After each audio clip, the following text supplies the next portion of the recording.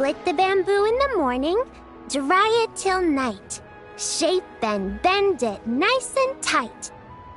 Cross the strands to form a pattern, coat in silk, and you have a lantern. That's how you remember how to make a shell lantern. Did you get all that, Chi-Chi? Morning, split bamboo, traveler. Then get silk, make paimon. What? No, that doesn't even rhyme. Look, it's them. Hey, Yao Yao! Hey, Chi-Chi! Whoa, Traveler! Paimon, you're here! Happy Lantern Rites!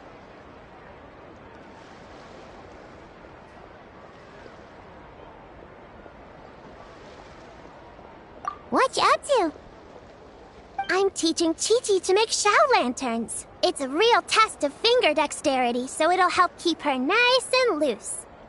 Yes, I do finger exercises to be a nimble zombie. Wanna try too, you two?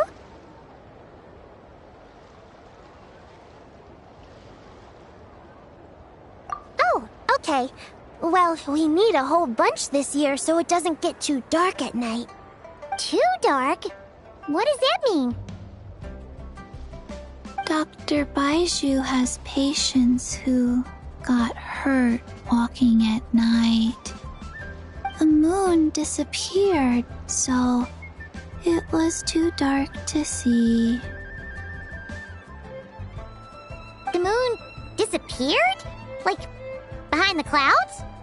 It was Jeonju, the moon devourer.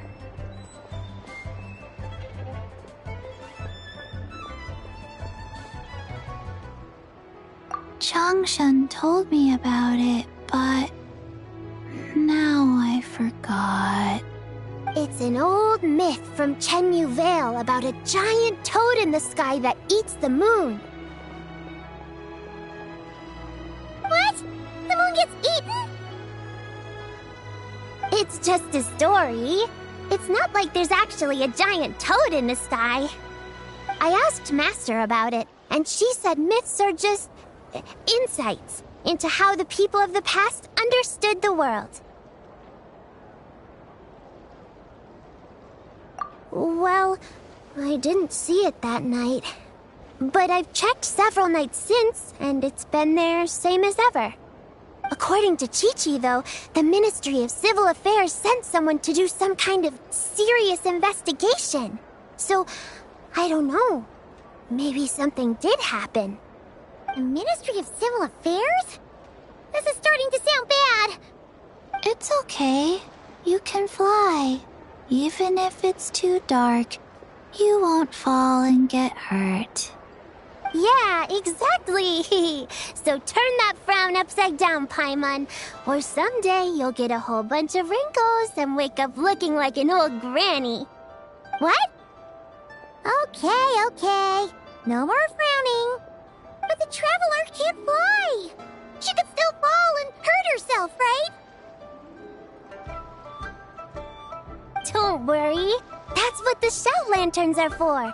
As long as we make enough, Liyue Harbor will never go dark. Yeah, and there's the giant lantern too. Oh, right! I almost forgot. Look, this year's Grand Lantern commemorates the Adeptus who guards the moon. With her watching over it, the moon will be safe for sure. A white horse? Wait, so that's the White Horse Adeptus? Yeah! Legend has it she used to live on the moon. So if it were ever in danger, I'm sure she wouldn't just stand by and watch. Huh! We've heard of the White Horse Adeptus before, but we never heard the part about her living on the moon. Probably because it's a folk legend from Chenyu Vale, so not a lot of people know about it. But recently, some ancient artifacts were unearthed in Liyue, and the archaeological team even found evidence of ancient people worshipping an Adeptus who lived in a palace on the moon. It's kind of like how we write wishes on Shao lanterns and release them during Lantern Rite. The White Horse Adeptus would descend from the moon in her jade carriage and grant people's wishes. Ooh! When did that happen? She sounds different from the other Adepti in Liyue. It must have been a super long time ago, 'cause even Master barely knows anything about this Adeptus.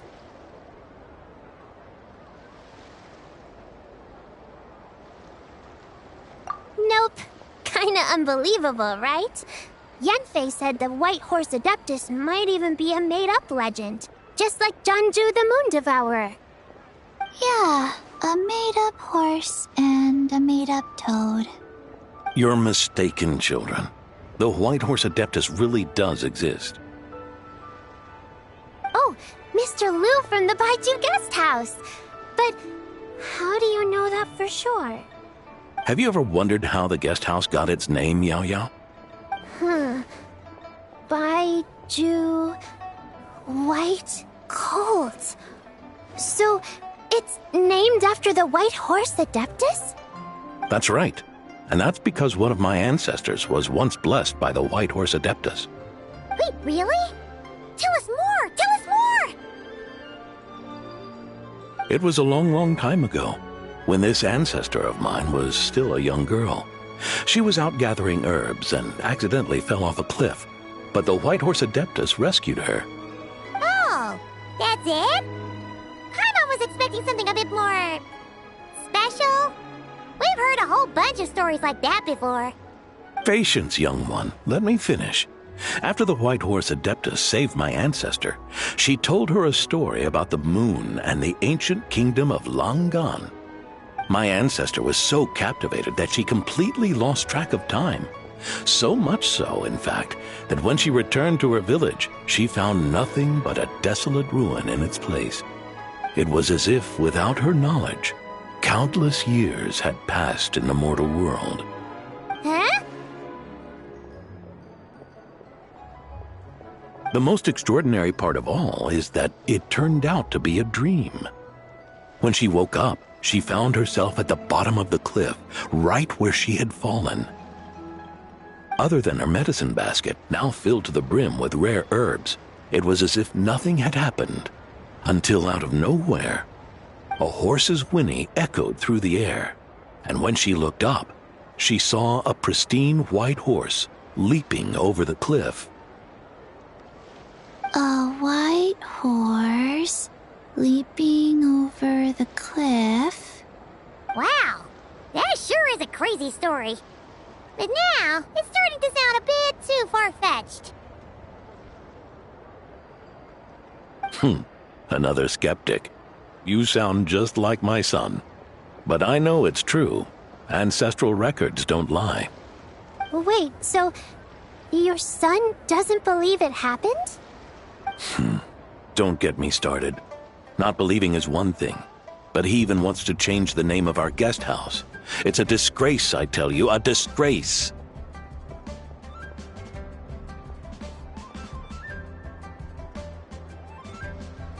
Well, it was getting about time for him to take over the guest house. And what's the first thing he does? Starts going on about how the name doesn't attract enough customers and how we're losing business to Wangshu Inn. Can you believe that? As if Baiju Guest House and Wangshu Inn aren't miles apart from each other. Oh, what about something like the Geo Lord's Rest? Paimon bets that would get people through the doors.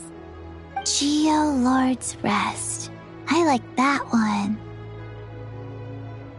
This isn't about getting people through the doors. This is about disrespecting our ancestors. Oh, White Horse Adeptus, my wish is this. Let your divine power be known. Teach my foolish son the error of his ways. Paimon wants to learn more about this Adeptus. Hey, maybe we should ask Zhang Li.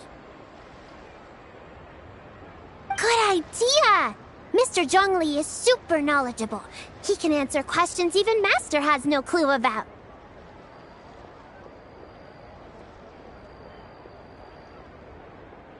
Yeah, we just saw him having tea at third round knockout.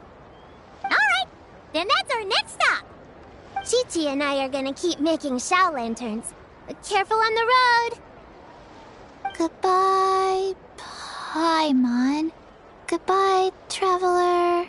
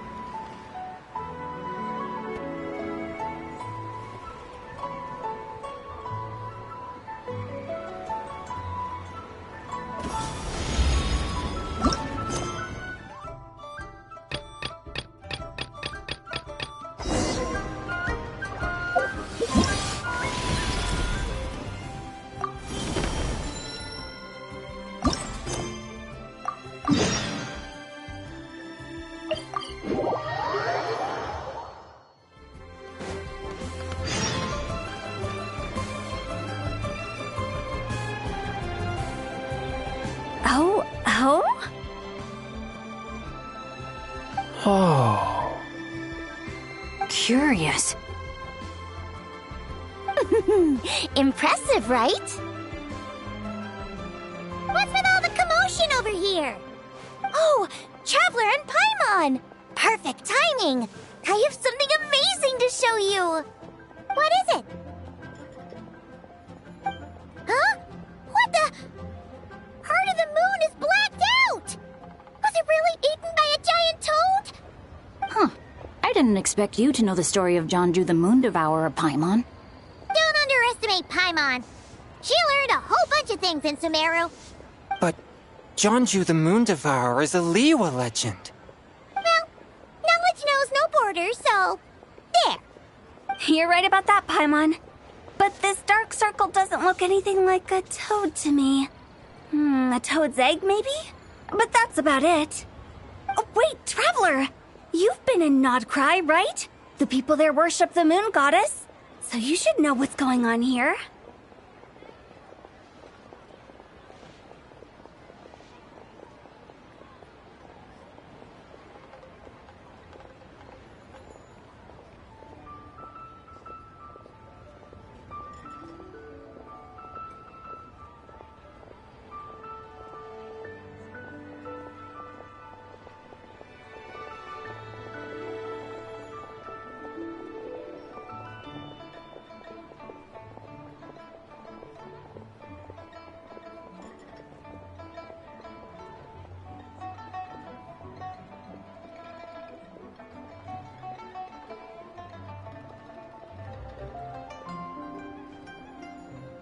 Really?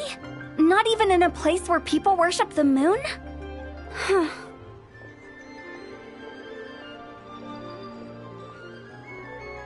Oh yeah! Master told me that the tale of Jianzhu, the Moon Devourer, was how ancient people explained a certain celestial phenomenon. But what is it exactly? Some kind of omen of disaster?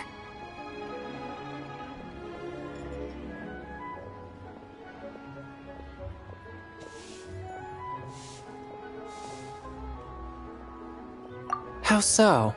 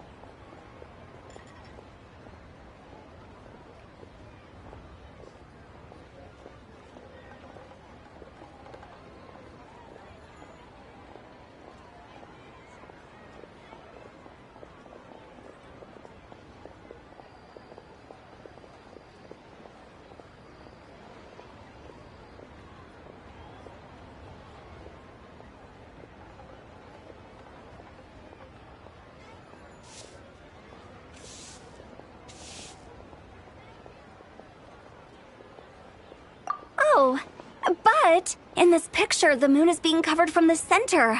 So this can't be a normal eclipse. Then, it's still an omen of some impending calamity? We never said that!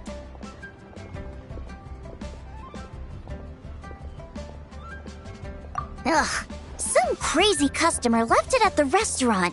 Just thinking about it gives me the chills. Attention, everyone!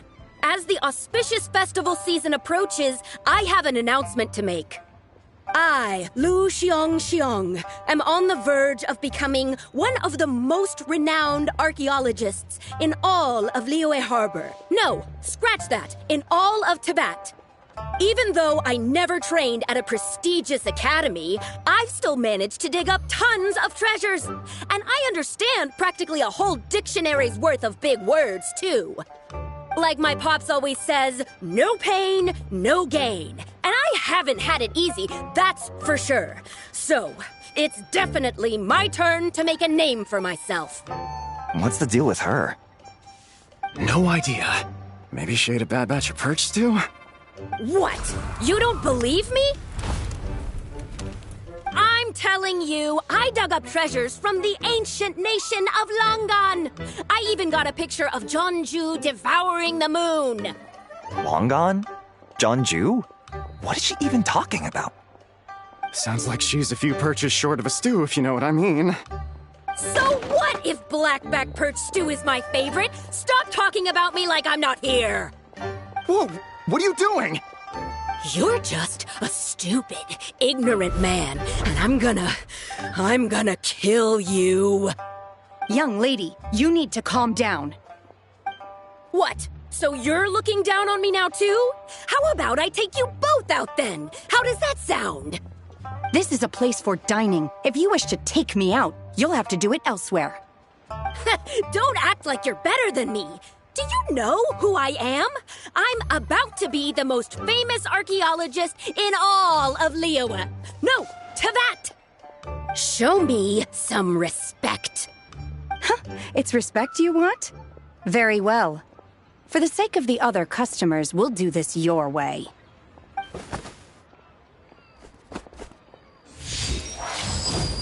What?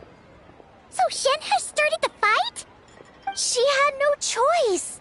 The woman pulled a shovel out of nowhere and started going crazy, flipping tables left and right. She even injured 2 other customers. Shenna did what she had to do to restrain her, then took her to the Ministry of Civil Affairs. Thank goodness Aunt Shenhe was there. Or who knows what might have happened. Yeah. I started cleaning up after all the commotion, and that's when I found this photo. I thought it might be the one she dropped, so I rushed over to show someone. She said she took a photo of Jeonju the Moon Devourer. This must be it. Can we really trust what she said, though? Clearly, something is going on with her. Paimon's got a point. It sounds like she wasn't acting right at all. How do we know she wasn't possessed by some kind of evil spirit? Aunt Shenhe would have noticed if she was possessed. All right. But what about the part about Long Gone and the treasure she found? What about it? What if she raided a tomb and dug up some super special relic, then got herself haunted by an ancient ghost? One so powerful that even Miss Shenhe couldn't sense its presence. Your imagination is something else, Hu Tao. Why would an ancient ghost come to Wanmin restaurant, huh? To eat my blackback perch stew? Hey, it could happen. I'd want to eat your food if I was a ghost. Wait a second. She mentioned the ancient nation of Longan, right? Paimon's heard that somewhere before. You know what? My brother mentioned that some ancient artifacts were unearthed in Liyue recently. Mostly colored glass, fine jade, and bronze relics. Some of the text inscribed on them has already been deciphered. There were some poetic verses, but the word Longan popped up as well. So, does that mean this Longan place is real? Still, Paimon knows we've heard the name somewhere before. Do you remember, Traveler?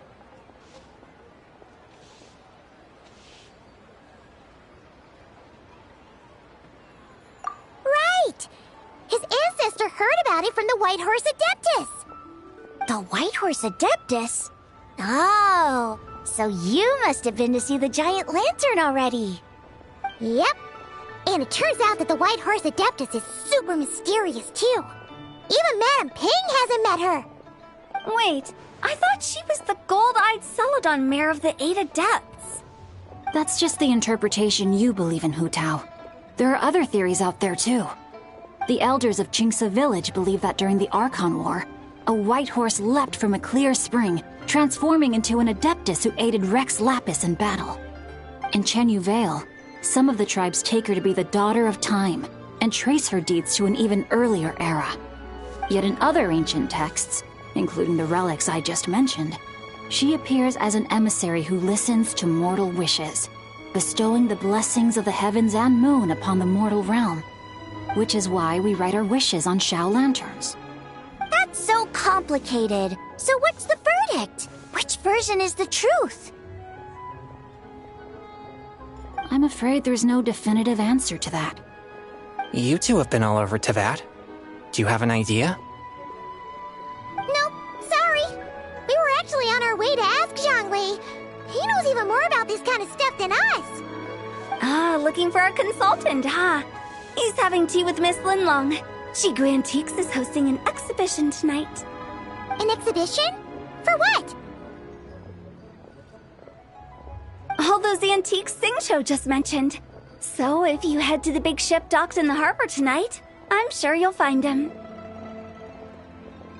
So, where to next? How about we go to the Ministry of Civil Affairs to ask about the White Horse Adeptus?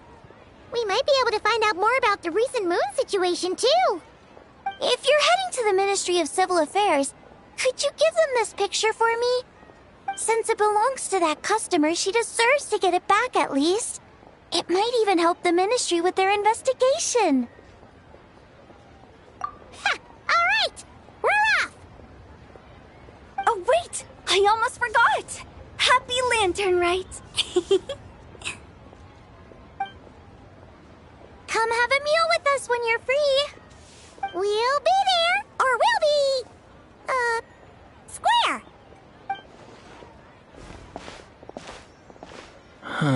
Thinking about it now, could it be possible that photograph was a fake?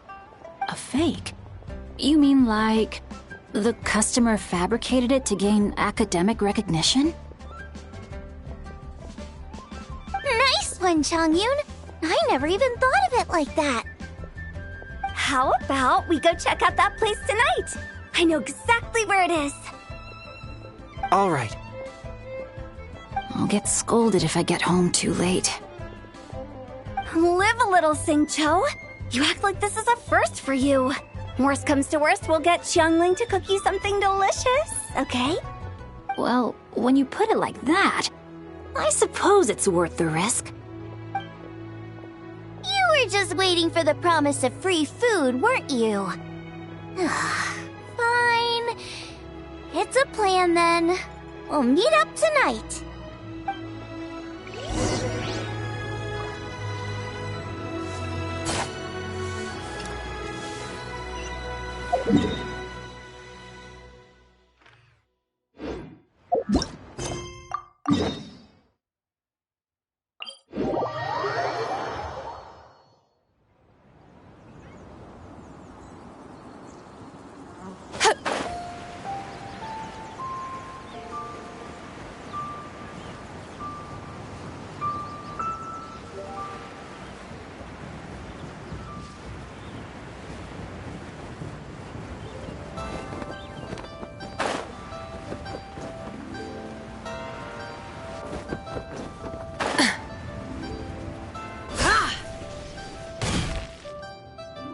Your grandfather is of the same opinion, Miss Lanyan? Yes. On Lantern Rite, the moon shall go dark. That's what the signs are indicating. Celestial observation isn't Grandpa's strong suit. But he discussed it with several other elders from our clan, and their conclusion was the same. It's consistent with the information we've received from other sources as well. You mean the whole thing? About the legend of Zhongju the Moon Devourer? Happening in real life? Yes, that's one of them. So it's true. I thought it was just a rumor. It's true. But right now, the bigger issue is that all our sources indicate the phenomenon's gonna happen again. I'm not sure this bodes well. Let's remain optimistic for now. We're making progress interpreting the artifacts, and Ganyu is consulting with the Adepti as we speak. Besides, apart from the incident at Wanmin Restaurant, there haven't been any other moon-related disturbances. Ningguang, Keqing, and Lanyan! You're all here! Oh, Traveler! And Paimon! It's been a while. Happy Lantern Rite. Yes, Happy Lantern Rite. What brings you here, though? I thought you'd be in the harbor enjoying the Shao Lanterns. You're certainly not the type to visit Yujing Terrace for no reason. Is there something I can help you with? What? We're not allowed to just drop in on our friends during the festive season?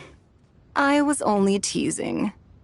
You're welcome to visit us anytime you wish. Happy Lantern Rite.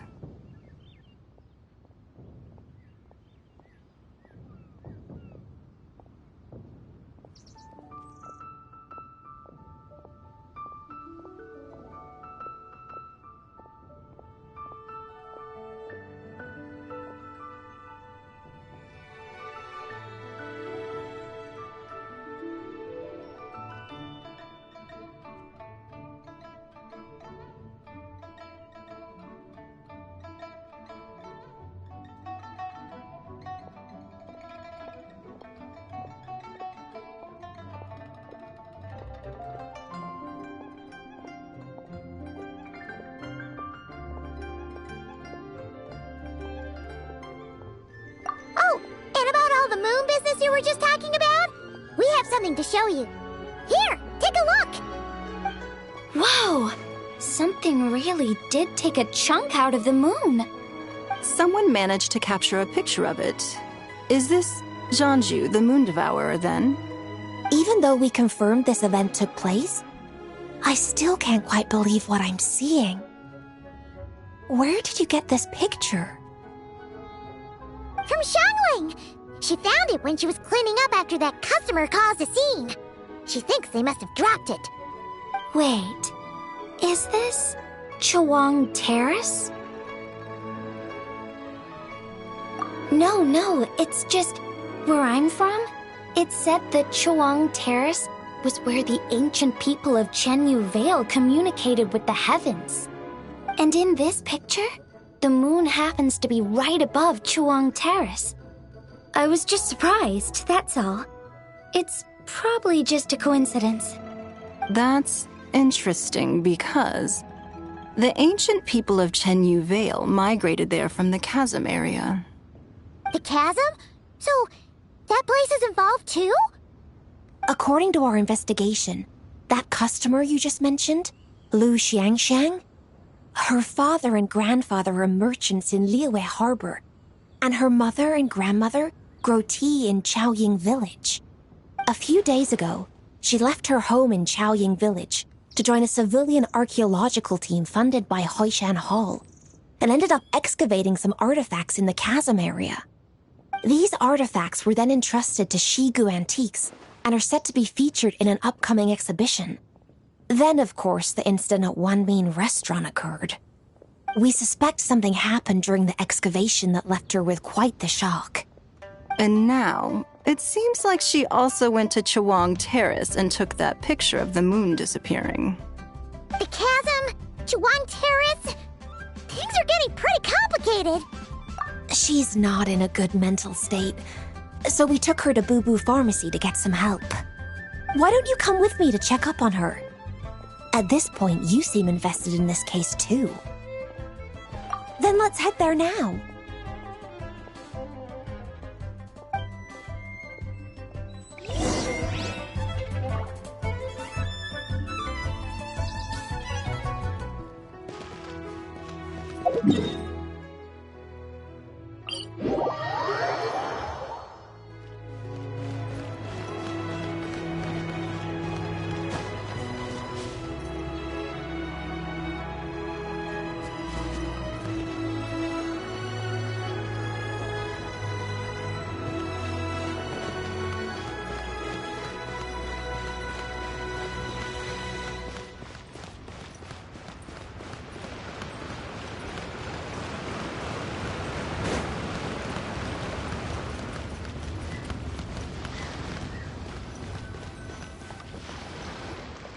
Ah, Lady Yuheng. Oh, and the Traveler and Paimon are here as well. What a pleasant surprise. Happy Lantern Rite. I hope we're not interrupting, Dr. Baiju. Not at all. I assume you're here to see the patient. Unless it's urgent, however, it would be best not to disturb her rest. It's quite unstable. She's even more agitated than when she first arrived. And she refused to cooperate when we tried to check her over. I had no choice but to prescribe a calming draught and to have her rest for 2 days. So she's getting worse? That isn't the news I was hoping for. It's just a precaution. Based on an earlier conversation with her, it seemed more like a fixation than anything else. She hasn't lost her mind. That's right. When we asked about it, she kept insisting she was going to be famous far and wide. Well, it might not be far and wide, but she certainly made a name for herself around Yujing Terrace. Even some of the Qixing know who she is. Not often, that's for certain. From my initial assessment, the patient appears to have experienced some sort of shock, and whatever it was seems to still be haunting her. But what could have caused such a thing? The relics from the chasm? Or the moon above Chuang Terrace that night? Come back in 2 days, and you might just have your answer. I suppose that's all we can do for now. We'll take our leave then, Dr. Baiju. Of course. If you need anything else, don't hesitate to stop by. Speaking of those relics from the chasm, aren't they being featured in an exhibition tonight? That's right. Are you planning to attend? Yeah! We wanted to have a talk with Zhang Li anyway, and now Paimon's even more curious about these relics.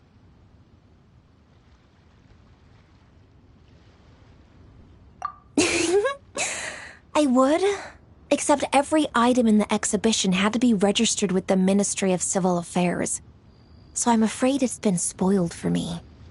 I reviewed them all myself. There are some rather peculiar artifacts, that's for certain. We're still working on decoding the ancient text that appears on them. Yeah! The word jade appears a whole bunch, doesn't it? Huh? How did you know? Shincho told us. He said there were some ancient poems on them, too. He's quite well informed, isn't he? Well, he's right. We believe they're direct references to the ancient nation of long gone. As for the other text, instead of regular poetry, it seems to be more like ceremonial language used to worship the moon and the gods. The moon and the gods? Well, looks like it's almost time for the exhibition. You two should head over. There's an usher at the harbor who will lead you to the venue.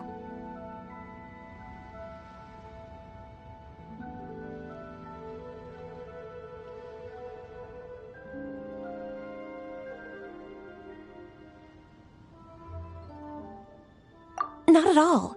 The exhibition is free to the public.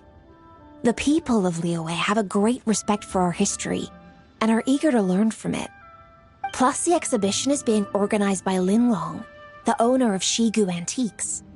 As far as I know, it's been a long-time goal of hers to hold a cultural exhibition of this scale, where people can learn all sorts of information about the past. Guess we're in for a real treat tonight, then. Yes. Have a great time. There's still more artifact decoding work I need to finish, so we'll have to part ways here. After seeing the picture you brought, there's a few ideas I'd like to follow up on. You're hard at work even during festival season? Huh! You haven't changed one bit, Keqing. I'm simply fulfilling the responsibilities of my position. That's all. All right. I should get going. See you later. Well, guess we should head over to the harbor and find that usher.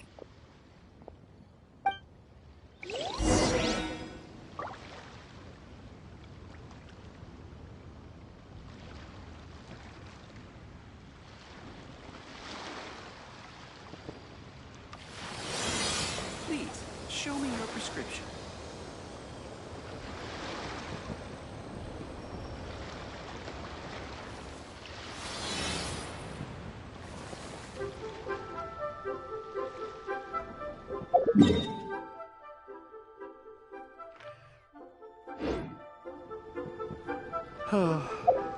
So many medicines, but no cure for heartache.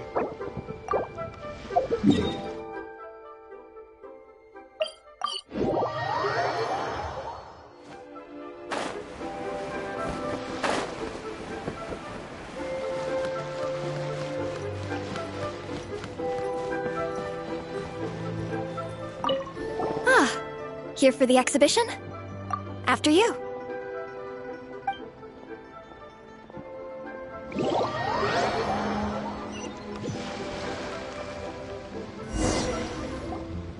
Whoa! Look at all the antiques on this ship! It's almost too much to take in!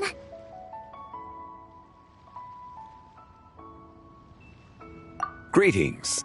I trust you've been well since last we met? Aha! Speak of the devil! You're right where Hu Tao said you'd be! Ah, so Director Hu gave me away, did she? Don't act like you're up to some super secret business!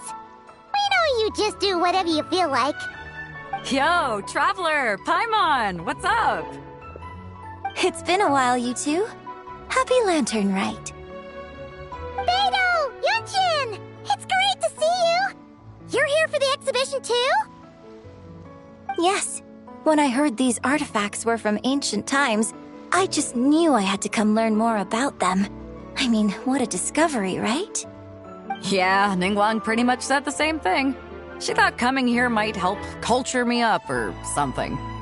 But as you know, I'm more of a fists and punches type of person. I doubt one exhibition is gonna change that. You're too modest, Captain. You're the leader of the Crux fleet. That takes far more skill than just fists and punches. Plus, at the end of the day, you still decided to come, even though you didn't have to listen to Ningguang. Well, she's the Tianquan. If she can't even get an average ship captain like me to do her bidding, how's that gonna look? You sure know how to think from her perspective, huh? I guess I do. Anyway, how's everyone enjoying the exhibition? I heard that if you see something you like, you can negotiate the price with the owner and take it home.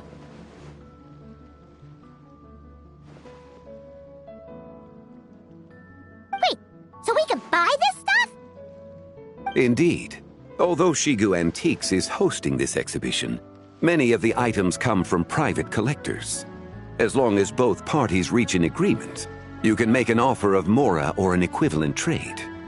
Well, shall we continue our conversation as we look around? Let's go!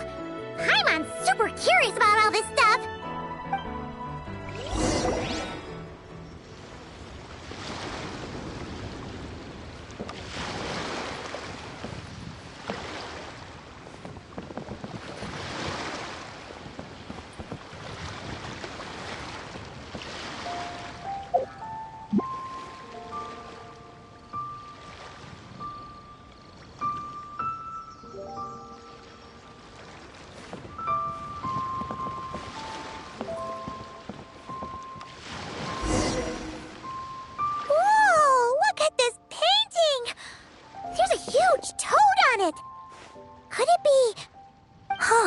This material is quite unusual.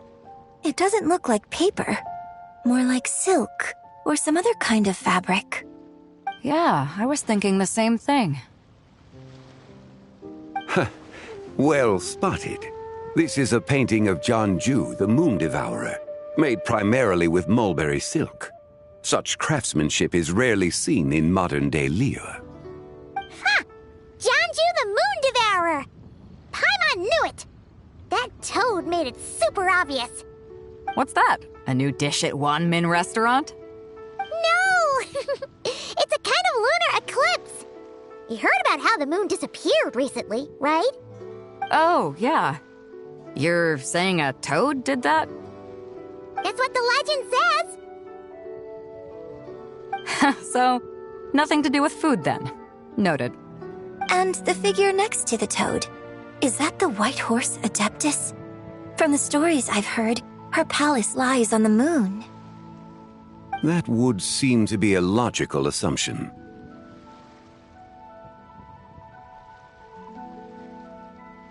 No. In fact, this item was discovered in Chenyu Vale, and many years ago at that. Oh, so it's from Chenyu Vale? Actually, that's not quite right. You see, this painting is primarily comprised of mineral-based pigments, such as cinnabar and azurite, which are usually found within stratified rock. This suggests its place of origin may very well have been the chasm. You could have just started with that. You're as knowledgeable as ever, Mr. Zhongli. I had only ever heard the legend of Jianzhu the Moon Devourer, but now seeing it depicted in this painting, I wonder, if I purchased it, perhaps it could serve as inspiration for a new opera. Though I'm not quite sure who the painting belongs to right now. A splendid idea, Miss Yoon. Perhaps in lieu of Mora, you could offer the lyrics to said opera as recompense. The lyrics? But to whom? Why, to me, of course. I am the owner of this painting, after all. Wait, so you're one of the private collectors of the exhibition? No wonder you knew so much about the painting. But lyrics in exchange for a precious antique? My work could never possibly be of equal value. I don't know about that. I'm not much of a scholar, but even I know your operas are in a league of their own. An astute observation, Captain Beto. In my possession, this painting is nothing but a lifeless artifact. In your hands, however, it could be transformed into a new piece of art entirely. Quite the worthy exchange, no? But I'm not sure when I'll be able to finish writing it. It certainly won't be ready this year. Allow me to be equally forthright, Miss Yoon. This silk painting is merely a copy I made of the original work. There is no need for such concern over its value. Huh? So it's a fake? I had no idea you were such a skilled artist, Mr. Zhongli.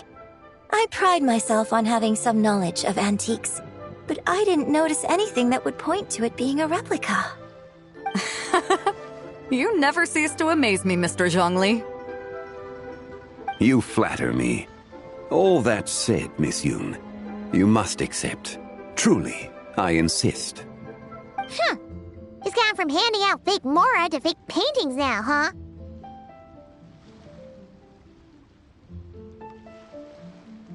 Your kindness is impossible to refuse, Mr. Zhongli. Rest assured, I'll be sure to return the favor. I shall look forward to it. Man, that was quite the find. I should buy something too, if only so I can show it off to Ningguang. Let's keep going and see what we can find.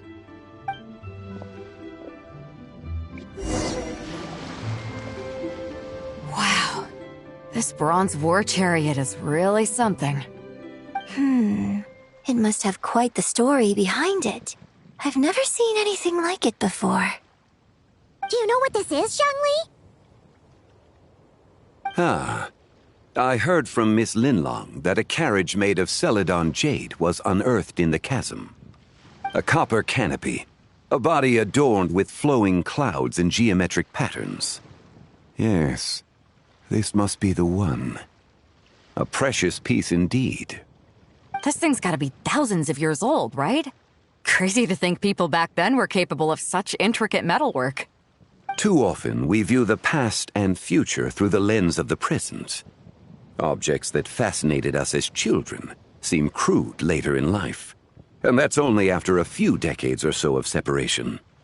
If one were to stretch time across hundreds or thousands of years, one might discover that time is not always a force that pushes things forward. It would seem the people of that era managed to create a remarkable civilization in their own right. Makes me want to get my hands on this even more. Ningguang's gonna be so jealous, don't you think? Has this war chariot caught your eye, Captain Beto? Oh, you must be Linlong from Shigu Antiques. Nice to meet you. This exhibition has been amazing so far. Well, That's all thanks to supportive patrons like you and Mr. Zhongli, of course. As for this war chariot, it was discovered by an archaeological team sponsored by Hoishan Hall. The price comes in at 90 million mora. How much? 90 million? Woo, looks like my eyes were a bit too big for my wallet. Quite a bargain. A bargain? 90 million mora could feed Paimon for like 1,000 years! And if you actually went on an eating spree that long, perhaps you'd be considered an antique worth that kind of mora, too. What, 90 million? Nuh-uh! Paimon's worth way more than that! Well, if Mr. Zhongli thinks it's a good deal, I'm sure it's worth it. Beto's putting way too much faith in Zhongli. What if he's only here to drive up sales?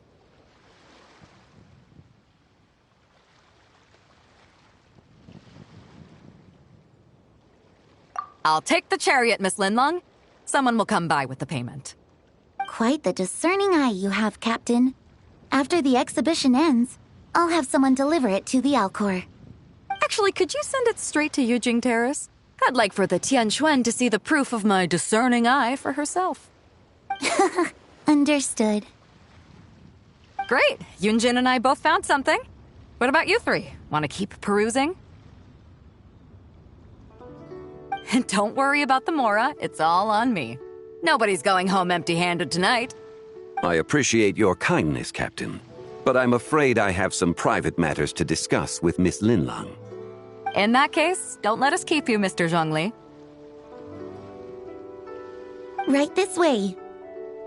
Traveler, Paimon, perhaps you would like to accompany me.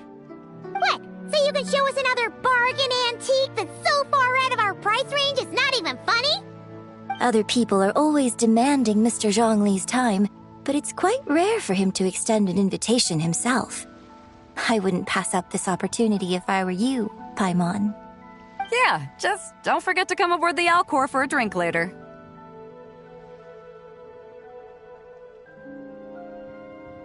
Yeah, guess you're right. Taking a quick look isn't gonna cost us anything. Let's go!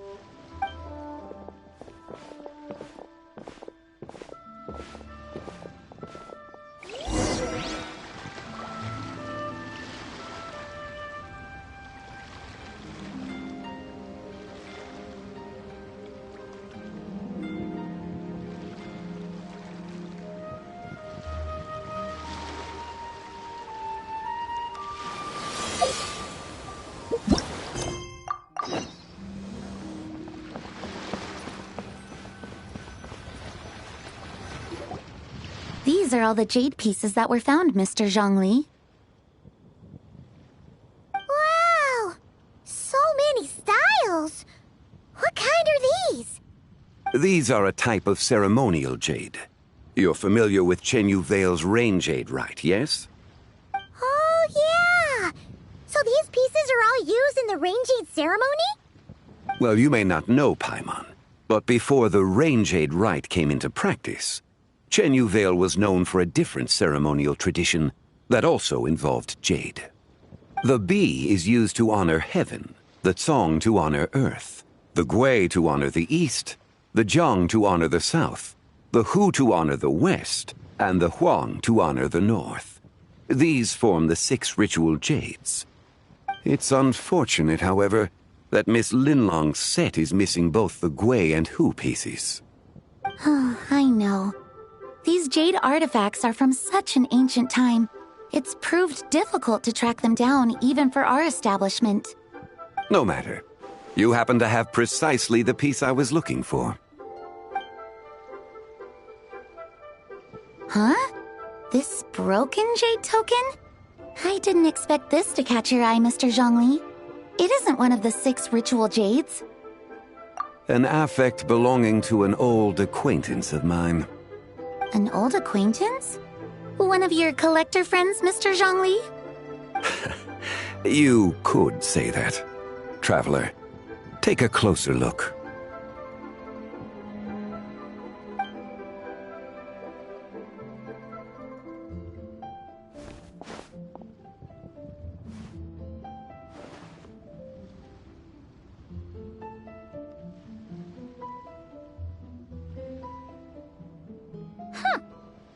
look all that special to Paimon. Just seems like a broken artifact. Indeed. It's been thousands of years since the moon has appeared in such a form. So, in the past, the moon wasn't always full. Then, could this missing chunk be from when Jeonju devoured part of the moon? It's worth looking into. Your insight is invaluable, Mr. Zhongli. I had no idea how special this piece was. Since it has caught your interest, allow Shigu Antiques to cover the cost. Oh, that is far too generous, Miss Linlang. Not at all. I've always wanted to give people a chance to appreciate these snapshots of history. So holding an exhibition like this has been a lifetime wish of mine.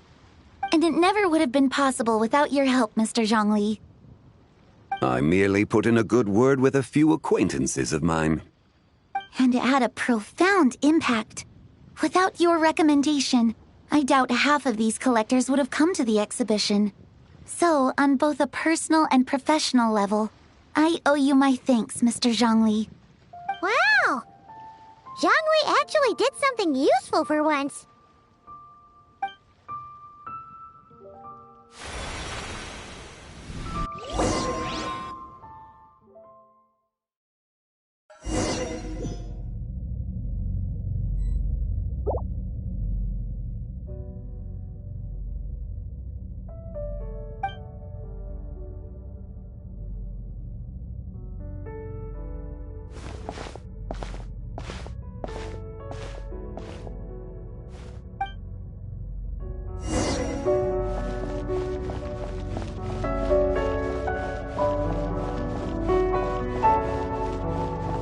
Three, 5, 7.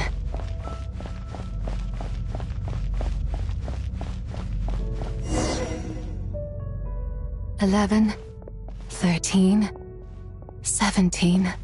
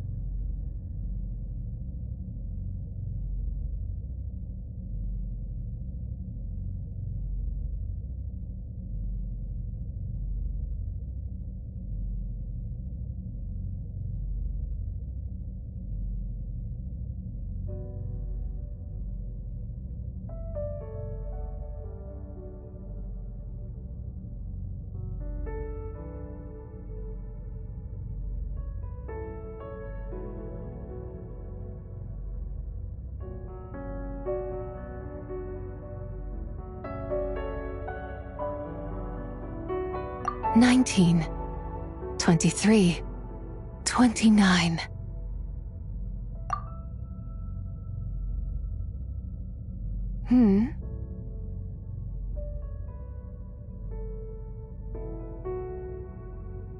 You also enjoy counting in such a fashion, lost child? The same loneliness as them. It seems to exist in your heart as well. Me? I'm sorry, I don't remember.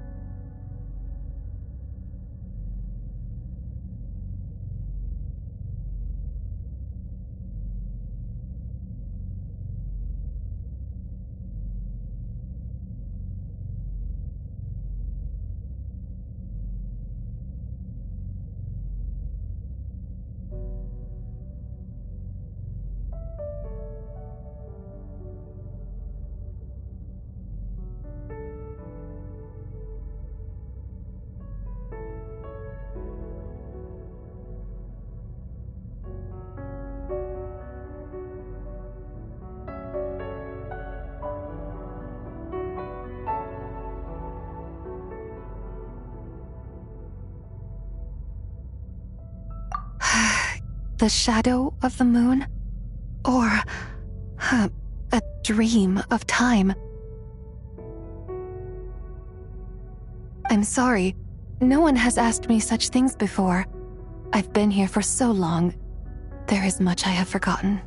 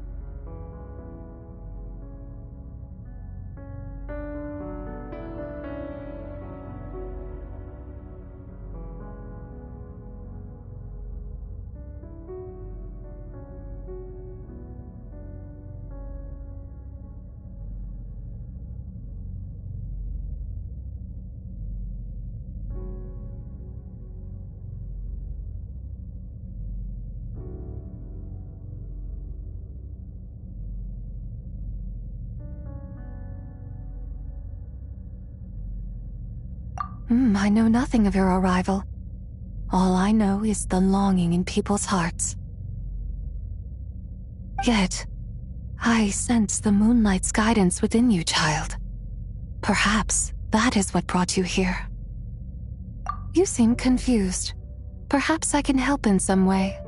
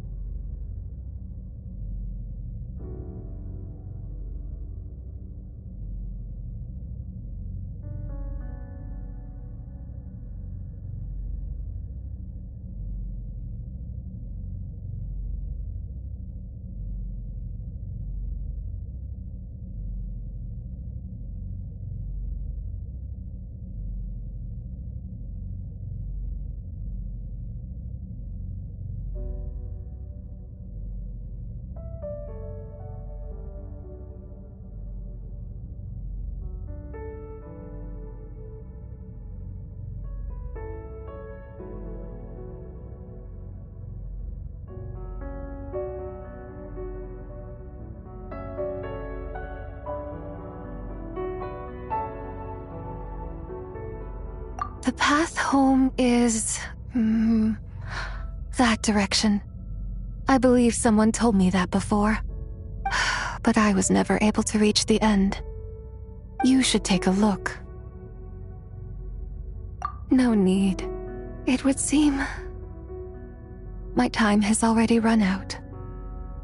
Farewell. May the moonlight ever shine upon you.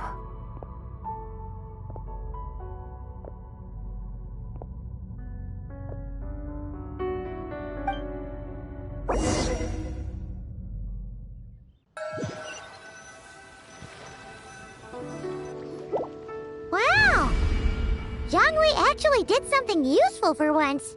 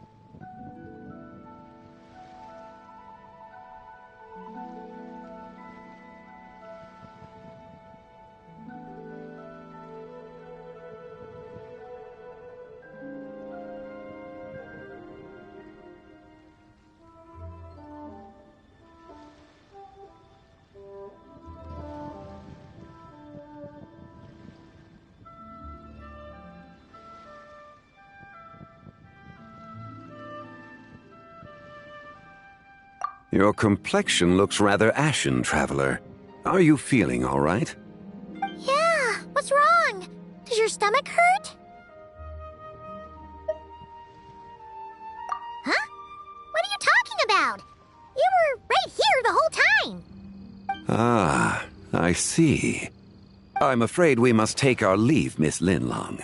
My friend has taken ill, and I must escort her to get some rest. Of course. Traveler, Paimon, please, come with me. Ah, yes. Regarding the payment for the jade token. Charge the expense to the Wangsheng funeral parlor if you would.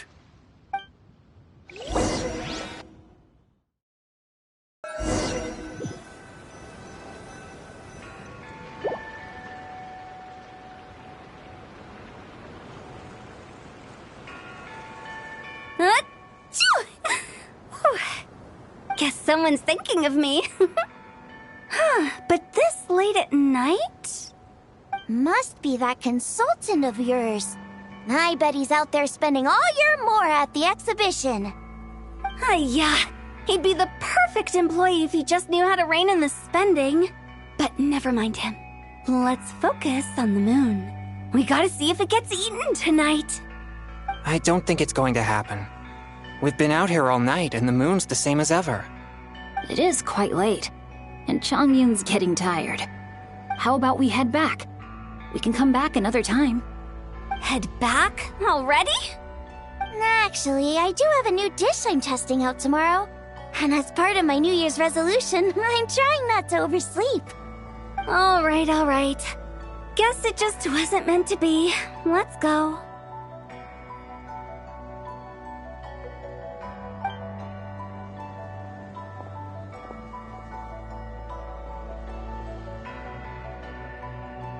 When the sun's out, bathe in sunlight.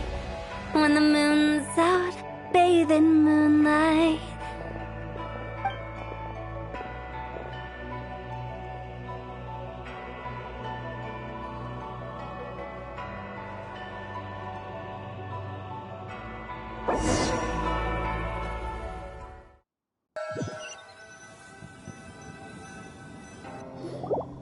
Wait, weren't we going to rest? Why did you bring us here?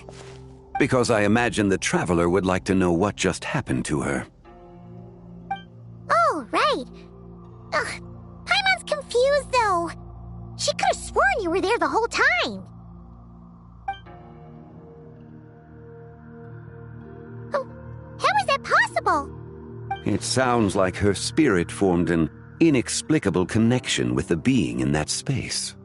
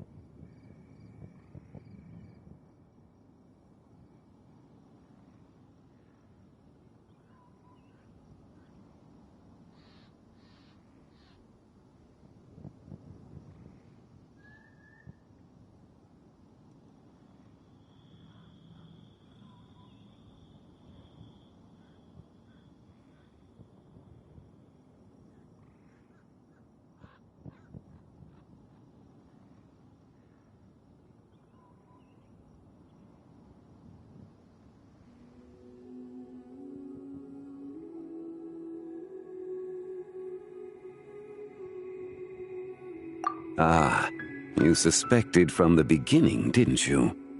Indeed, the being you met is the fabled White Horse Adeptus, and the original owner of this jade token. Her name is Vybez. Wait, does that mean she's inside this token? No, she does not reside within this token, but rather within the moon's shadow. This token is merely a medium.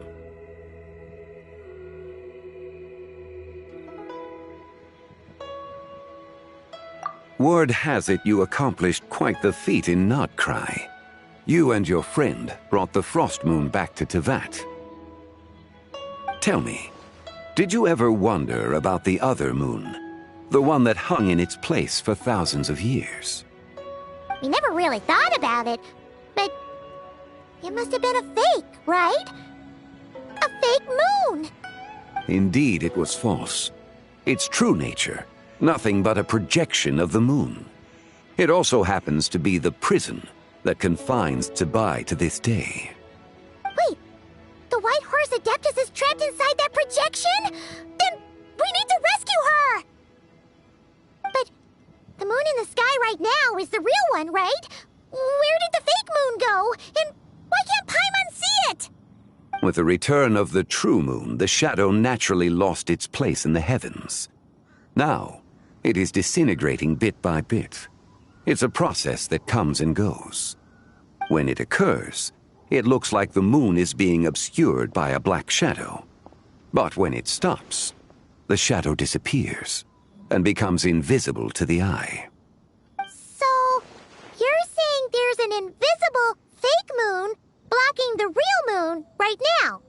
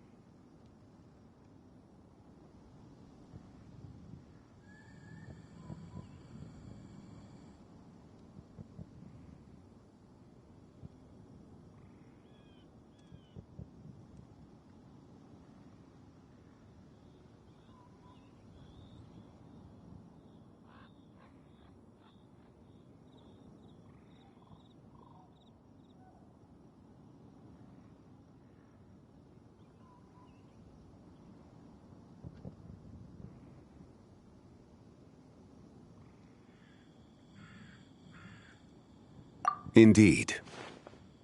Okay, this is not what Paimon was expecting.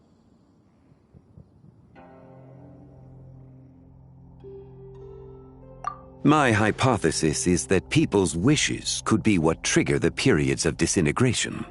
After all, when you experienced that episode just now, it was precisely when Miss Linlong spoke of her own wish. Wait, is that because the White Horse Adeptus answers people's wishes? The legend must be true then. So, that means the more wishes we make, the faster the fake moon will disintegrate, right? Then it won't be long before the White Horse Adeptus is free! Quite the contrary. After countless years trapped inside, the two have merged into one. When the moon shadow is gone, Zibai will cease to exist in this world. Oh no! So, by bringing the moon back, we actually hurt the White Horse Adeptus? Do not burden yourself with such thoughts. Because of your actions, a promising opportunity has presented itself to us. Let us not forget, what is crumbling is also precisely that which imprisons her.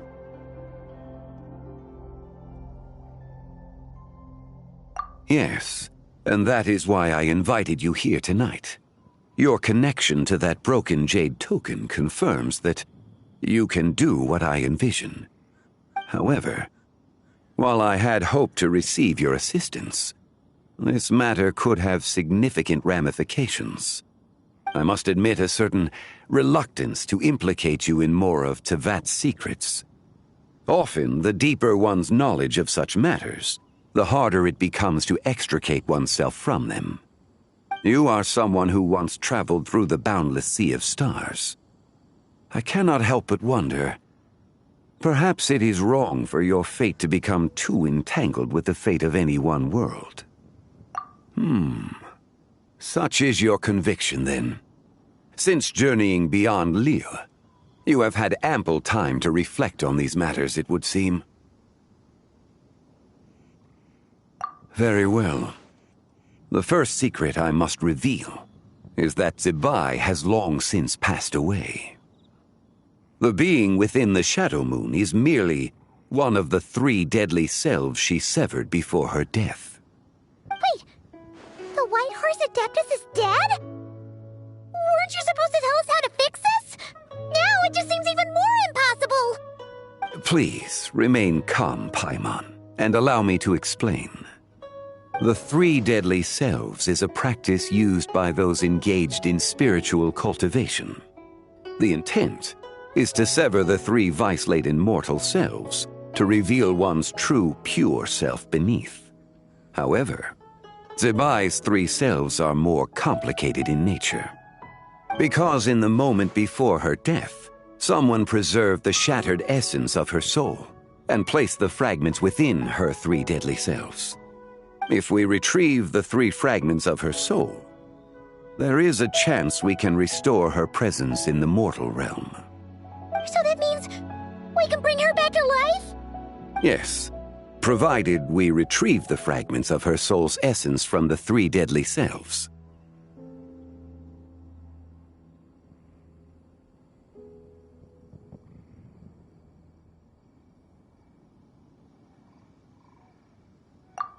Indeed, the being you encountered was Zibai's first deadly self, Ziju. After Zibai's death, she ascended to the heavens and became one with the Shadow Moon. The essence that resides within her is a heavenly soul, also known as Taiguang. Thus, this self is the closest to Zibai's true nature.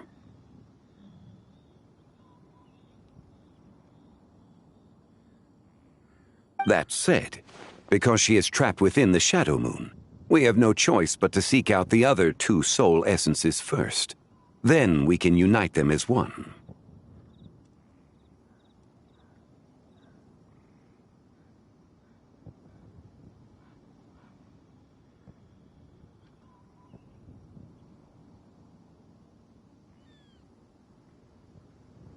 Her second deadly self is called Ziju.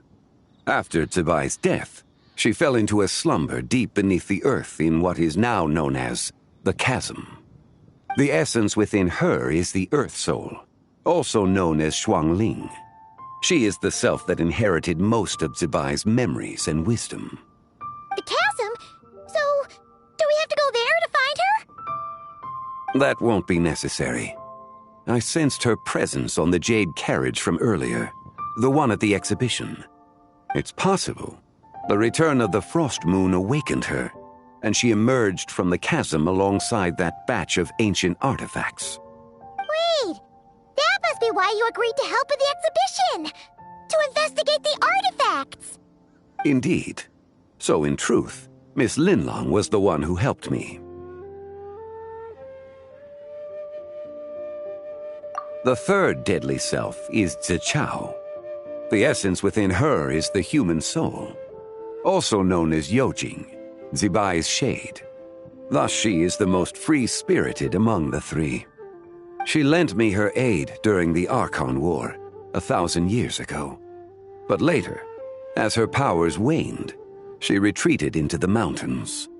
I imagine finding Zichao should prove the most troublesome, so I shall take it upon myself to track her down. So, we need to find the second deadly self, right?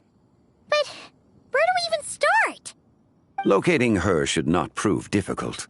In life, Zibai was fond of mortals, and as the self who inherited most of her memories and wisdom, Ziju should be the same.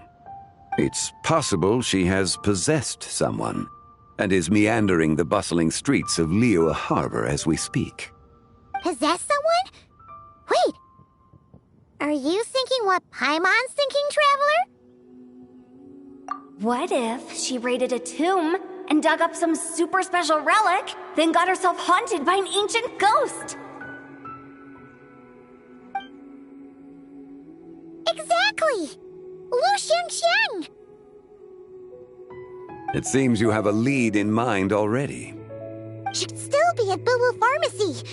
She was super agitated when she first got there, so Baishu gave her some calming medicine and told us to come back in 2 days. Do you think it could be her, Zhengli? It's quite possible. The deadly selves are impure beings that can easily influence mortal minds.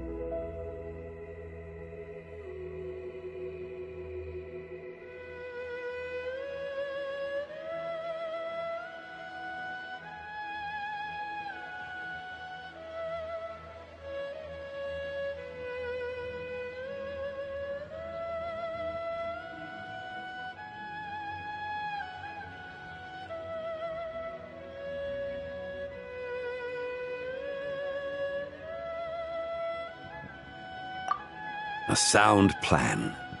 Well, I should get started on my own investigation then. You're leaving already? I must. Zhao went into hiding after the Archon War. If I am to have any success tracking her down, and there's no guarantee, I should start sooner rather than later. But there's still so much you haven't told us! Like, who the White Horse Adeptus actually is, and how she died in the first place! Not to mention who it was that preserved the fragments of her soul. Should our endeavor prove successful, then naturally those answers will follow. If not, speaking of them would be rather meaningless. Aw.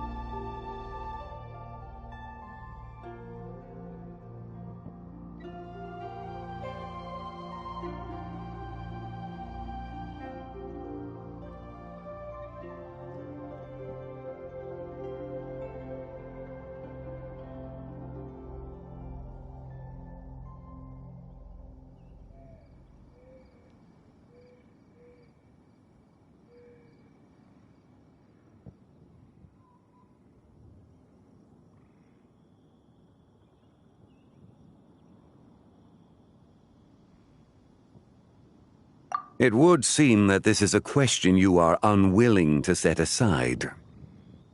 Very well. I shall tell you. It was the Avatar of Time.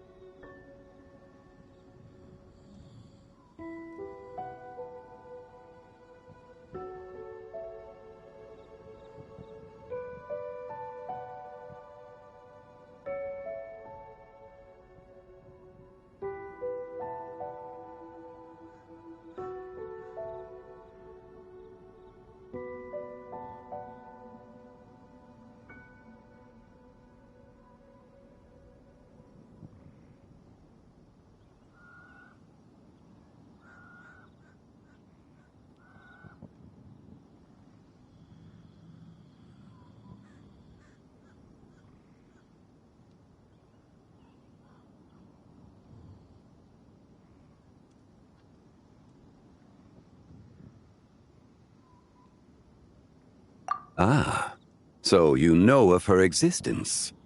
The ruler of time saved her soul. Indeed. Preserving what remained of Vybez's soul in the moment before her death. Only the power of time could be capable of such a thing. However, there is no telling what effect it has had on the three deadly selves. In other words, you must exercise caution when seeking out Zuje.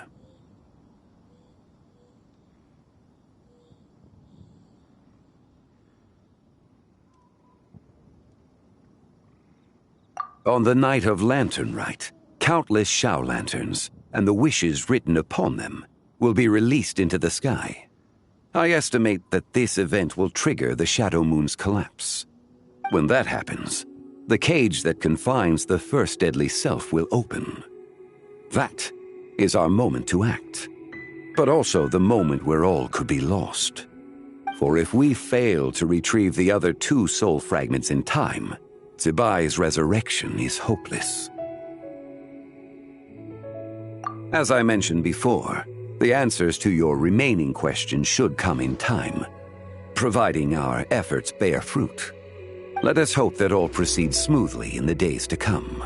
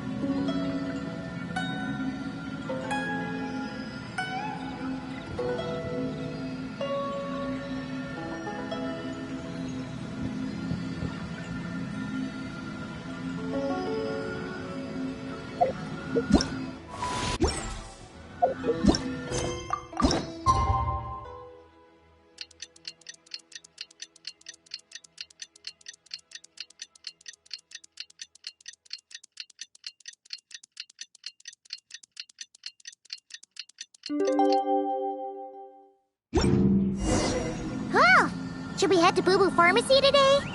Fingers crossed we learned something useful.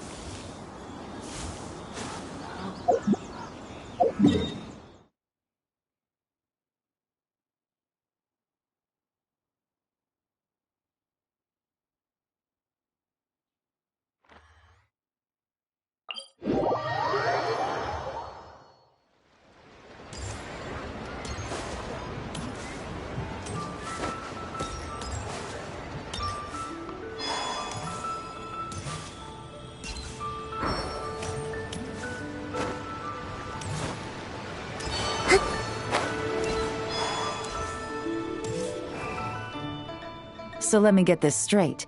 The patient disappeared right as you were delivering the medicine. I know it's hard to believe, but that's exactly what happened. It's true. 1 minute she was there, and the next she was nowhere to be seen. Hey, it's Yelan! Fancy seeing you here! Oh, is this a bad time? Not at all. Just a small roadblock in the case I'm working. Ningguang asked me to investigate a patient named Lu Shangshang. If you're here to find her too, then you're out of luck, I'm afraid. She went missing this morning. What? According to Dr. Baiju, the patient vanished right under his nose. But it just seems like that should be impossible. There 1 second and gone the next? Pretty sure Xiao can do something like that. Then you're suggesting this Lu Shangshang is the vigilant Yaksha in disguise? Or some other adeptus? Guess not. But this is so weird. How can a living person just vanish into thin air? Unless Linny decided to take his act to Liyue? Who is this Linny you speak of? He's... Oh, never mind. Paimon's just grasping at straws. Let's set aside the how for now, and focus more on the where. You mentioned this patient has a strong obsession with achieving fame and recognition? Yes. She kept talking about becoming a renowned archaeologist and making a name for herself. So, are we looking for a place where it's super easy to become famous?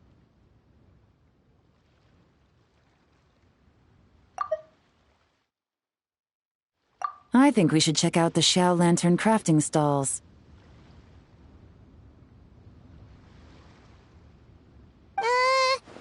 Because it's easy to become famous by making Xiao lanterns?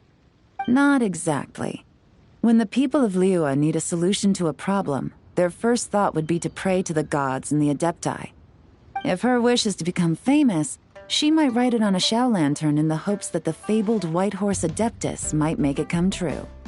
That certainly sounds probable. Turns out, the White Horse Adeptus might be a lot closer to home than she thinks.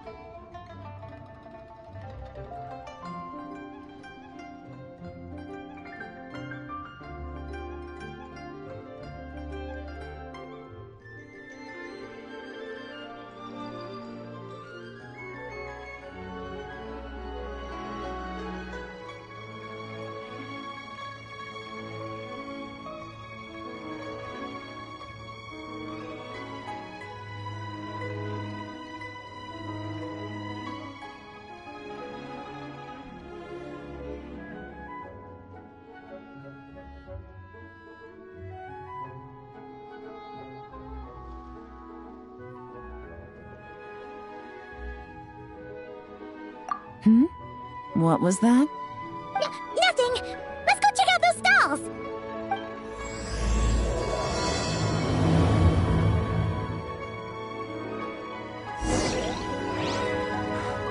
Please show me your prescription.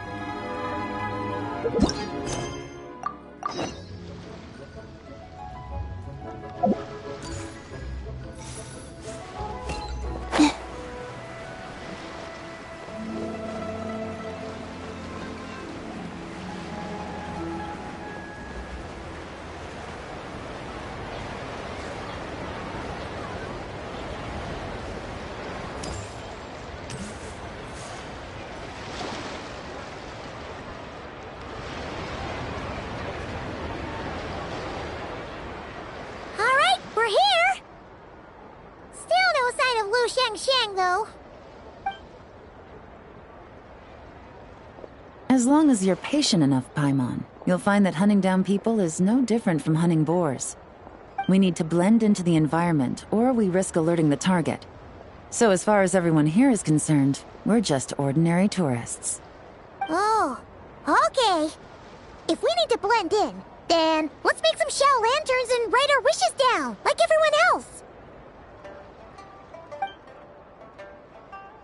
What's your New Year's wish, Yelan? I haven't given it much thought.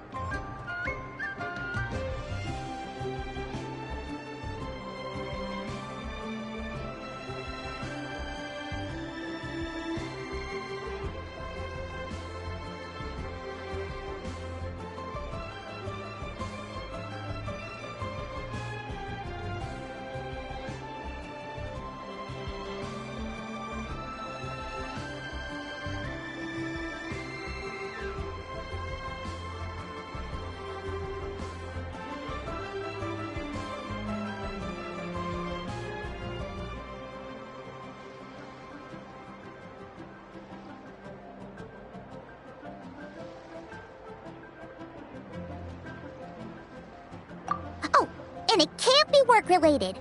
You gotta take a break once in a while, right? You're always digging out this suspect, tailing that criminal, hunting down this gang or that.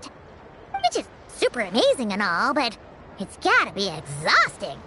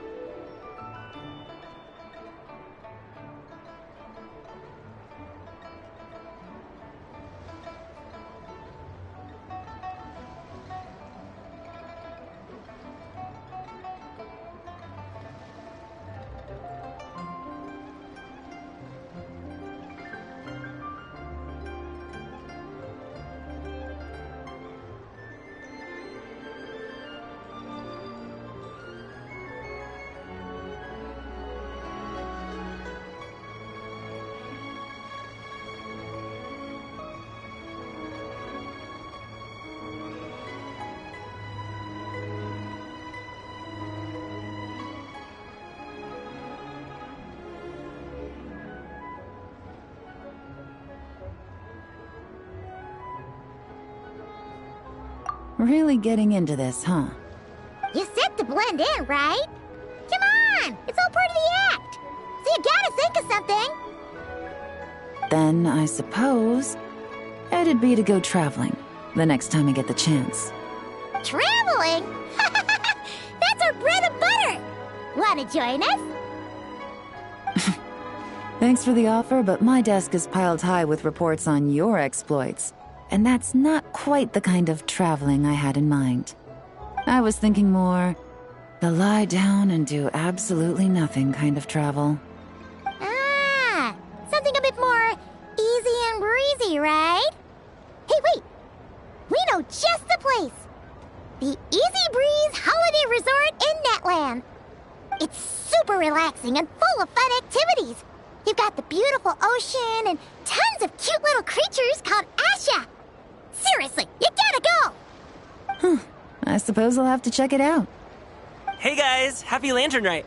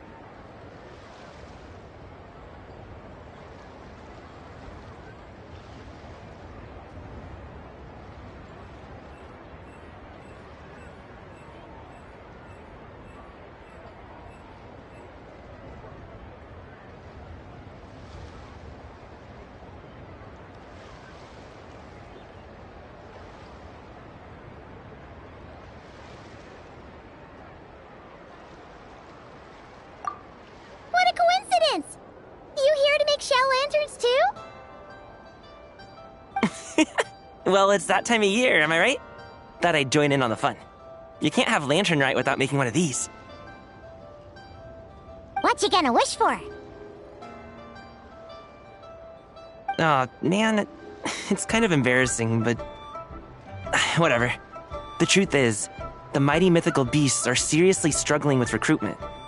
So, I'm hoping to find a few apprentices and teach them the art of wushu dancing. Awesome! Shurfugami, here we come! Whoa there, Paimon! One step at a time. I actually need to find people first. Yeah, but Paimon bets people will jump at the chance to learn from you! Well, I wouldn't be so sure. Wushu dancing is super physical and takes a lot of hard work to master, so it's not easy to find people. At this point, if the Adepti can't help me, no one can. I'll do it! Huh? You just said you wanted an apprentice, right? Well, I'm offering. What do you think? Whoa, the White Horse Adeptus works faster than I thought. Traveler, it's her. Lu Shangshang. Our target! Hey! Didn't you hear me? I said I wanted to be your apprentice! No need to shout. I heard you the first time. What's your name? Step back a bit, Gaming. This person could be dangerous. What? Hey! What are you trying to do? Do you know who I am? Get back! Lu Shangshang, we have no intention of harming you. We just need to ask you a few questions. Get back, I said! Try to remain calm. If you come any closer, I'll...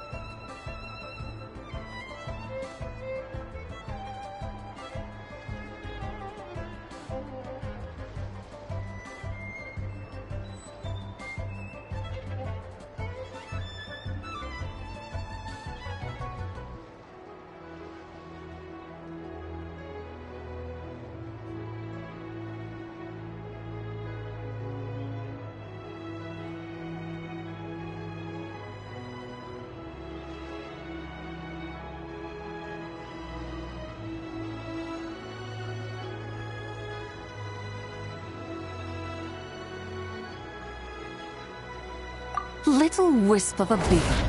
How are you able to see me? So what if I am? Leave at once!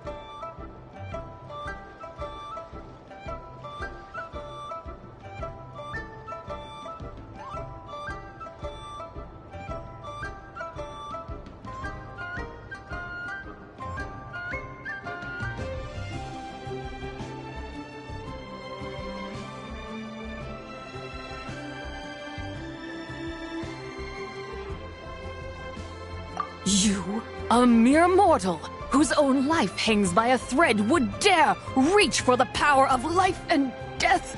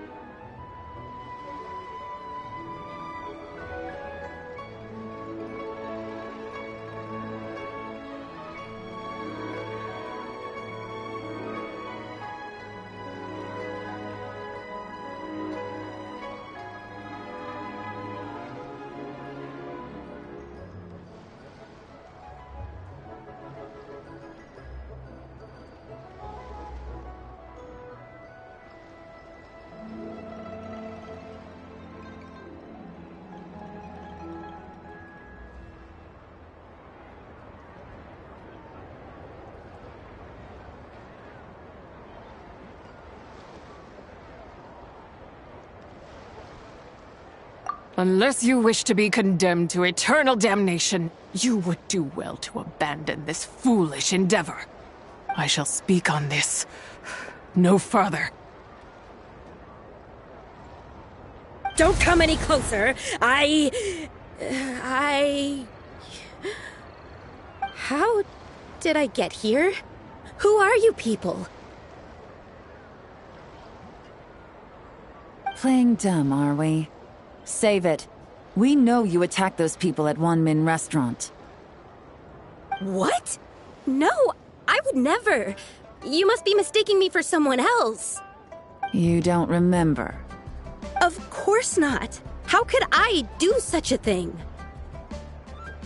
What about the photo you took near Chuang Terrace? What photo? What's going on? It's like she lost her memory or something. Well, this complicates things. I'll take her back for questioning and let you know what I find. Take her away. But I didn't do anything! I swear! That's weird. She seems so normal now, but she doesn't remember anything. This is just great. An apprentice falls right into my lap and now she's gone! Don't worry, Gaming. This is a special case. I'm sure you'll find one soon. Unless you're gonna pony up and offer a real solution, Paimon, I don't want to hear it. Gaming? What's up with... I'm done here!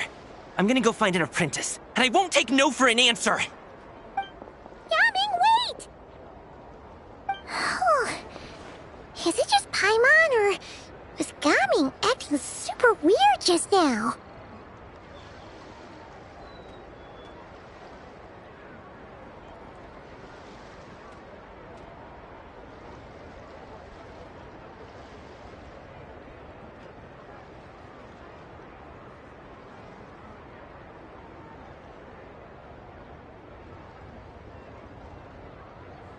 What?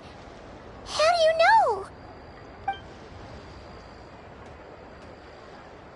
Whoa! So you saw the second deadly self? And you think she moved from Lu Xiangxiang to Gaming?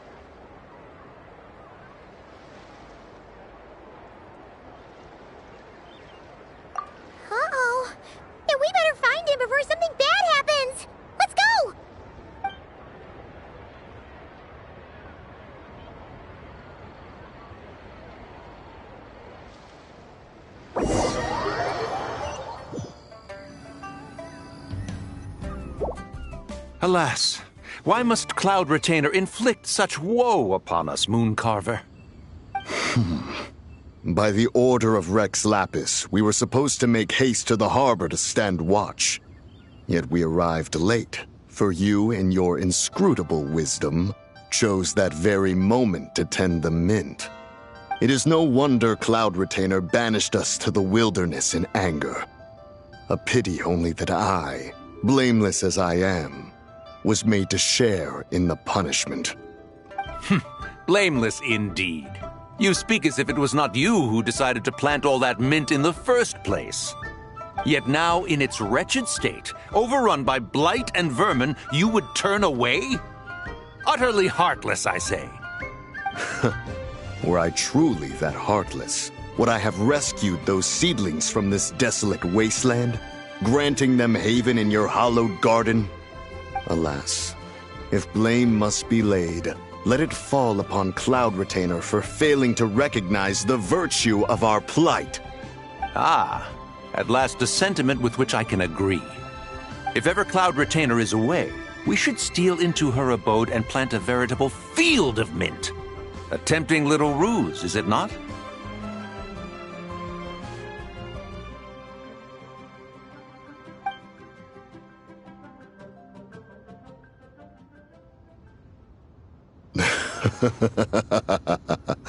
Positively ingenious.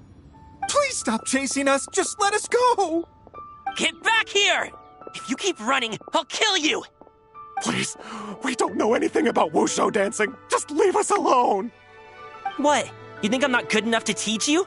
Just agree to be my apprentices, and then we can talk. That child looks somewhat familiar. Ah, it appears to be the wushu dancer from Liyue Harbor. I have seen him perform on occasion. Come, let us take a closer look. Has trouble befallen you, young one? Perhaps we can offer aid. Oh, thank the gods. Please, sir, you have to help us. This guy's trying to force us to become his wushu dancing apprentices, and he won't take no for an answer. Oh, so it is you who require aid, not the other way around. Get out of the way, old man! This is between us. Preposterous. You dare to presume we are of a mature age? Listen here, brazen youth. Skilled you may be in the art of dance, yet your offstage demeanor leaves much to be desired. Hold on, Mountain Shaper. Something is amiss. Look closer. Huh. Indeed, he bears the mark of something unclean. It spells trouble. You there, depart at once. Hey! You drove off my recruits, old man! You'll just have to take their place, even if you're a bit on the decrepit side. Many years it has been since a being has dared speak to us in such a manner. Now let us see what evildoer has sought to use you as its puppet, young one. You two, you're Adepti! Does that strike fear in your soul? Whoa! 2 Adepti recruits just fall right into my lap? That white horse sure knows how to grant a wish. Coming! Slow down! Wait for us! Jeez, take a hint, will you? I told you to stop following me!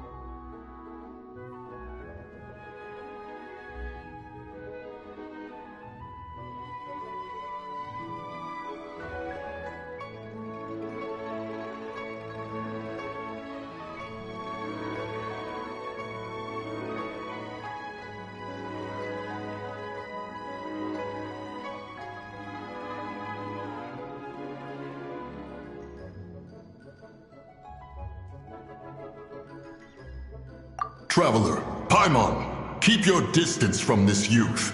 Evil has taken a hold of him. We know! It's one of the White Horse Adeptus' deadly selves! She's possessing Gaming! The White Horse Adeptus' deadly selves? Could it be that Rex Lapis called us to Liyue Harbor for this very reason? Hey! What are you two whispering about over there? Who's gonna be first apprentice and who's gonna be second? It doesn't matter! I'm not the kind of Sufu who plays favorites. Insolent spirit! Be gone from this child at once!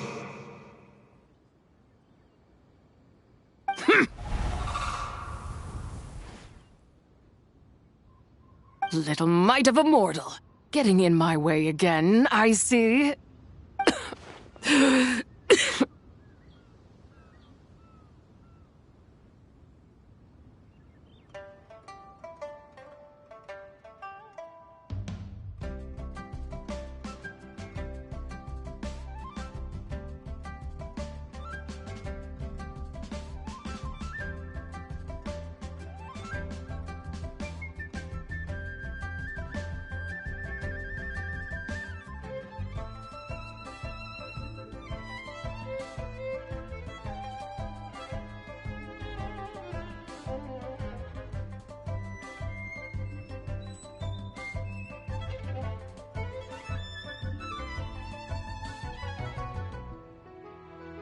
That is no concern of yours.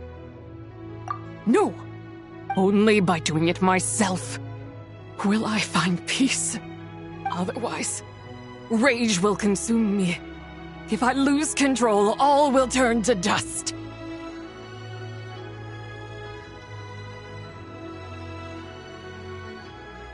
The curse of time. The memories this body holds. Come no closer! This is your final warning. Insolent spirit! Be gone from this child at once!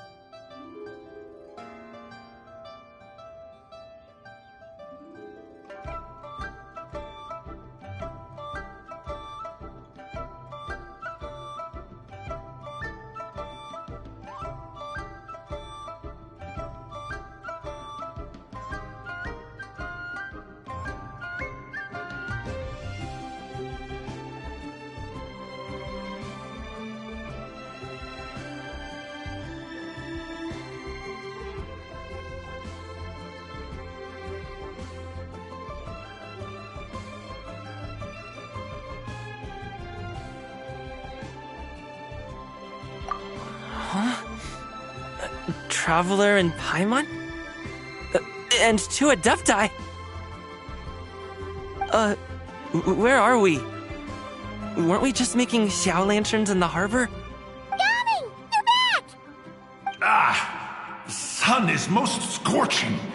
Agitation stirs within me. I require cooling mint to beat this heat. And speaking of, Cloud Retainer has scorned this verdant wonder long enough. It is time for her to feel its wrath. The wrath of Mint! Mountain Shaper, where are you going? Oh no! Now Mountain Shaper's acting weird! Oh, you don't think it spread to him, do you? Spread to him? Quickly now, explain to me what has been happening.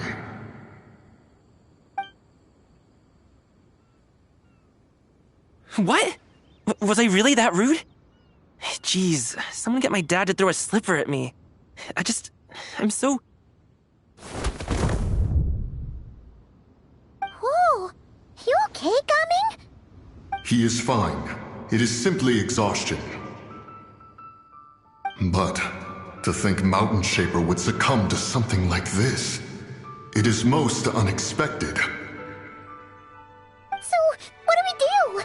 We can't just leave Gaming like this, but we can't ignore Mountain Shaper either, right? My cultivation level rivals that of Mountain Shaper. Were I to give chase, Zizha would but flee from his form and take refuge in mine. Seek out Streetward Rambler. Cloud Retainer and the Conqueror of Demons should be with her. I shall take this child back to the harbor and join you post-haste. Whoa! What are all the Adepti doing together? Rex Lapis charged us with keeping watch over Liyue Harbor should danger rear its head. I dare say this is the very crisis he anticipated. Come, we must devise a strategy before confronting Zizha.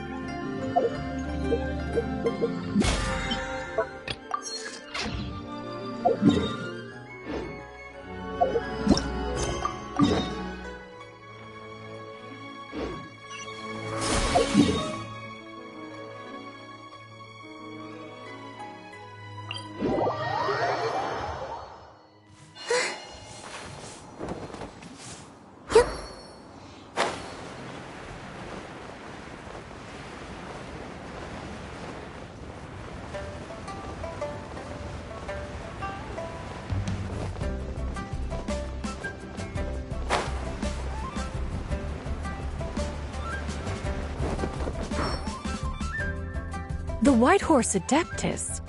You mean the mysterious white mare that aided Rex Lapis during the Archon War? Even if it's not her, there must be some connection. She always avoided us back then, and I never knew why. Rex Lapis's recent trip seems to be related to this person as well.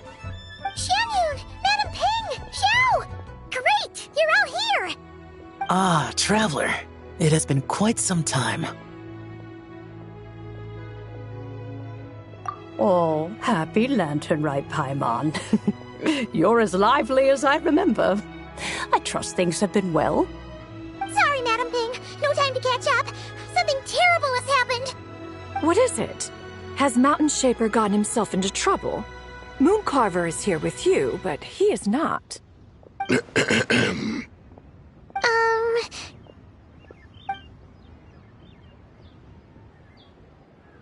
The Wrath of Mint? That old fool dares to utter such nonsense behind one's back. Yeah, that's not really our biggest concern here. So, even a mere deadly self of the White Horse Adeptus was able to possess Mountain Shaper and affect his mind. No wonder Rex Lapis told us to gather here and await his orders. Mountain Shaper's cultivation is inadequate. He was caught unprepared. Were it one of us, Zizhi would hardly have found a vessel quite so ready for the taking. Hey, that's not what you said earlier. Where is Mountain Shaper now? A question that hardly bears pondering. Obviously, he intends to plant mint in the vicinity of one's abode. Ah, then he poses no great threat. We might as well let him be. Once he fulfills his wish, it's possible that Zizhi will relinquish him of her own volition. Your ulterior motive is most obvious, Mountain Shaper. You two hope for Mount Outsong to be covered in mint. One can see it clear as day. Not to mention, deadly selves are born of malevolent human desires, and naturally pose a great risk to the form and mind of all living beings. We cannot let this go unchecked. Let me handle it. I have relevant experience and know how to deal with such situations. One has no doubt of that. Yet your involvement would likely end in armed confrontation. In one's own estimation, the time for such measures has not yet come. Before his departure, Rex Lapis knew that Zizhi was active in Liyue Harbor, yet told us only to wait. It would seem, then, that Rex Lapis did not believe extreme measures were warranted here. Yes, this is quite a peculiar case. After all, Zizhi's possession does not seem to come with ill intent. It's more like she's guiding those she possesses to fulfill their own wishes. There is another matter of import, however. I sense tremendous resentment emanating from her. What could be its source? She was talking about the White Horse Adeptus memories, right? From what the Traveler said, it seemed like she was about to explode with rage. But why? With Rex Lapis away, if we wish to understand that which occurred in the past, we shall have to ask her directly. She also mentioned the Curse of Time. What could that be about? Perhaps erosion. Indeed. We are of the same mind. I heard that ancient clans in the mountains once regarded the White Horse Adeptus as the daughter of time. It seems there was some truth to that, after all. The daughter of time. Cursed by time? Time does not treat everyone equally. The longer you dwell in this world, the more it takes from you. Then what do we do? One has devised a solution. Based on what you have told us, it seems that Zizhi is in the habit of leaping to a different host when provoked. One's plan is for us to block all escape routes while you confront Mountain Shaper, forcing Zizhi to reveal herself. Then, if prior experience stands, she will have no choice but to possess you. However, not only are you able to sense it, you are also unaffected by the peculiar state of stasis. In other words, in that moment, you would have the chance to either subdue or persuade her. That is akin to walking straight into the lion's den. Allow me to go instead. Yeah! Isn't this plan a bit too risky? Why doesn't Paimon try first? After all, even if she got possessed, it's not like she would pose a danger to anyone. Paimon's wishes aren't all food-related, you know. One would not suggest this course of action if one had any such reservation. Time and again, the traveler has proved immune to Zizhi's influence. Consider for a moment why that might be. Oh yeah! That's what the first deadly self told you, right? Perhaps your time in Nodcry left you with the blessing of the newborn moon goddess, traveler. And this Whitehorse Adeptus clearly has a profound connection to the moon.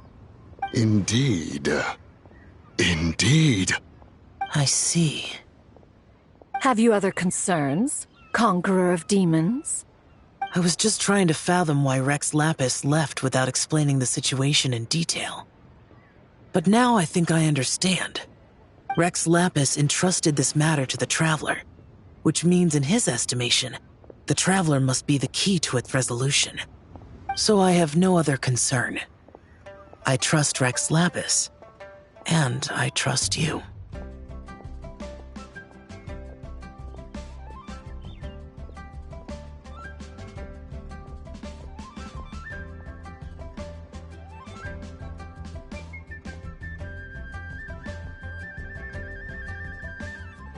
Then we are all in agreement on proceeding with this plan?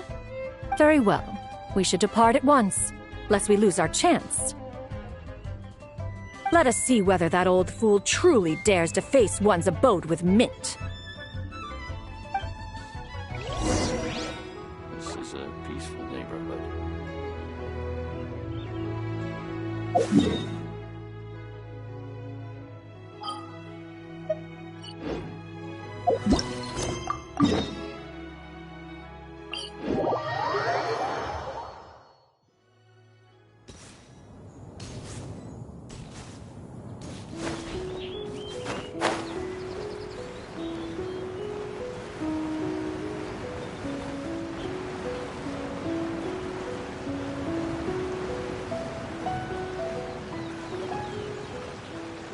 One mint, 2 mint, let us plant a whole slew of mint. Once I reach 10,000, Cloud Retainer's abode shall be Mount Outsong no more, but rather Mount Mint Song.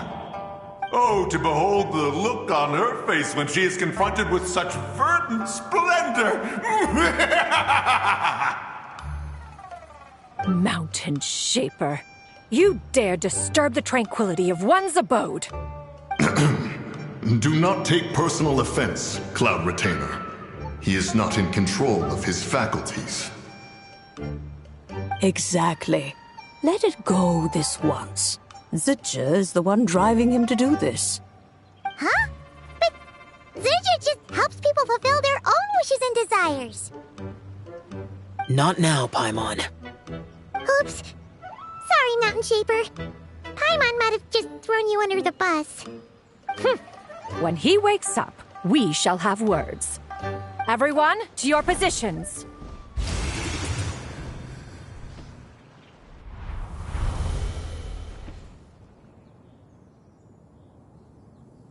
Be careful.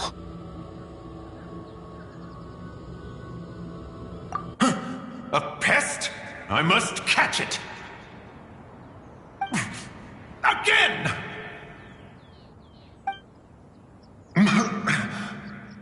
Oh, young one, it is you.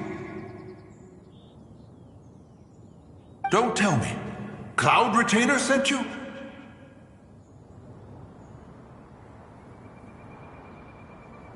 Ha! Such brazen insolence.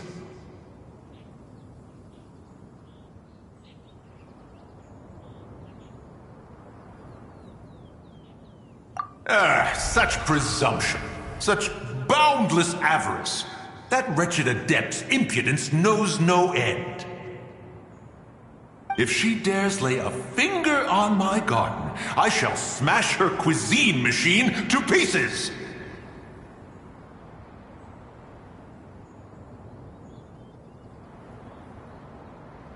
You think I am one to fold so easily?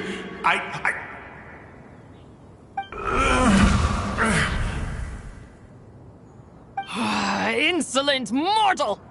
Time and again, you interfere in that which is beyond you. You make it exceedingly difficult to contain my rage.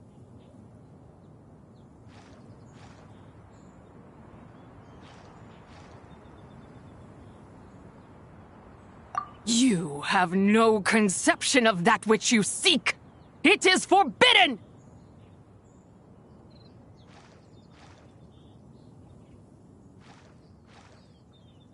You know nothing of my past. My warning was given. The cost entwined with this is beyond what you can bear.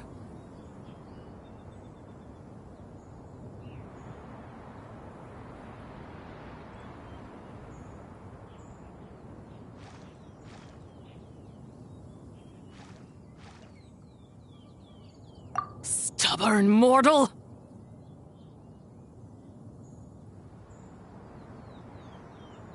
You...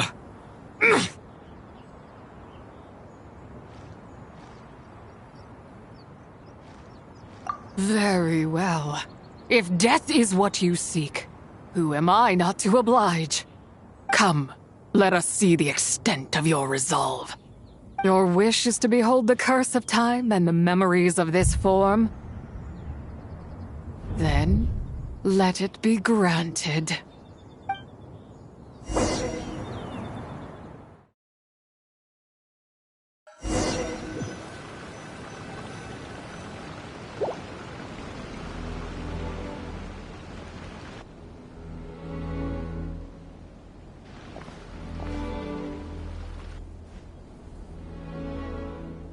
You who seek death, stand before me. My prison. I was merely a trace of impure energy within Vybez's immortal body. When her soul was shattered, it should have been the end of me. But then, the one who governs time descended from on high and froze the moment of her death. And so, I remain in this world, unable to find release.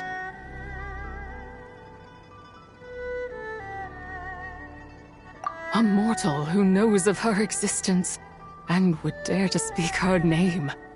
Who are you? Help. No. There is nothing we can do for each other. Her power, the one who governs time, it has surrounded me ever since. A blessing and a prison, all at once.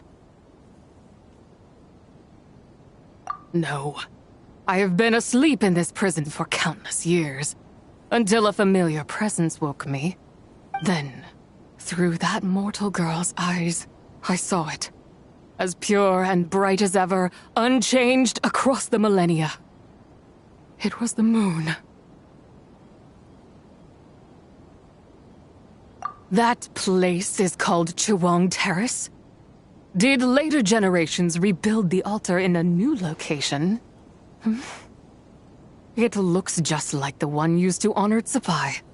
Could it be that traces of what happened back then still remain in this work? That memory is embedded deep within the essence of Tsubai's soul.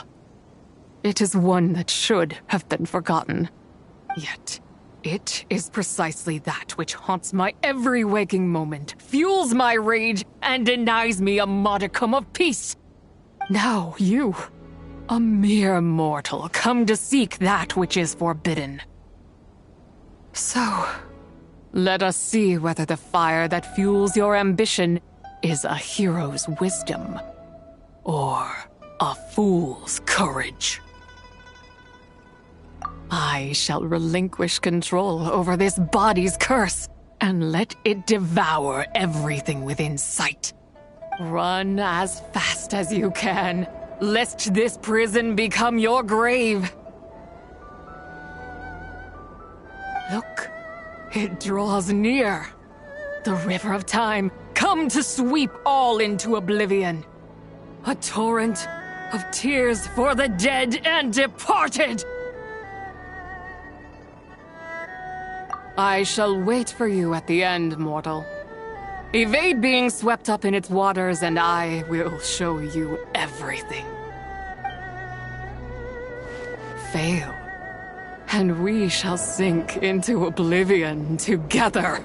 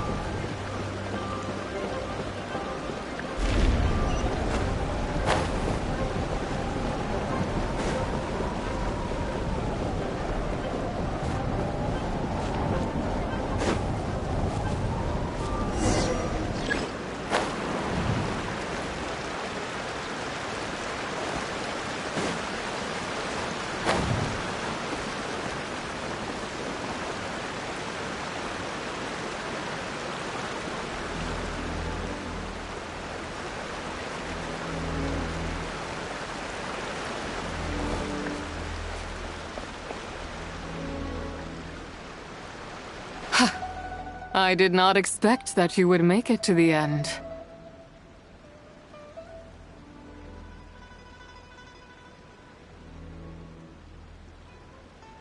Yes, it would seem even time cannot hold you back. In that case, perhaps this truth is one you can bear. Come, let your wish be granted.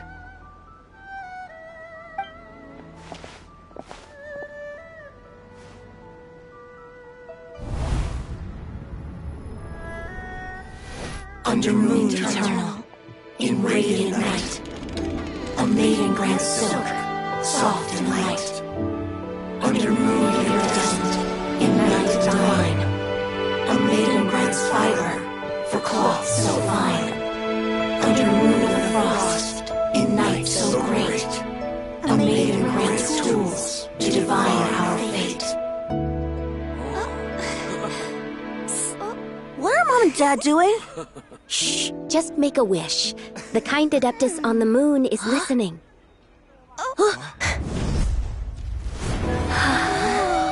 Look, it's Lady Tsubai. Wow, Lady Tsubai? Is she powerful? Of course. She taught us how to grow grain and beans, millet and rice, how to peel hemp and reel silk, spin thread and weave cloth, how to cut stone and build houses, cast bronze and forge tools. According to Mom and Dad, the Adeptus Tsubai is the god of soil and grain, who blesses our land and its crops. Lady Tsubai's leaving? It's all right. We just have to wait till next year. She'll be back.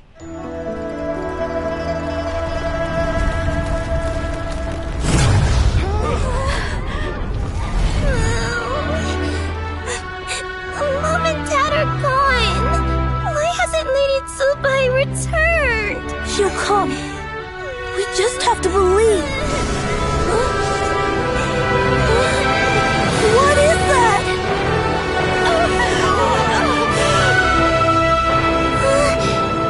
Lady Tsubai abandoned us.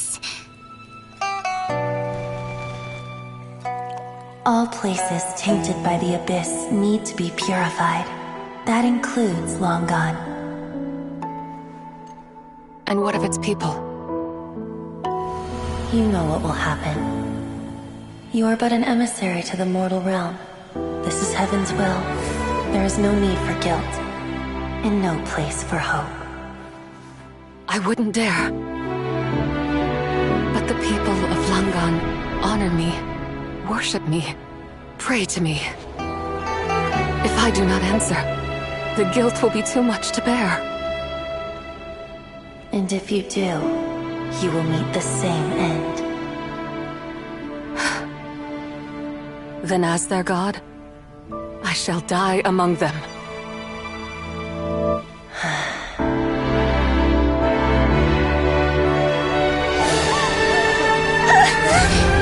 Look! Lady Tsubai came to save us! I knew she wouldn't abandon us! Run!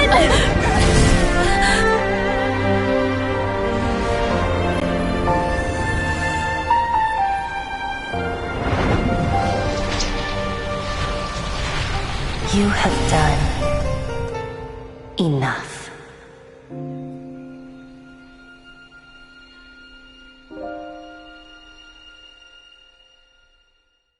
Now you know the truth. These are the memories that suffocate me where I stand and crush me under their weight. Not just my nation, but the people I loved. Were it within my power, I would ignite a blaze fierce enough to burn a hole through the heavens themselves!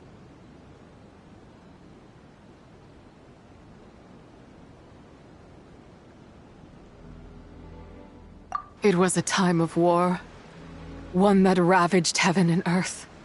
Remnants of the battles, tainted with cursed power, fell from on high and devastated Langan. The heavens decreed that the tainted filth had to be cleansed. No matter the cost, if I just had more time, I could have helped more people to escape.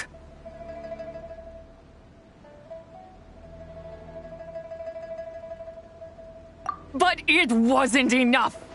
I just needed a bit more, and they all could have survived.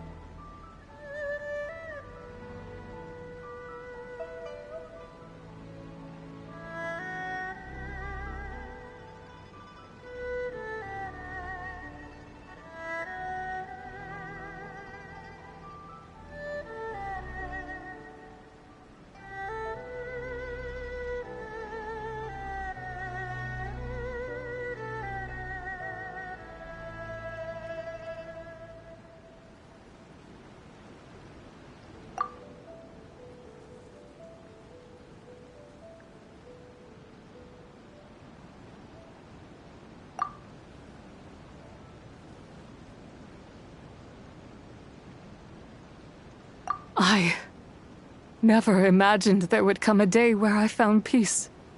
So long this rage has been within me. Yet here in this moment, it has stilled at last. Thank you. If you wish to bring Tsubai back to life, mortal, then you may take the part of her soul that lives in me. Just remember, from this moment onward, the fate of Langan's fallen rests on your shoulders, and that cannot now be changed.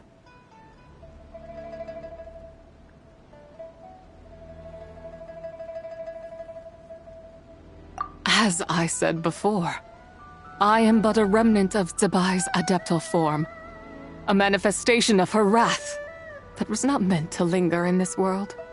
By taking away this fragment of her soul, you take away my shackles as well. So, let it be done. Ah, it's your turn to grant one of my wishes, is it? Very well.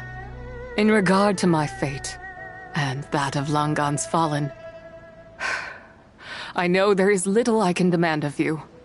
However, should another raise a war banner against the heavens someday, let my name be set upon its cloth.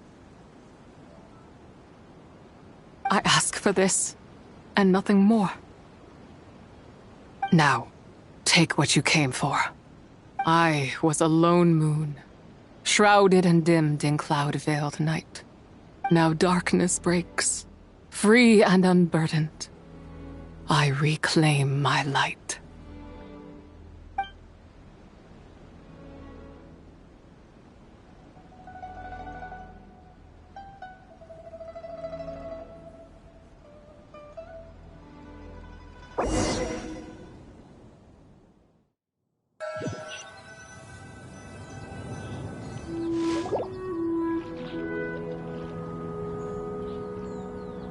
You think I am one to fold so easily?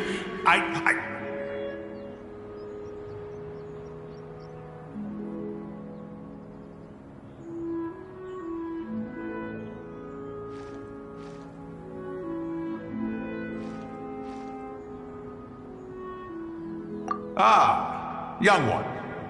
What brings you here? My, what exquisite mint seedlings. Was it you who planted them? I had not taken you for one so versed in the horticultural arts. I must insist that you visit Mount Hulao. There is much we could learn from one another. Ah, but this is Cloud Retainer's abode. She does not appreciate the verdant wonder that is mint. We should leave at once. If she sees us here, there is little I can do to protect you.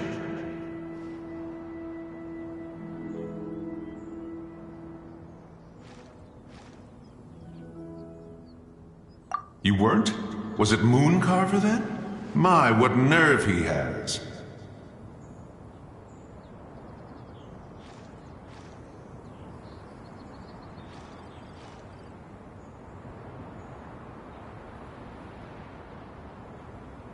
What? Looks like Mountain Shaper is back to normal. Has the matter with Zizhi been resolved then? Wow, that was fast. That took, what, like a second? A second to us, perhaps. But for the Traveler, I imagine it felt much longer than that.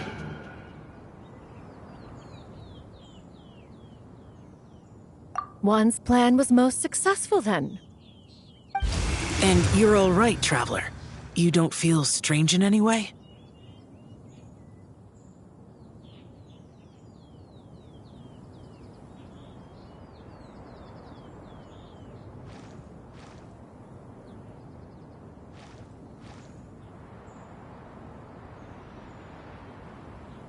Well, sounds like good news all around. I'm glad this matter is resolved. What is this matter you speak of? The possession of that mortal child? The matter of Zizhi may have been resolved, but there is another that is far from over. The mint you planted around my abode. Perhaps you have a moment to spare for a little chat, Mountain Shaper.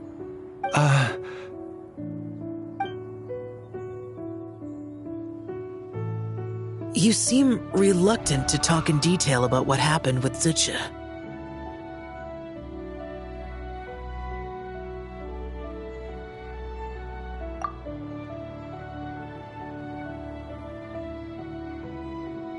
Don't worry. I won't ask you to reveal her secrets to me.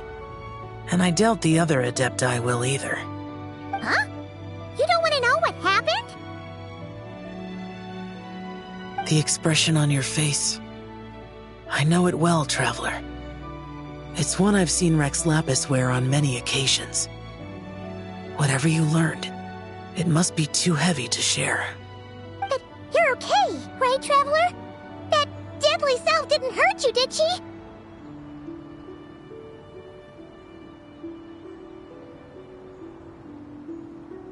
Well, as long as you're not hurt, Paimon doesn't need to know anything else.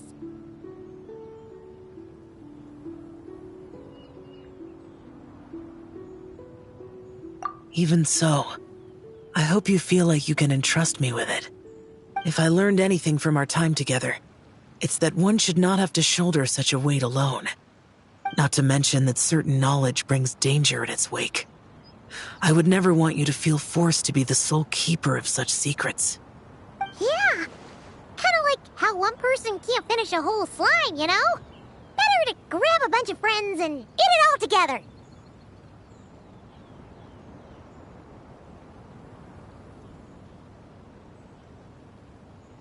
Exactly!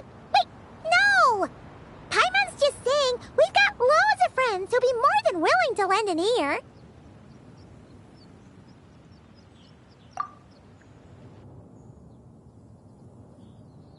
I never knew there was such a tragic chapter in the ancient past of this land. So, the people of that nation worship the White Horse Adeptus as the god of soil and grain. It would seem, then, that Rex Lapis had a similar reason for withholding the details of his recent trip. I've often wondered if he had companions to stand by him before we met. Or if he was forced to face things alone. Regardless, Lantern Rite takes place in 2 days. Let's meet back up again there. If there's no news of Rex Lapis by then, we'll have to come up with a plan.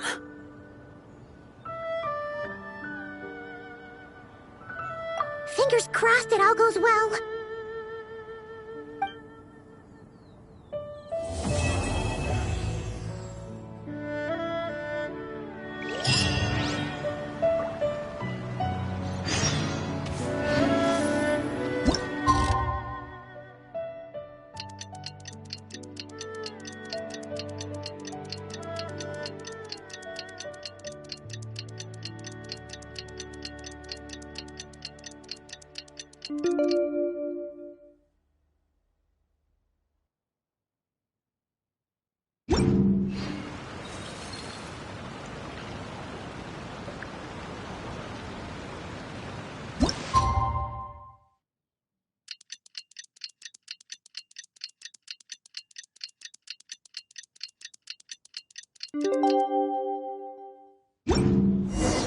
It's time to meet back up with Xiao. Let's head to Mount Outsong.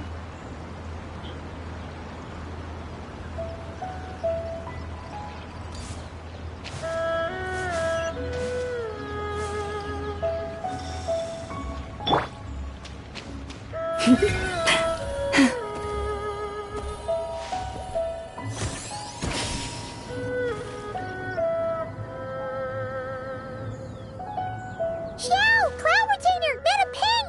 We're here! Any news on Zhongli? Wait, are we missing 2 Adepti? Well, Shenyun banned Mountain Shaper from Mount Outsong for 3 days. Oh, then what about Mooncarver? The scheme to plant mint in one's abode was one those 2 fools devised together? And when it comes to punishment, one does not discriminate. His banishment ends in 3 days as well. Wow, that's pretty harsh, Cloud Retainer. Let's get down to business. We have news of Rex Lapis. Huh? Isn't that... Yes, Rex Lapis's Geopillar. It descended from on high this morning. He must have sent it for a reason, but it does not respond to our touch. So, what does it mean? Is he in trouble? Not necessarily. It could be a message only a specific person is meant to receive. Traveler, you alone spoke to Rex Lapis before he left. Oh, so it must be for the Traveler. Give it a try.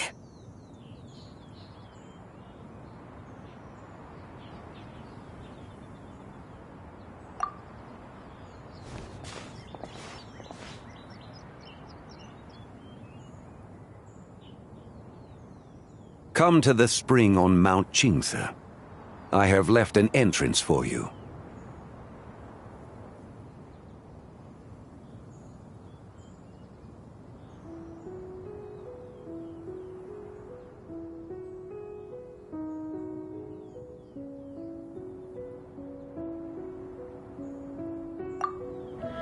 Well?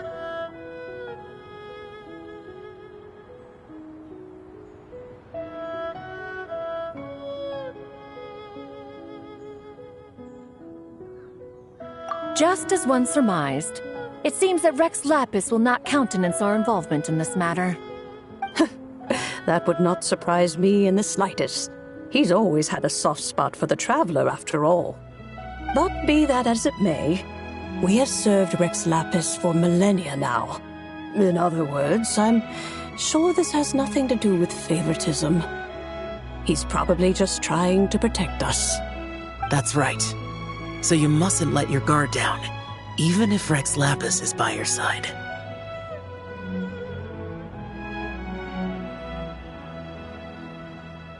Alright, let's get going. We'll try not to keep you all waiting.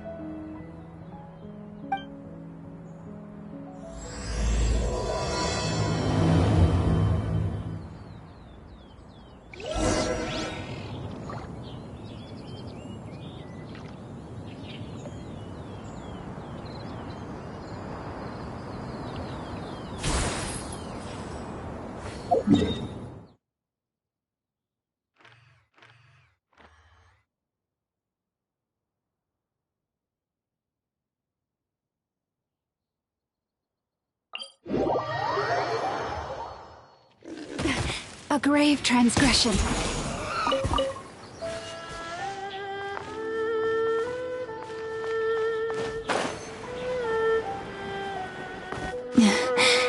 Lush as the moonlight.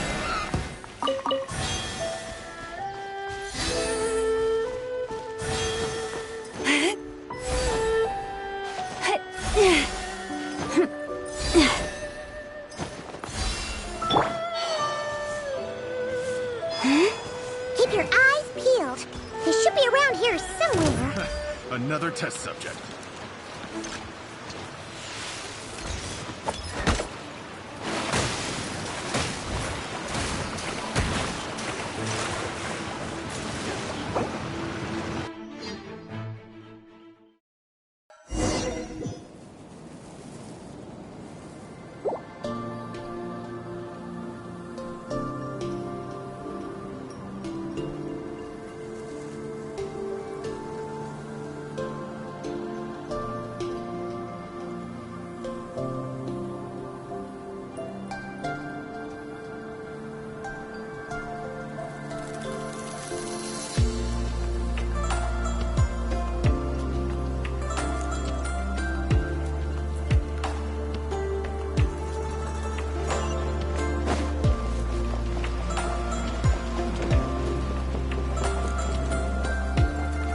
Who could have imagined that the once mighty Geo Archon might end up so, sitting on a humble stool in the woods, quietly weaving moon lanterns? You really do look like an old man now. This is a Shao lantern, not a moon lantern. In ages past, when the gods waged war and the world was in turmoil, these lanterns were lit to guide fallen warriors back to their homes. Had you tarried in the mortal realm for but a little while longer, you might have become quite accustomed to them. Even so, it bears such a striking resemblance to the moon lanterns they used to offer up to the heavens. Could this truly be mere coincidence? Perhaps in some sense it is, yet in another, it isn't. For instance, who is to say that some of Langan's magnificent jade did not become part of the very foundations upon which Liyue Harbor now stands? It is conceivable that this ritual was transmitted in such a manner too. Now, let's not let ourselves get carried away. For all its splendor, do not forget that, in the end, even Langan could not escape its heaven-sent fate. Alas, it is just a pity that the little creatures of this world may never again lift their eyes to the moon, even should misfortune befall them. But you, Geolord, now that you rule this realm, why take the trouble, not to mention the risk, to visit one who bears such profound guilt as I? Are you not afraid that you might be sullied by the curse of time that was laid upon me? There is no risk to speak of. At least, not in comparison to that which you took when you defied the heavens all that time ago. As I have stated, time and again, it was not I who defied the heavens. Geolord, the ancient affairs of Langan have nothing to do with me, for I am but one of her deadly selves, severed before her demise. My name is not Zibai, but Zichao. Surely you did not take us for one and the same solely on the basis that we may all assume the form of white horses? Sorry to break it to you, but you seem to have found yourself the wrong white horse. Anyway, do tell me, what urgent matter brings you here? Very well, then. I have come to ask for Zibai's shade. Oh? So, the Geolord has set his sights upon Zibai's human soul. And what is it that you intend to do with it? The world outside is changing. With the new moon's birth, the confines of the shadow moon are gradually disintegrating. In other words, the heavenly soul is set to return. Consequently, strange phenomena have manifested within Langan's former domain, leading to the earthly soul's reappearance as well. The last of the trio, the human soul, is in your possession. Most intriguing. My intention is to gather all three together, so that an old friend may finally make her return. I must admit, it seems that some remarkable affairs are coming to pass in the outside world. Yet there is one thing you seem to have overlooked, Lord of Geo. Back in the day, it was you that freed me from that painting. And afterwards, I took up arms in your name. Together we first subdued Chenyu Vale, then brought peace to Mount Qingse. It was for this cause that the contract between us was made. But now that the debt has been repaid, what cause have you to expect my aid? Zibai and I have long been friends. Given not only that you were manifested from a corrupt desire within her divine form, but that you also possess a fragment of her soul, how can you purport to be the wrong white horse? I think you'll find that we are now as separate and distinct as any two beings ever were. What once shone with radiant purity has long become dust. What you see is no longer what it was. Oh, great Lord of Geo, should this still be unclear to you, I bid you take your leave. It seems that the fault lies in my own lack of consideration. As you wish, I shall let this matter rest. Wait! One moment, if you will. Should this not be your opportunity to propose a new contract? The part where you make me an offer I simply couldn't refuse? Even those puny mortals know how to haggle when striking their bargains. Should you, the famed god of contracts, not likewise strive for success through negotiation? Come now, enough with the posturing. It's time to name your price. Very well. I had, in truth, prepared a new contract for your consideration. I knew you would not come before me unprepared. Yet, you should know that I want for nothing, for I live in the mountains, carefree and untroubled. Occasionally, I even find sport in teasing the mortals who stumble into my presence. Then why persist in telling them those ancient stories? I speak of what transpired before the sky collapsed and the earth sank into itself. That is merely my way of passing the time. And what of it? Would any believe, much less remember, the ramblings of a mountain hermit? Those tales have long since spread throughout the mortal realm. Who? Should my words prove insufficient, I invite you to see the world for yourself. To this end, I have found you a pair of trusty guides. The lantern rite is presently underway in Liyue, and should prove quite intriguing for you. So this, then, is the contract you have prepared for me? Indeed it is. Think of it as a contract for a one-day festive excursion. Surely you do not hope to offer this in exchange for Tsubai's shade. The foundation of my very existence for a little excursion seems a little steep, wouldn't you say? Why not see for yourself? You can always decide afterwards. The final determination, of course, shall rest with you. Is that so? Then perhaps this deal might not be entirely off the table after all. Where then are these guides of which you speak? Hey, it's Xiangli! Oh, we've been looking for you everywhere. We thought you might have gone missing.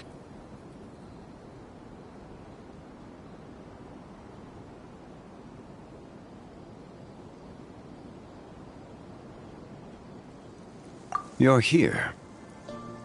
So these are my guides. Well, well. They certainly look the part, I'll give you that. Guides? Oh, you poor innocent little creatures. The benevolent Lord of Geo has sold you to me, which means that for the rest of this day, you belong to me. Sold us to you? Just what have you gotten us into, Xiangli? The situation is not quite as dire as that would sound. I ask only that you accompany my Adeptus friend on a tour of Liyue.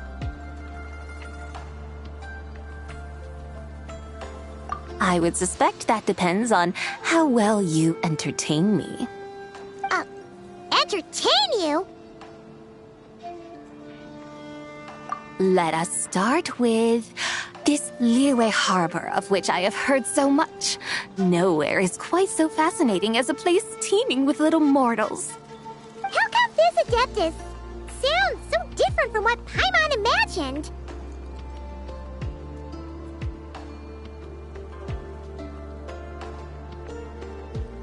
Okay, we'll take care of it. Get ready to find out why they call Paimon the best travel guide in all of Tibet.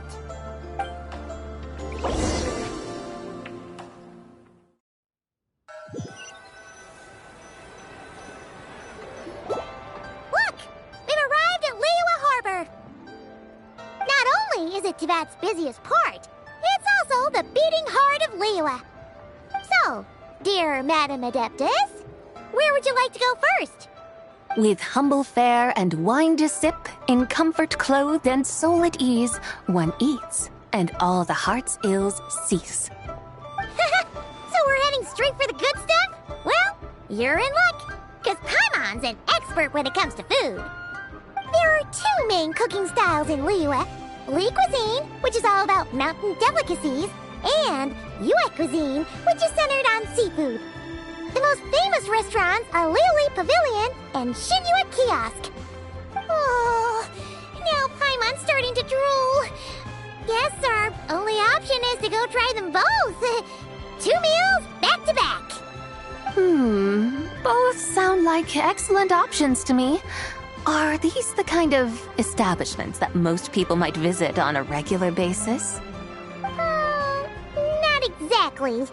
Both Li cuisine and Yue cuisine are known for their pricey ingredients. Definitely not what you'd call the budget options. But don't you worry about that. Just think of it as Xiangli's little treat.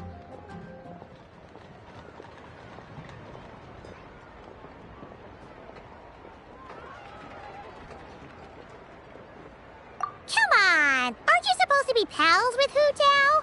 I'm unsure we can afford to spend a little more of her mora at least. Hey! All Paimon wants is to provide our Adeptus with the best possible experience here. Don't you want that too? Both certainly sound like worthy choices. Just now, though, I happened to see a porter pass this way. Where might individuals like him go to eat? A hungry porter, huh? Oh! Paimon knows just the place! Yep. Nothing fancy schmancy there. Just tasty dishes made with simple ingredients in a variety of different styles. Most importantly, it's great value for money, too. No wonder everyone loves it, huh? Oh, and the owner happens to be a good friend of ours, too. One mean restaurant. Yes, even the name itself feels lively and down to earth. All right, let's make it our first stop. Yippee! That's a great choice, too. Alrighty, let's head over there right away. Paimon can't wait to dig in. Wamin Restaurant, here we come.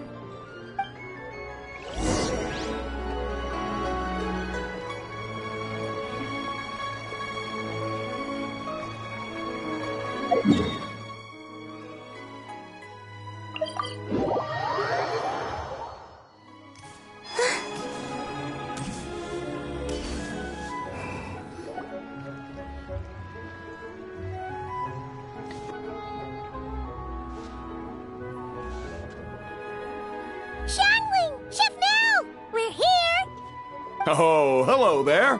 What a surprise to see you two. Welcome, welcome.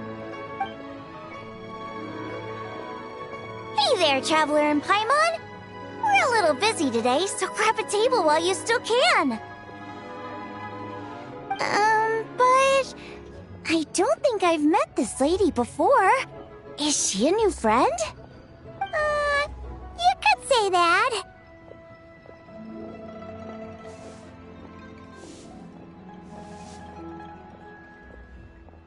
Oh, I see. Well, hey there. A friend of the Traveler's a friend of mine, too. Don't worry, we'll take good care of you. Just order whatever you want, it's on the house.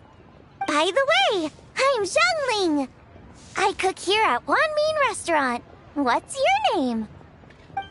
Miss Zhangling, have you ever heard of the White Horse Adeptus? Of course. What about her? I am her, and she is me. Huh? You mean you're an Adeptus? Oh, you young'uns crack me up. Come on, Xiangling. You've got to keep up with the times. Haven't you heard of cosplay? It's like a role-playing game where you dress up as famous characters and pretend to be them. Seriously, it's all the rage, and it looks like this young lady is quite the expert. Your friends sure keep their fingers on the pulse, huh, Traveler? Wow, Dad. Didn't know you were so tuned in. But how come I haven't heard about it? You gotta listen to our customers. Didn't I tell you to spend less time chasing after wild vegetables and more time making friends?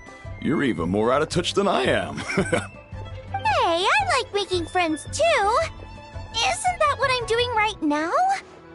Anyway, even if it is just a costume, is it alright if I still call you White Horse Adeptus? Of course it's all right, because that's exactly who I am. Okay. I can see you're really committed to the role.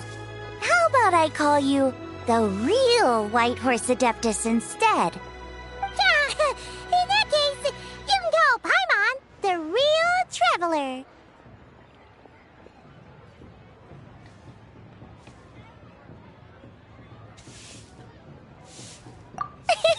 Yeah, right. You could have at least switched outfits. Puny mortals. Nevertheless, I suppose it might be amusing to indulge in your little charade for a while, at least. All right, go grab yourselves a table. I'll come take your order in a bit.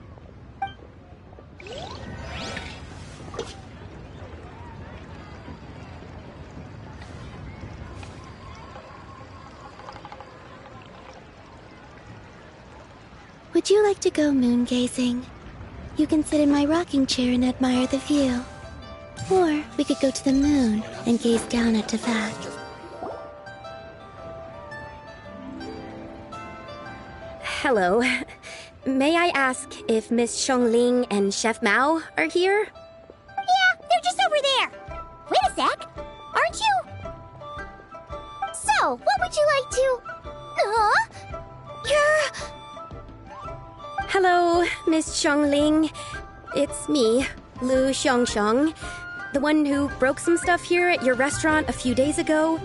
I just wanted you to know how sorry I am. I honestly don't know what came over me. Please, please forgive me. Oh, it's you. You really gave me a fright that day, young lady. You didn't actually get food poisoning from our black-back perch stew, right? Come on, Dad. She's come to say sorry. It's all right, Miss Lu. You must have been feeling a bit off that day. You're looking so much better now, though. Why don't you grab a table, too? This one's on the house. No, I couldn't possibly. Hey, it's totally okay. We all feel under the weather sometimes, especially when we're away from home. Go on, find yourself a... yikes. Looks like all the tables are taken. Wanna come sit with us? We've got an extra seat over here.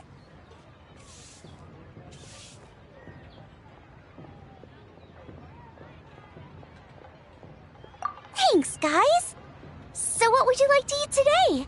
Feel free to order anything you like. I should very much like to sample your renowned poisonous blackback perch stew. It wasn't poisoned. That was all on me. So that's one portion of blackback perch stew. How about you guys? Paimon wants...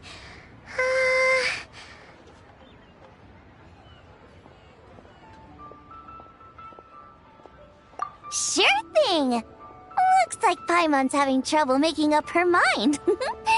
Anyway, I guarantee you'll love it. Let me think. Well, since the blackback perch stew is on the spicier side, I guess it makes sense to balance it out with a serving of stir-fried shrimp. And since it's Lantern Rite season, you better try out the triple-layered consommé and come and get it too. Those are our seasonal specialties. As for the carbs, since we've got a full table, how about some right at home? Along with our special chili mince cornbread buns. Trust me, you won't be disappointed. Then for dessert, I'll whip you up some Lucky Snow Delight. I just came up with it a few days ago, and I can't wait for you to try it. Wow! Sounds like quite the feast. Looks like Paimon's in luck today. Am I the only one who thinks that's way too much? Not at all. Don't worry, I know what I'm doing. And to top it all off, our star dish, Adeptus Temptation. You should know that we don't often serve this here at Wanmin Restaurant. But since this is my first time cooking for the White Horse Adeptus, I'm pulling out all the stops. Okie dokie, just sit back and relax. I'll have your dishes out in no time. Hold on. Did I just hear Miss Xiongling mention the White Horse Adeptus? You did indeed. And you're looking right at her. That's a joke, by the way. She's cosplaying. Oh, I see. Phew, almost believed you there for a moment. Tell me, little one, what business might you have with the White Horse Adeptus? It's a long story. Basically, a while back, I took part in an archaeological dig over at the chasm. While we were there, we discovered a number of relics. Our findings show that they date back to the era of Long Gone, an ancient nation whose people are said to have been the ancestors of some of the modern-day inhabitants of Chenyu Vale. And why might such matters concern the White Horse Adeptus? Because some of those relics not only seem to contain textual references to her, but even depictions of what she looked like. There have long been legends claiming that the White Horse Adeptus was a deity of that era, but there are plenty of other theories out there too. If I could just locate some more detailed records, I'm sure we'd be able to find out so much more. So you're into history? Well, to tell you the truth, I actually joined the archaeological team by sheer accident. But once I'd started down this path, I knew that I wanted to make something of myself. Recently, though, things seem to have taken a turn for the worse. Still can't believe I caused such a mess and even ended up hurting someone. Oh, so you're considering becoming a martial artist now instead? No, I mean, they weren't seriously hurt. It was just a few scratches, and they let it go after my mother compensated them.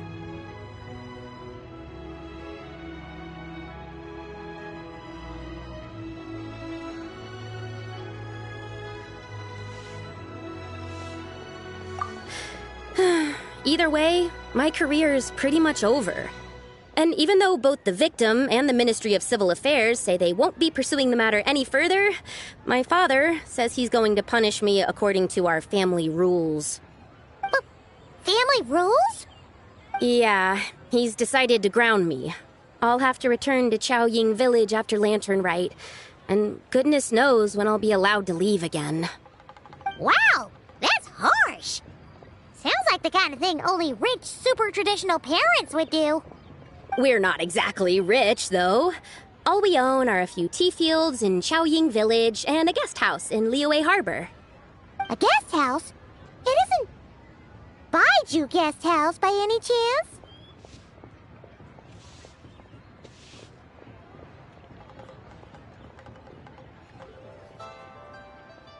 Yep, he's my grandfather.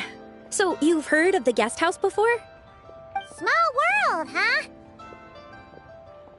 Come to think of it, didn't Boss Lu mention something about hoping that the White Horse Adeptus would show up and let her divine power be known?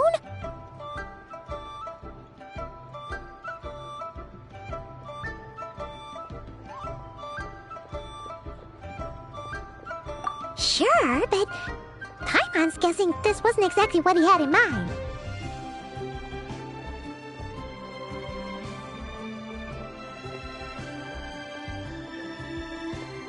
Little one, it sounds to me that your family is rather well off after all. What then drew you to archaeology? Why subject yourself to such unnecessary hardships? Even if I stayed at home, there's no guarantee I'd lead a nice, easy life. Just look at my father. Recently, my grandfather put him in charge of the guest house, and he came up with a bunch of ideas right away, starting with changing its name. That didn't turn out well, though.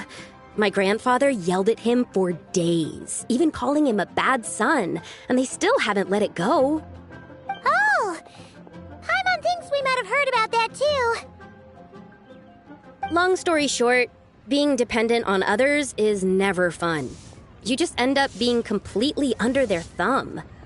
That's why I want to make it on my own out here, no matter how hard it is. After all, as the saying goes, to rise above others, one must endure the hardest of hardships. What's so funny about that? You poor, innocent little creatures never fail to amuse me. To think you would endure all manner of hardships in your brief time on this mortal plane, and all that merely to rise above others. I would have thought that the wiser path would be to simply roam this world as I do. Huh? Tell me, what is it that you truly delight in? Archaeology? Martial arts? Tea planting? Or perhaps the keeping of a guest house? What I delight in? Yes! Surely there must be something you don't find quite so exhausting. Whatever delights you should not feel like a burden. But do things like that really exist? Of course! Take Miss Xiangling, for instance. I defy you to detect even a hint of hardship on her face when she wields her walking spatula. So, since it seems you are resolved to tread the rocky path, you should strive with all your might to pursue that which brings you delight. You mean, like cosplay? I suppose you might say that. Looks like the White Horse Adeptus is really getting into her role. I think I get what you mean then. Maybe I should have a chat with Miss Xiongling before I head home. Okay, everyone. Sorry to keep you waiting. Here's your food. Wow. It all smells so good. Oh, finally! I get to try that famous poisonous stew. Hey! Didn't you hear what Shang said? It wasn't the stew. If anyone's to blame, it's that other you. What's up? How fiercely this mortal fare burns upon the tongue!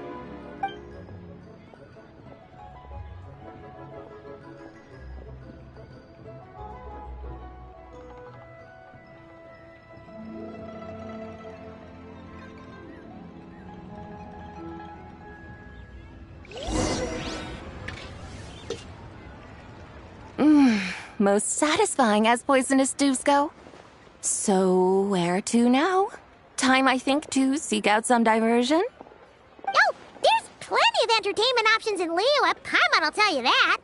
The locals like to drink tea, walk their pets, play chess, watch operas, attend storytelling performances.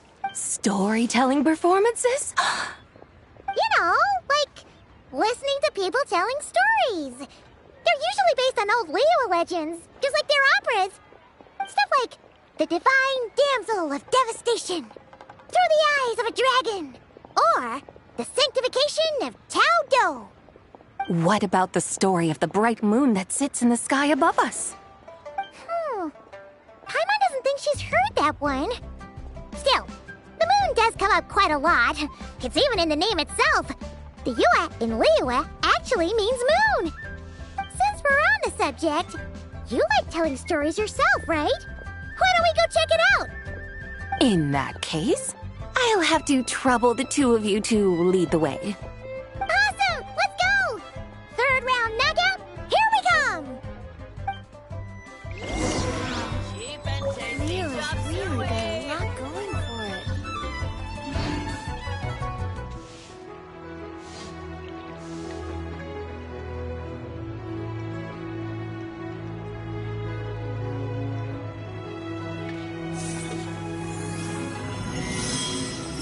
Should I save this money? Try something new.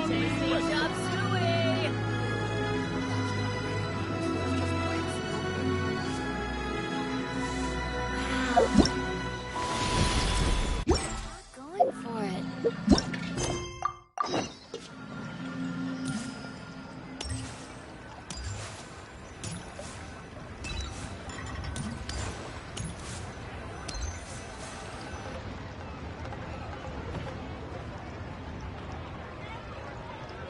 What a tongue twister! I'd have made a complete fool of myself if I tried to say it on stage without practicing it first. Huh! Call yourself Iron Tongue, Tien. Wobbly Tongue Tien, more like.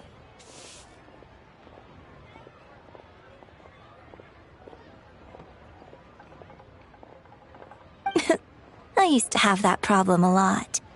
But if you just take your time to grasp the meaning and commit it to memory, you'll be able to say it smoothly in no time. You're right, Miss Yoon. I'll give it another try. Hey, Yunjin! Fancy seeing you here! What are you two talking about? Ah, Traveler and Paimon, we meet again. And who, may I ask, is this? You may call me the White Horse Adeptus. The White Horse Adeptus? She's not really an Adeptus.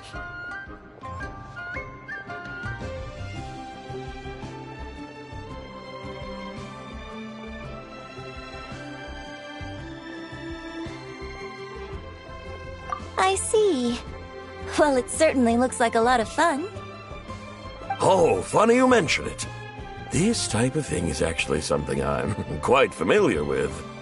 Once, to perform Through the Eyes of a Dragon, I decided to imagine that I was Rex Lapis himself. It was the only way to truly inhabit his mindset and understand his resolve to quell those demons. like you just wanted an excuse to feel all big and powerful. Hey, that's... You just don't understand how inspiration works. You're one to talk. Paimon's traveled all over with the Traveler, and she's seen things that would make your jaw drop. All right, then. Since you claim to be so knowledgeable, why don't you prove it by reciting an ancient poem? An ancient poem? Which one? Ha! See? You mean to tell me you've never even heard of the ancient poem called An Ancient Poem? What kind of a title is that? Quit teasing, Paimon. We only just found out about that ourselves. He's talking about the writing on those ancient relics. When we first saw it, we couldn't figure out what it all meant. So in the meantime, we decided to just refer to it as an ancient poem. However, thanks to the painstaking work of the scholars who were tasked with decoding it, it seems like that's exactly what it was. Or rather, an ode offered in veneration of the moon and the White Horse Adeptus. Oh yeah! Didn't Kuching mention that before? It's got something to do with Longon, right? That is correct. The Ministry of Civil Affairs has issued a notice stating that, although it is true that the moon may disappear tonight, we should be in no danger. In other words, there's nothing to fear. But if you're worried, we can always take a leaf from the Book of the Ancients. By reciting this poem, I mean, and calling for the White Horse Adeptus' aid. If we do that, I'm certain she'll protect our moon and keep us safe. Oh, seriously? Paimon has to get a look at this.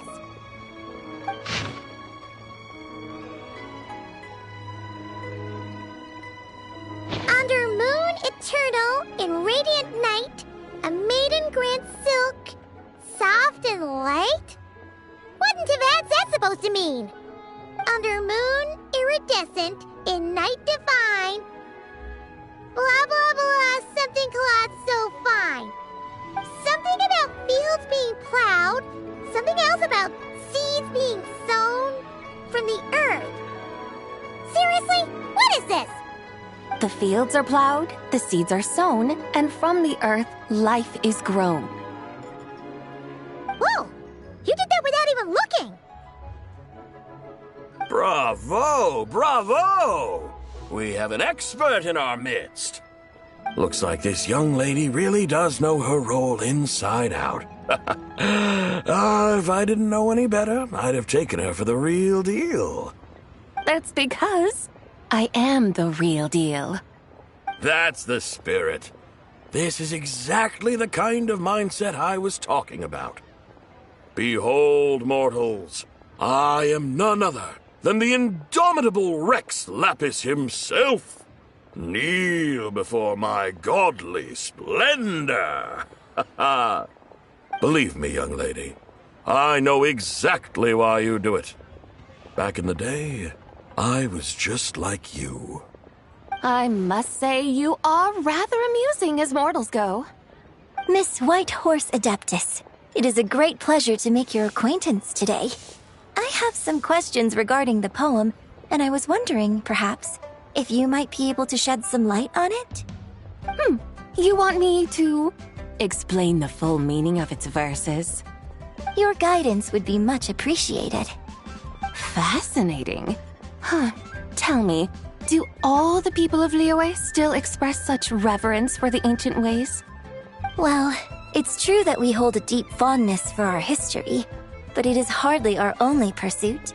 One of my good friends, for instance, is even more devoted to the modern Fontanian art of rock and roll. Exactly! And don't forget, great practitioners of the role-playing arts walk among us too. People like me and you, young lady. Yes. So rather than placing too much emphasis on our reverence for the ancient ways, it might be better to say that here in Liyue, 100 passions bloom, each with a voice of its own. I see. Then, I suppose it wouldn't do any harm for me to enlighten you. In truth, it is but a simple poem of blessings. Its meaning is this. As the eternal moon rises in the night sky, a maiden adorned with lustrous jade descends upon the earth.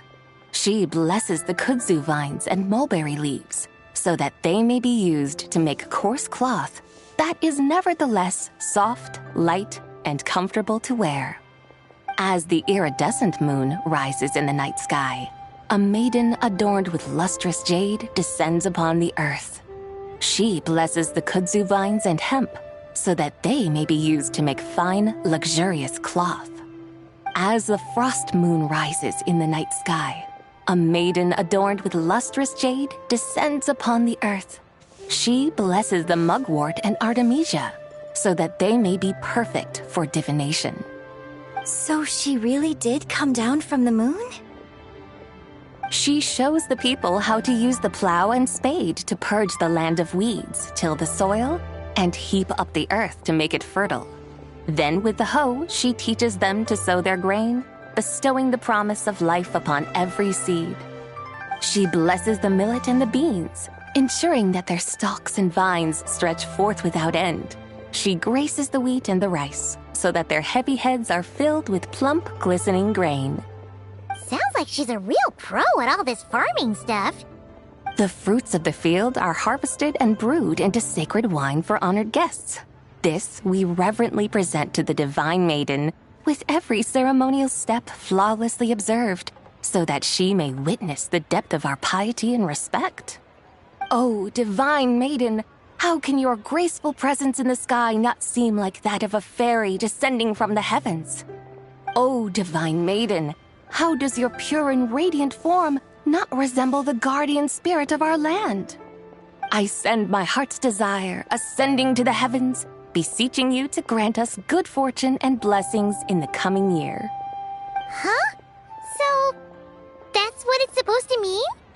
I find myself speechless, moved beyond the power of words to convey. Oh, young lady, you have shown me the heights to which a true role player might aspire. A truly remarkable performance. I did not anticipate that anyone could unravel this poem with such depth and clarity, and so soon after the Ministry of Civil Affairs noticed, too. I'd even begun to consider myself somewhat versed in the matter, but as they say, there's always someone more knowledgeable out there. Allow me to extend my thanks to you, Miss Whitehorse Adeptus. You are far too humble, young one. I must confess, it is I who have been surprised, not only by you, but also by this Liyue harbor of the present day. Ah, so you're not from Liyue. And what, may I ask, has surprised you about it? Oh, it's nothing really. Just some old memories scattered here and there. Very well, my guides.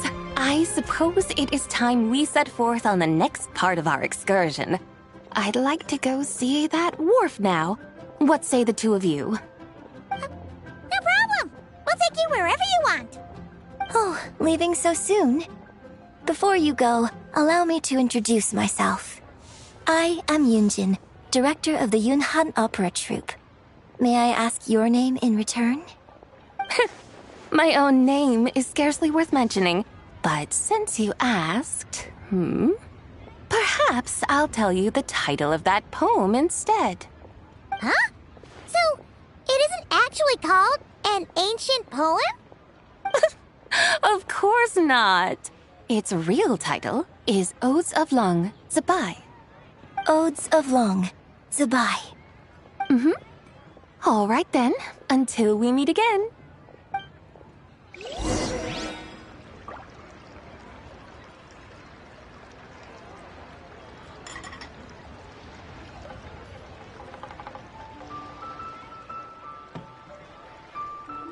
I don't sing for anyone in particular. Still.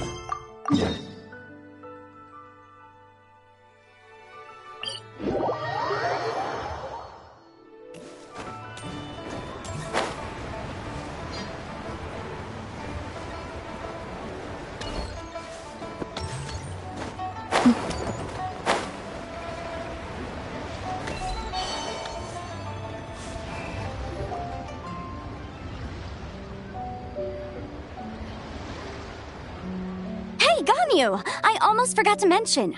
On my recent trip to Notcry, I came across something really fascinating in the Frost Moon Scion's library. I found records in their collection of another divine envoy living on the moon. A divine envoy on the moon? You don't think it could have been referring to the White Horse Adeptus too, do you? No way to say for sure. Still, the similarities between our legends are intriguing, to say the least. Isn't it amazing? Especially when you consider how far apart we are. It truly is. We might live in different lands, but when we look up at the night sky, we all see the same moon and stars. Right? It's like we're all bound together, no matter where we are. When you think of it like that, it's almost as if our friends from other nations will be right here celebrating with us. Isn't that a wonderful thought? No wonder you were so excited to go see the giant lantern when you first got back. Sounds like you're a real fan of the White Horse Adeptus, huh? I guess you could say that. Just a pity she's so elusive. Even Granny's never met her, you know? Maybe she really is just a legend after all. Hey, Yanfei and Ganyu! Trust, Paimon. The White Horse Adeptus is as real can be. Huh? Oh, look! It's the Traveler and Paimon! Feels like I haven't seen you two in, like, forever. Happy Lantern Rite. It's so good to see you again. Hey, you two. Happy Lantern Rite.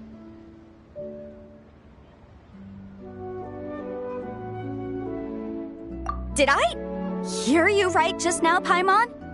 Does that mean you've actually seen the White Horse Adeptus? She has indeed. And now, so have you. And you are? Why, who else? The White Horse Adeptus, of course! Could you maybe start with something else next time? You're the White Horse Adeptus?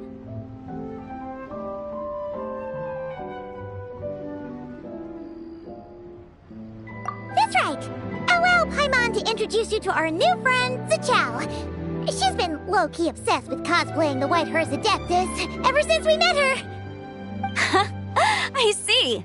Well then, greetings, Miss Zichao. My name is Yanfei, and recently I've been low-key obsessed with learning everything I can about the White Horse Adeptus. I'm sure the two of you will get along like a house on fire. Oh, and by the way, I'm Ganyu. So, Miss Zichao, you must be here to see the giant lantern too, right? A horse-shaped Zhao lantern?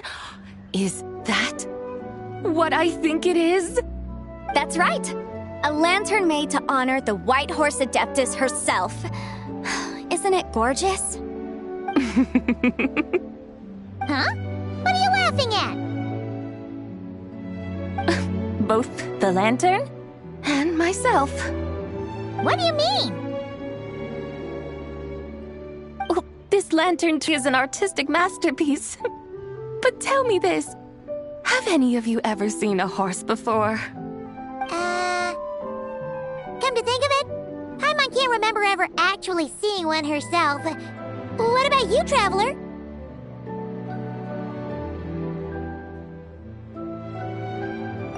This horse appears to be mid-trot, but it has adopted what is called a lateral gait, where the legs on one side of the body move together in unison. A rather rare sight indeed. Just now, I suddenly pictured myself, I mean, the White Horse Adeptus running the same way. The image was so absurd, I could barely contain my mirth. Oh, really? I never knew that. You learn something every day, huh? Oh, come on! It's basically a giant piece of fan art! Who cares if it's different than the original?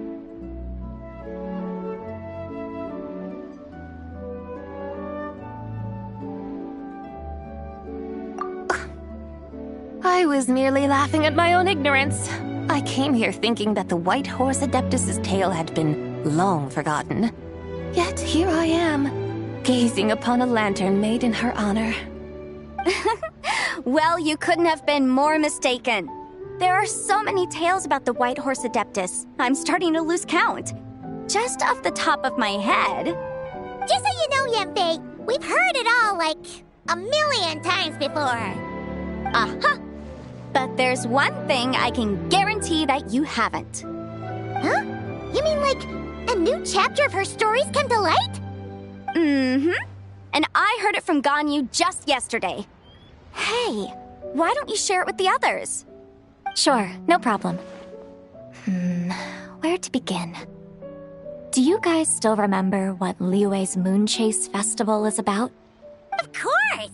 It's a festival held in honor of the Stove God. That's right. But it took a really long time for the Stove God Festival to become what it is today. In its earliest form, it was actually an Adepto ritual known as the Moon Chase Rite. Paimon remembers Madame Ping mentioning that before, but she never explained exactly what it was. According to Cloud Retainer, the Moon Chase Rite was originally a ritual meant for communicating with the moon. Communicating with the moon? But for what purpose? At first, Cloud Retainer wasn't entirely sure either, as it was always Rex Lapis who performed the ritual. Whoa! Rex Lapis did it himself? Must have been a really important ritual. That's right. Unfortunately, despite numerous attempts, they never actually received any response from the moon, which is why they eventually stopped performing it. But then, just yesterday, Keqing took a picture of the moon being obscured by a dark hole to Cloud Retainer and asked if it had anything to do with the Moon Chase Rite. The moment Cloud Retainer saw it, it suddenly dawned on her that the rite might have been an attempt to reach the White Horse Adeptus all along. Does that mean Zhongli's been trying to bring back the White Horse Adeptus all this time? So how about that? Bet you never thought there might even be a link between the White Horse Adeptus and the Moon Chase Festival.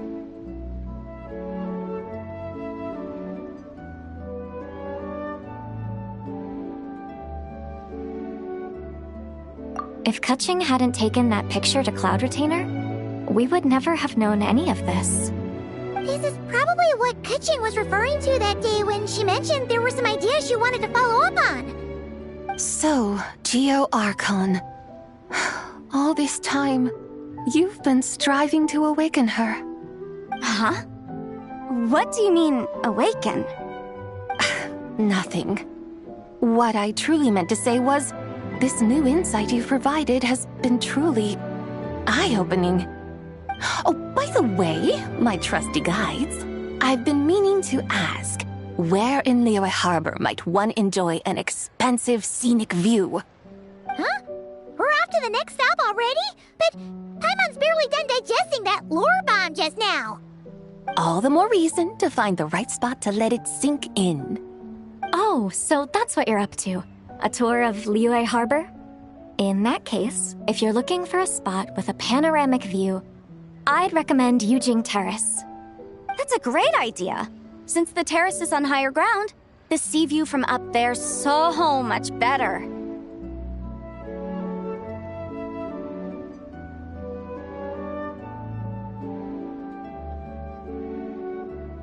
Great! Well, the lantern ride's about to start, so we should get back to Granny's now. Hope to see you all at the festival tonight. Oh, you're off too? All right then. See you both soon. See you soon.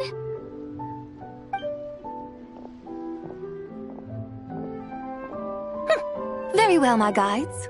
What are we waiting for? Okay, you're the boss. Yujing Terrace it is. After all, the customer's always right.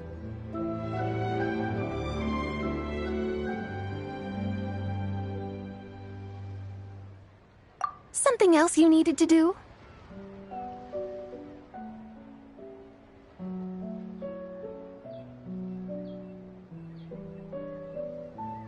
Oh, Paimon likes that idea. And what, may I ask, is a photo? It's this awesome invention that lets you record moments in the blink of an eye. Except, you've gotta gotta try not to actually blink. Oh? What must I do in preparation then? Nothing. All you gotta do is choose a pose. The Traveler will handle everything else.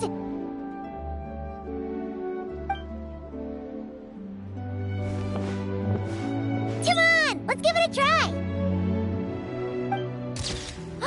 Look, we got a great picture.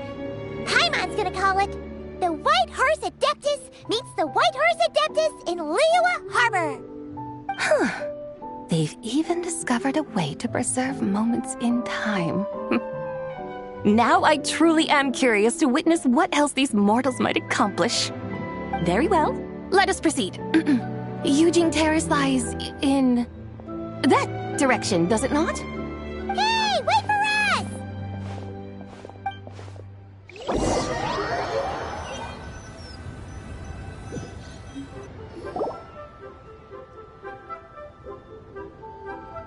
Truly a marvelous view if ever there was one.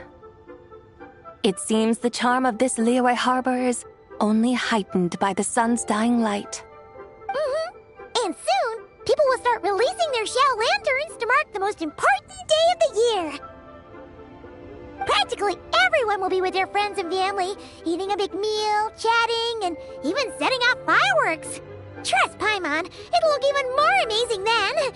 What do you say? Want to stay to see that? No need. Let us bring this weary day to a close. Weary day? You mean you didn't enjoy your tour? I had imagined you would arrange for me to witness some grand spectacle. Perhaps the descent of divine beings, the manifestation of the sacred before mortal eyes, or the appearance of a selfless hero come to aid the helpless and downtrodden.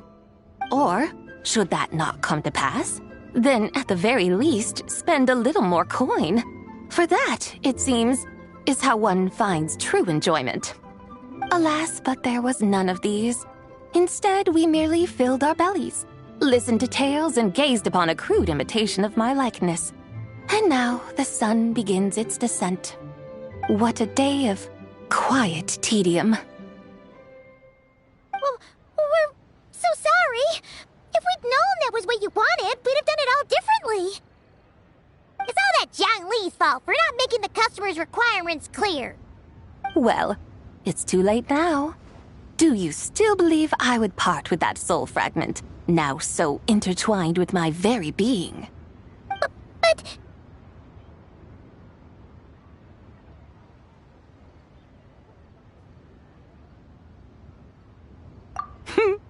I knew you were the more astute of the pair.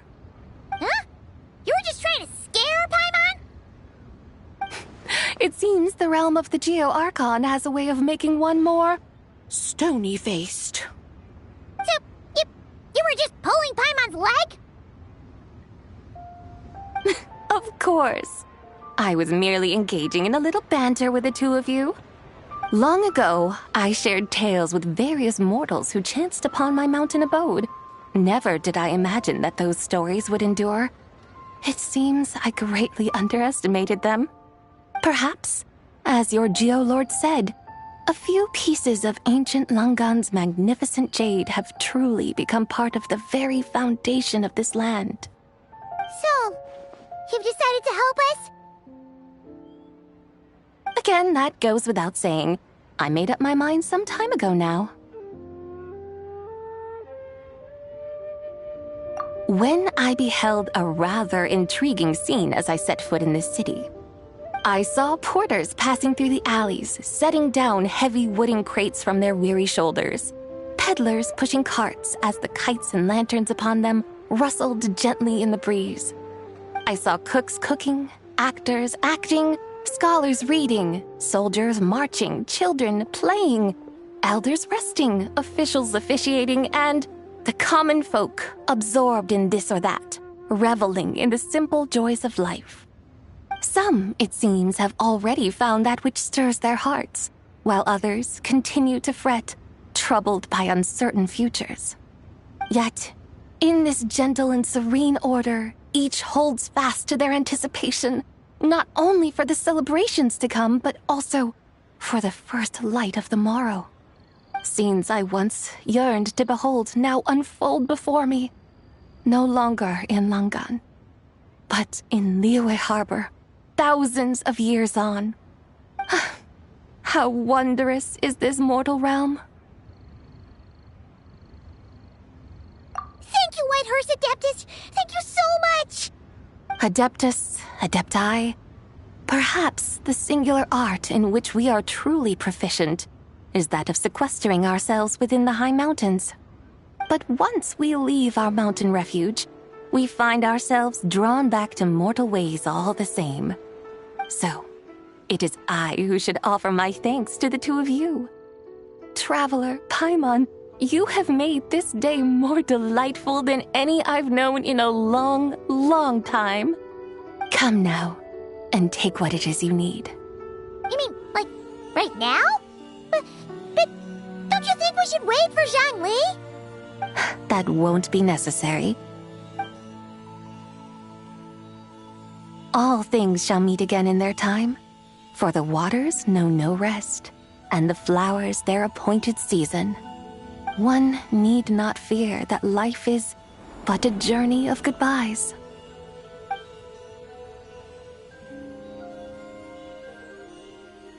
Is she gone?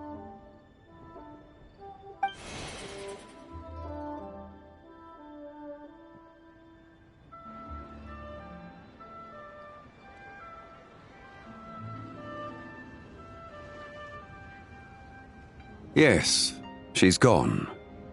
A deadly self is formed from the body's impure vapors, so naturally it cannot survive long in this world. Had it not been sustained by the remnant of Zibai's soul, it would have faded away a long time past. Now that the remnant is gone, it has severed its ties to the mortal world. Zhangli! When did you get here? A while ago. Paimon would have thought you'd at least want to say goodbye. Though mountains endure, the ceaseless waters will, at last, wear away their sharp edges. Thus must I meet the marks wrought upon her by the ruler of time with great caution.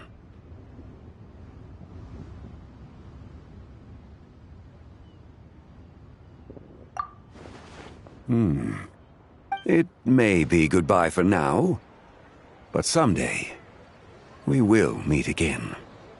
Really? And when might that be? Who can say for sure? Years and years from now, perhaps. Or maybe tonight, at the Lantern Rite. Are you saying that if the White Horse Adeptus were to be resurrected, she'd still have the memories of the three deadly selves? That she'd still remember us? We will find out soon enough.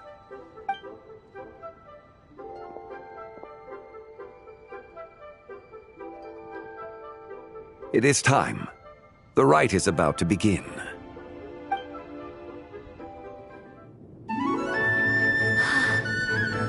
The rite is about to begin. Is the moon really gonna disappear? Got your lanterns ready, everyone? All set. Might be about time to put eyes to the sky. Wouldn't you say, Tianchuan? Look!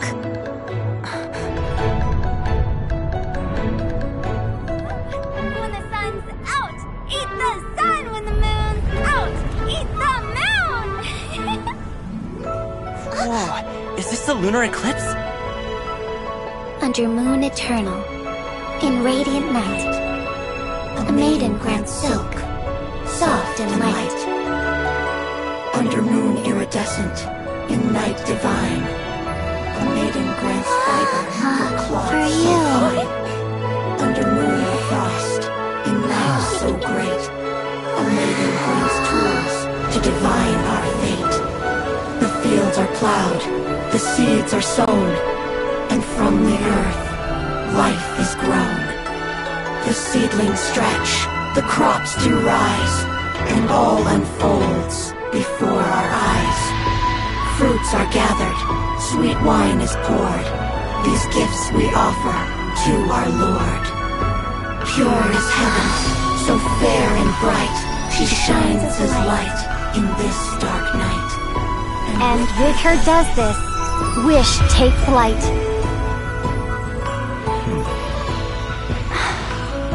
Devoted soul, scattered and unbound, let this lantern guide you home, by its light be found.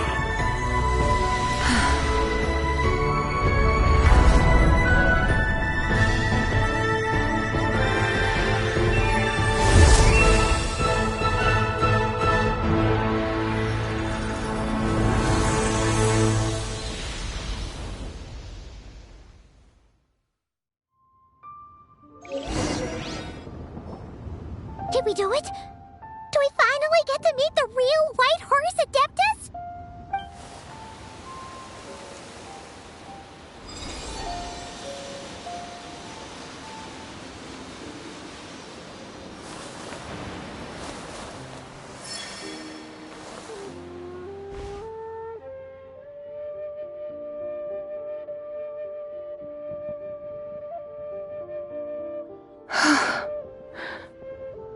This place.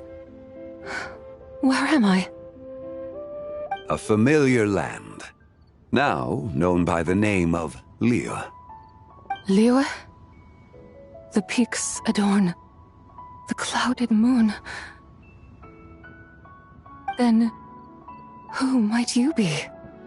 Oh no! She seems to have lost all her memories after all. And those countless lights in the sky. What are they?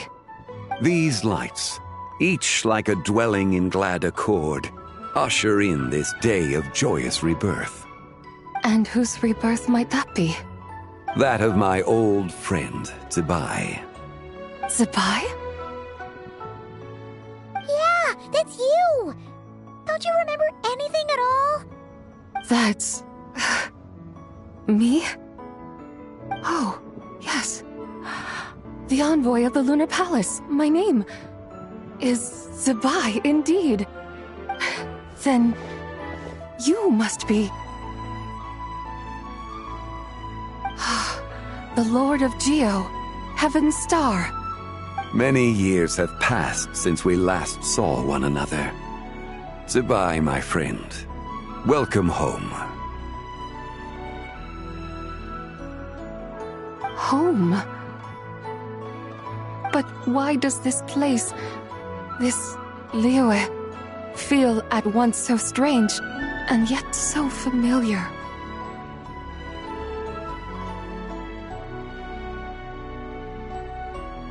Who you are?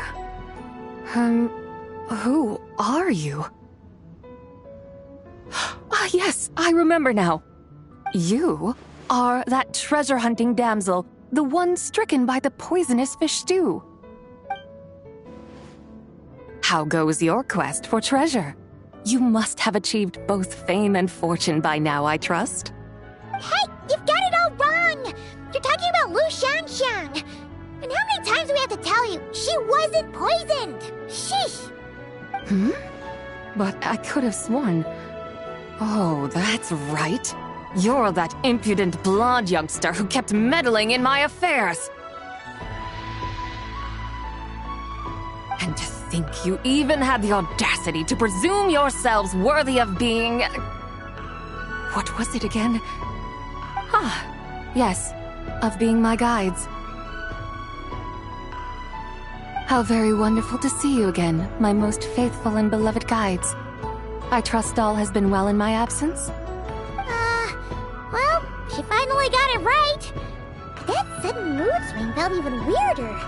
It's like her head's packed full of slimes. It is possible that her cells have not yet settled.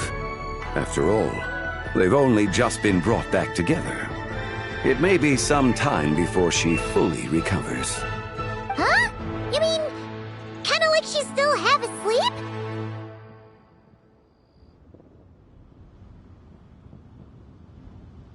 That I cannot say for certain.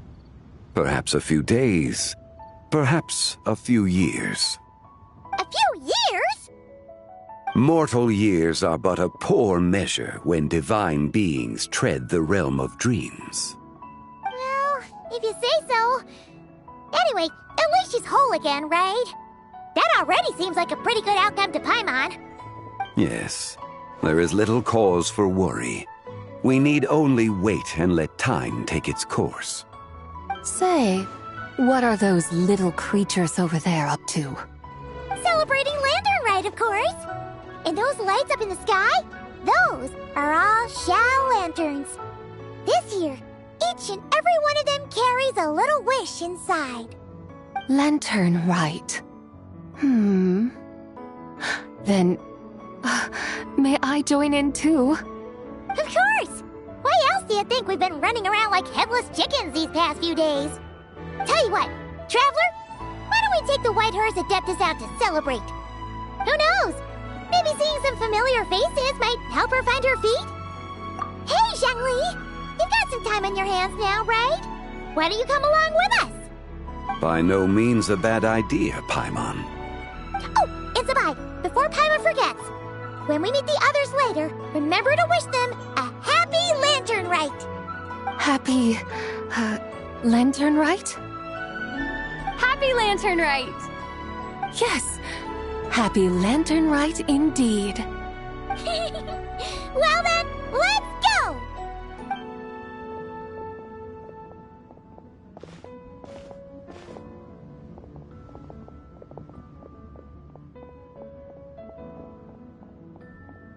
Lantern Rite.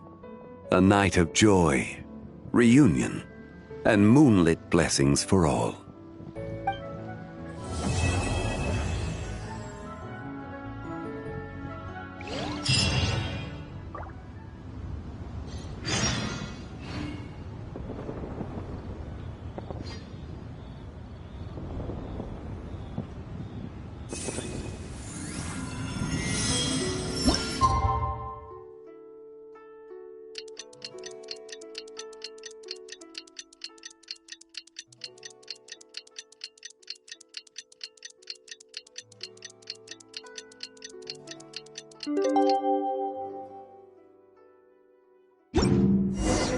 Paimon wonders how the White Horse Adeptus is getting along. Maybe we should check in on her? We could ask Zhangli where she is.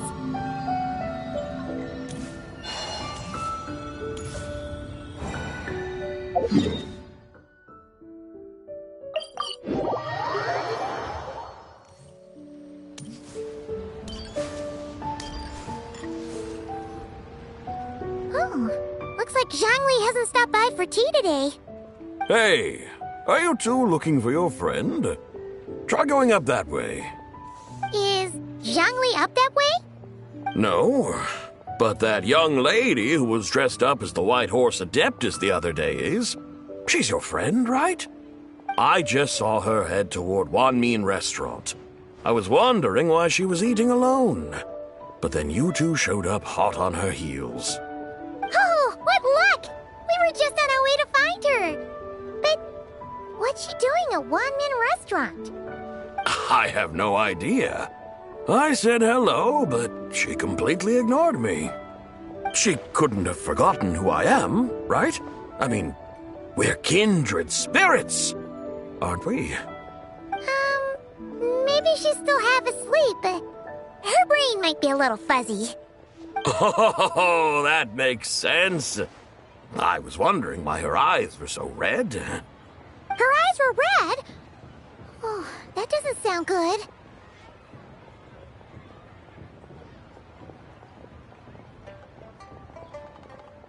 You young people, staying up all night because you think you're invincible. Look at your friend, missing out on sleep so she can pretend to be the White Horse Adeptus. That's where that leaves you, you know. A word to your friend from someone who's older and wiser. She really needs some rest. Paimon won't be so certain about the older and wiser part. Yeah, what was that? Hurry along, then. Oh, and don't forget to come back and check out my Rex Lapis cosplay when you're done.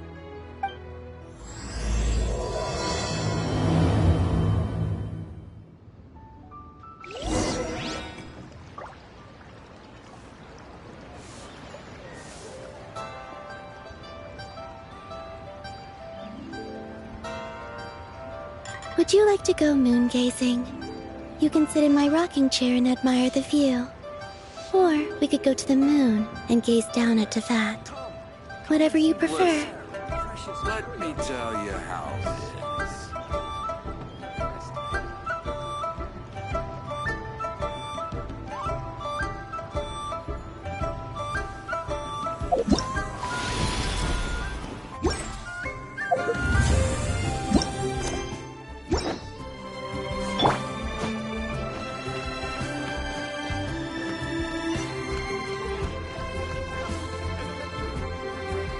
Where's the proprietor? Come out and see me at once! Xiangling and Chef Mao aren't here right now. What can I help you with? And who might you be? My name is Shenhe. I work here at Wanmin Restaurant. Shenhe. Shenhe. Are you that crane adeptus who loves planting mint? It's been a few days. Have you improved your gardening skills? Did you manage to cover the slopes with mint? Mint? I don't know anything about mint. But I am familiar with Qingshen and glaze lilies. Ha! Already casting mint from your mind. How can a practitioner of self-cultivation be so fickle, chasing after every new plant that catches their eye? I'm not sure I get what you mean. Are you delirious from hunger? Would you like something to eat? Shenhe! Whitehorse Zabai! So this is where everyone is! Traveler, Paimon. It's been a long time. Happy Lantern Rite.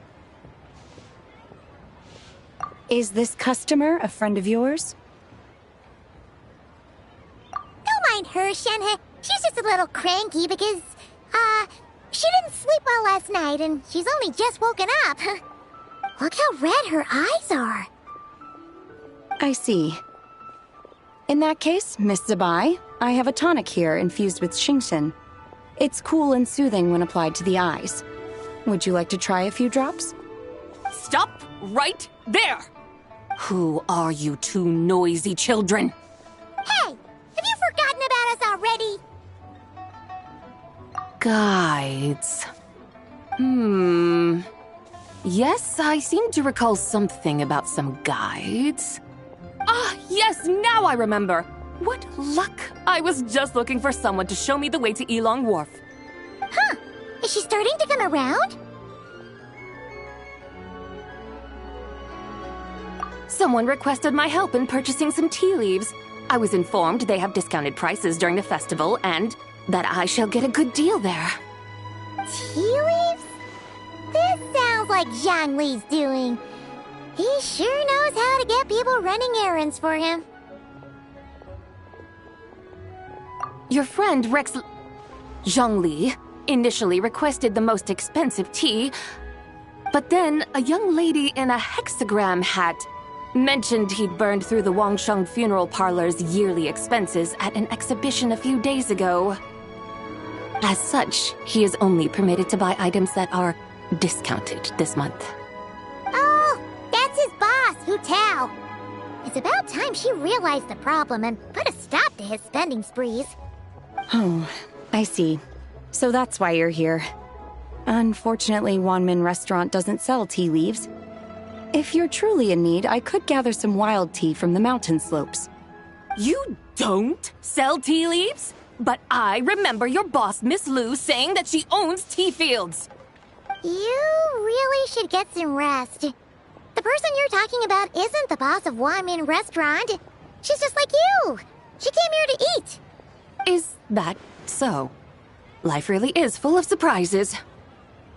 What surprises? Your brain really is as gooey as a pack of slimes. Paimon can't believe Zhang Li entrusted you with going all the way to Yilong Wharf and buying tea. That would be excellent, my dutiful guides. Yes, Miss Crane. I apologize profusely for my improper behavior just now. Please forgive me. I completely understand. Master often says that the human body is like a mechanism in need of regular maintenance. When a person cannot rest at night, they are sure to become irritable and on edge. Miss Crane, you appear reasoned and compassionate on the surface, yet I sense dark forces churning within your spiritual core. Those red ropes you wear are what bind them, am I correct? Oh, you can sense that? Indeed. I also sense that with your strength, you might try undoing one or two of those bonds when training. Untie Shenhe's ropes? Wouldn't that be risky? Though the use of red ropes to bind the soul is a wondrous technique, practitioners must eventually learn to break free from external aids and look within themselves for restraint. Master has told me similar things, but I am not ready yet. Your self-cultivation has progressed far enough. Then I will seek further guidance from my master. If you still have doubts, you can find me at the Baiju guest house. I'll be taking up residence there for a while. For now, my dutiful guides, let us be off.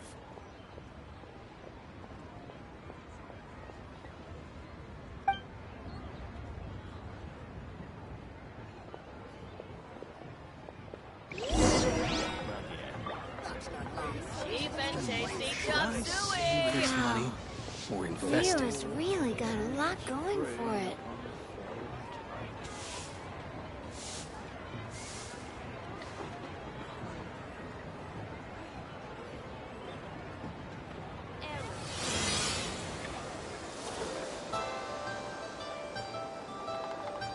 Cheap and tasty chop suey! Should I save this money Wow. or invest it? Leo's really got a lot going for it.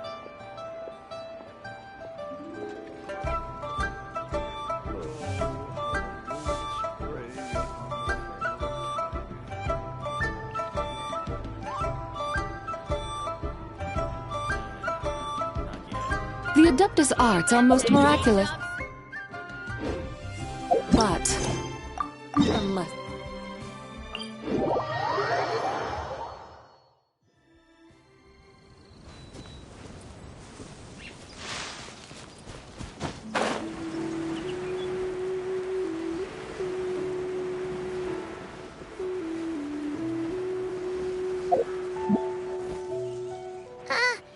Aren't we going to Yilong Wharf? How do we end up on this mountain? is that small town over there not Elong Wharf? I sense a familiar scent wafting through the air. You're right! Except for the smell part. Paimon doesn't smell anything. That is because this scent is the essence of jade, which can nourish the spirit. Oh, yeah! Shenyu Vale does have a lot of jade, but Paimon didn't think jade smelled like, anything. Naturally, this has reminded me of something. Hmm? And what's that? A few simple tricks for mastering one's power.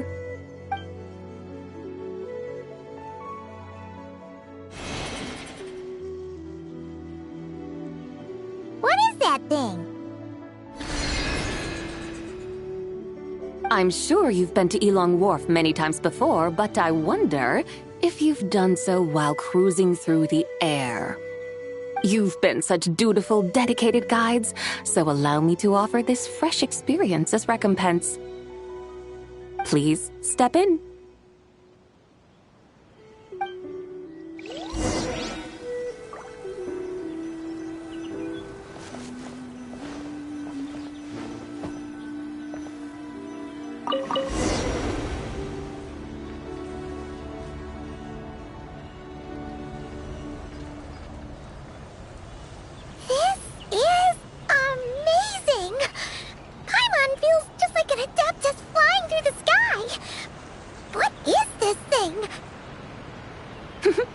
I created it from my memories of the chariot of the Lunar Palace. Many years have passed since I last laid eyes upon it, so there may be some discrepancies. Nonetheless, it is functionally much the same. A lunar chariot? Wow! Paimon never imagined she'd get to ride in one! So, Bai, does that mean you you used to work on the moon? Work. That's an interesting way to phrase it, though I suppose you are correct. I was once an angel, a member of a race tasked with guiding humanity. Then, graced by serendipity, I became a moon envoy. Huh? What's a moon envoy? Some kind of super important angel? As you would understand it, a moon envoy is a job title. Any angel, or non-angel, can become a moon envoy. Does that mean you're not the only one? Of course not. Though my memories are still hazy, I vaguely remember some of my colleagues. There was one who liked to take on the form of an ibis. An ibis? Could it be... Can all moon envoys turn into animals? Does that mean Rauma could take that job? She can turn into a deer, and moon chanters are some sort of Luna envoy anyway, right? Moon chanter? I have no idea what those are. Oh, okay then.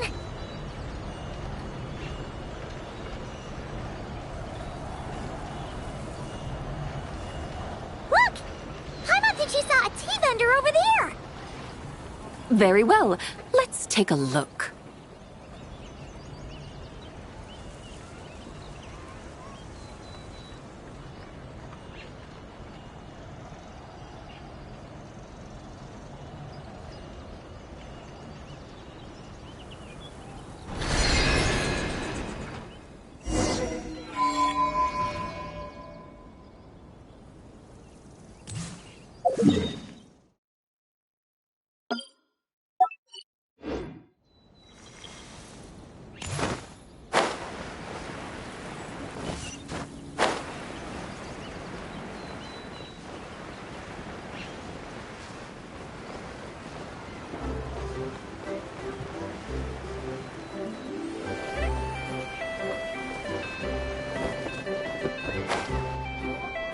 Welcome, please have a look around.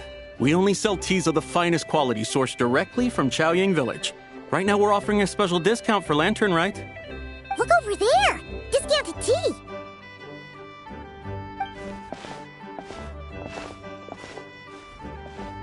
Dear customers, are you looking to purchase some tea leaves? I can see from your bearing that you are no ordinary customers. My humble shop has some exquisite teas that should satisfy your more refined tastes. We're not here for quality. We're looking for a discount. A discount? Well, that's a coincidence. Our Sunglaw tea is on sale right now. A special festive offer.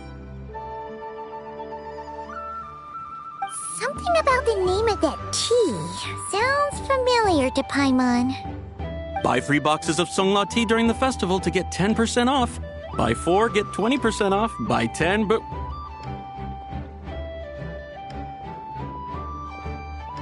That's right! 10 boxes at half price. Have you been to our shop before by any chance? Oh, Paimon's definitely heard this spiel before. 3, 4, 10, 10, 20, 50. Zabai, what are you muttering about? When purchasing 3, 4, or 10 boxes, the corresponding discounts are 10, 20, and 50%.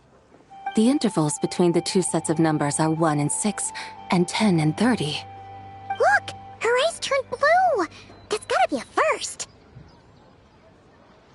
If the differences between intervals remain equal, the interval after 6 should be 6 plus the difference between 6 and 1, which is 11.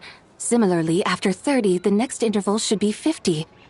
Therefore, extrapolating upward, the next two numbers in each set should be 21 and 100. You're making Paimon's head spin! Those numbers, what do they mean? They mean that if we buy 21 boxes of Sunglaw tea, we should get a 100% discount! 100% discount? You mean we'll get them for free? Oh, there was a pattern to the discounts. Is that right? The pattern we speak of is mathematics, little one. a pattern that is always right. That's amazing! You're a shopping genius, Zabai! Oh, wait. Something feels off here. I had no idea our shop's discounts were tied to the laws of nature. I've learned so much from you, dear customer. No need to thank me. Now, please give us our 21 boxes of free tea. Wait! What's the matter? Paimon just realized what it is that's not right. It took you long enough. We got the short end of the stick! Think about it. If we don't have to pay when buying 21 boxes, then if we buy even more, the vendor should be paying us money instead, right? Huh? Hey, Zabai, work this one out. If we buy 100 boxes, we'd make loads of money, wouldn't we? It stands to reason. Wait a moment, dear customers. Don't you think you're haggling a little too hard? You are the one dictating the discounts. We're simply extrapolating the numerical patterns within. As such, we are hardly haggling. You have a point. However, that's right. I'm so sorry. I just remembered. My supplier didn't come today, so we don't have any tea after all. Such a shame. Terribly sorry about this. Awful, awful luck. Where can we find your supplier? Well... Not to fret. We'll save you the effort and go straight to the source ourselves. Well, you see, dear client, the supplier's discount isn't as generous as ours. You won't be able to get the same price from them. Huh? Does that mean they won't pay us for taking their tea? They might not even offer you a 100% discount. How very unfortunate. Nevertheless, as the original supplier, they must offer some sort of discount. Besides, we're not looking to make money. We just want a good deal. Well, that's great. My suppliers are all tea farmers from Chaoying Village. You can go ask around the village, but please don't say I sent you. Do not worry. We appreciate your generosity. Referring customers to your business partners, even choosing to remain anonymous, the demeanor of a true gentleman indeed. Your business will surely prosper. I hope you're right. Then let us head to Chaoying Village. Do you know the way, my guides? Of course! Just follow us!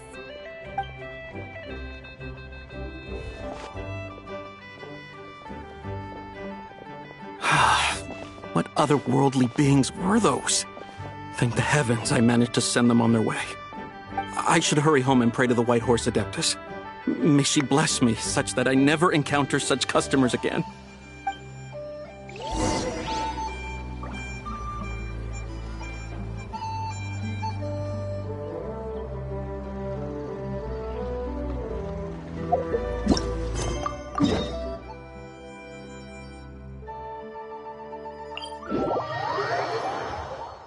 Taking shelter and listening to the rain cleanse the earth makes me feel safe. Like being home.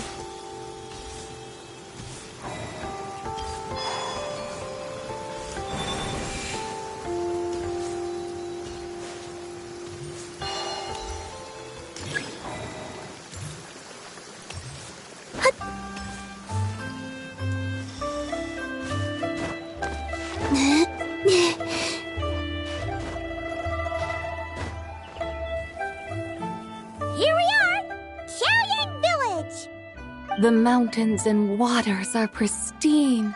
They embody the beauty of heaven and earth. It's a good-looking place, all right. But it's hard to enjoy the scenery when Paimon can't stop thinking about all that tea-buying Mora we're missing out on. Should fate dictate, Mora will find its way to you sooner or later. Well, Morak certainly finds us often enough. He even sought us out in person this lantern rite. For now, let's look around and see if any tea farmers are selling their crop. We'll be able to see more clearly from up high, Let's take to the sky and enjoy the beautiful scenery while we're at it.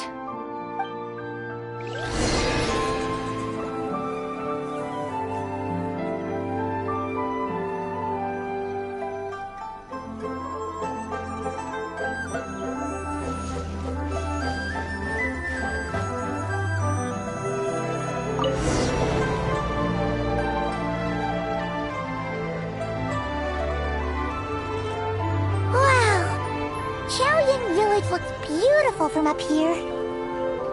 Indeed, the houses here are quite different from those in Liyue Harbor. They follow the natural contours of the mountains, forming unique, elegant structures.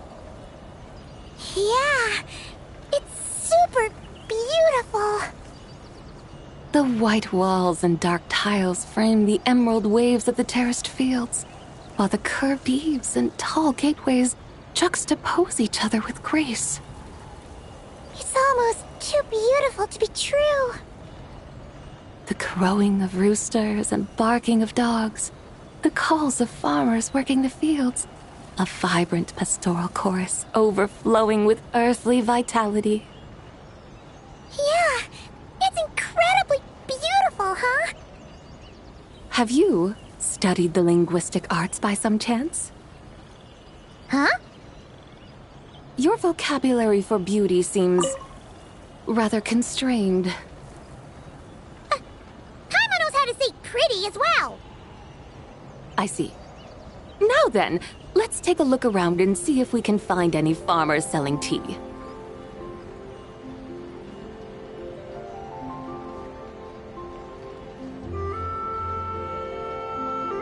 Look! There's someone in that tea field! And they look kind of familiar. Wait, is that Lu Shanxiang? And who is that? Oh, you'll remember her once you see her up close. Hey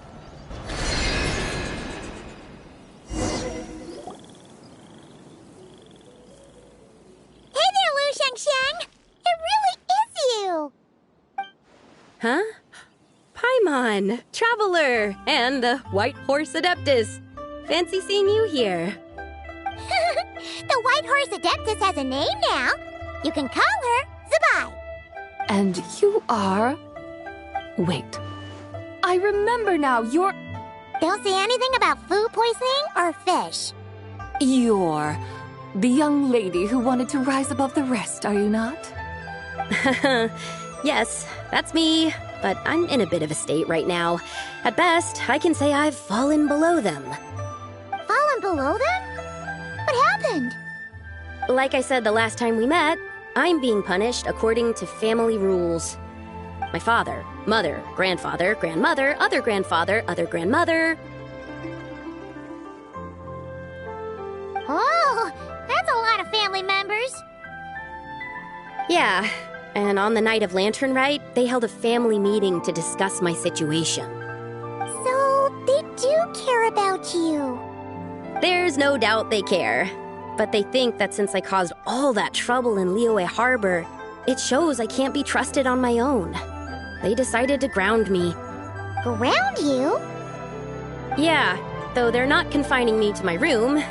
Instead, I have to personally nurture a tea seedling until it grows big enough to be sold at market. Aw, a tiny little tea baby. Do they want you to experience what it's like to be a parent? It's supposed to cultivate my character and temperament. They say this will help me calm down and reflect on my issues. What happened in Liyue Harbor really wasn't your fault. Oh well, at least this punishment doesn't sound too harsh. So, how long will it take for the little tea baby to grow? Actually, I don't know. I've never grown a tea tree before. It usually takes 2 or 3 years. 2 or 3 years? Yes, the tea in this garden requires 2 or 3 years to mature. That long? Vybez, you're not making this up, are you? How do you know so much about growing tea? When the plants thrive and grow, that is the meaning of my name. I can tell at a glance when their season of ripening will come. Do I really have to waste 2 or 3 years here? Why is this happening to me? I'd only just found my direction in life. Yes, during the night of Lantern Rite, I heard many people reciting poems from Long Gone in praise of the moon. In that moment, I suddenly felt a great sense of pride. I mean, I helped excavate cultural artifacts from Long Gone, so I contributed to the revival of these poems too, right? So I decided to stay with the archaeological team. I want to unearth even more history. I see. And are you sure that's what you want to do? If you don't achieve anything significant in the years to come, will you still enjoy it? Yes, because archaeology gives me that boom shakalaka feeling. Wait, did Xiangling teach you that? That's right. I was asking her for advice. She said that if something gives you that boom shakalaka feeling, then it has to be worth pursuing. I immediately thought about how, when I'm excavating in the ruins, I always feel like there's a ghost standing beside me, and not in a spooky way. It feels like my great-great-great-great-great-grandmother patting me on the shoulder and saying, "Keep going. You're about to rediscover some grand ancestral knowledge."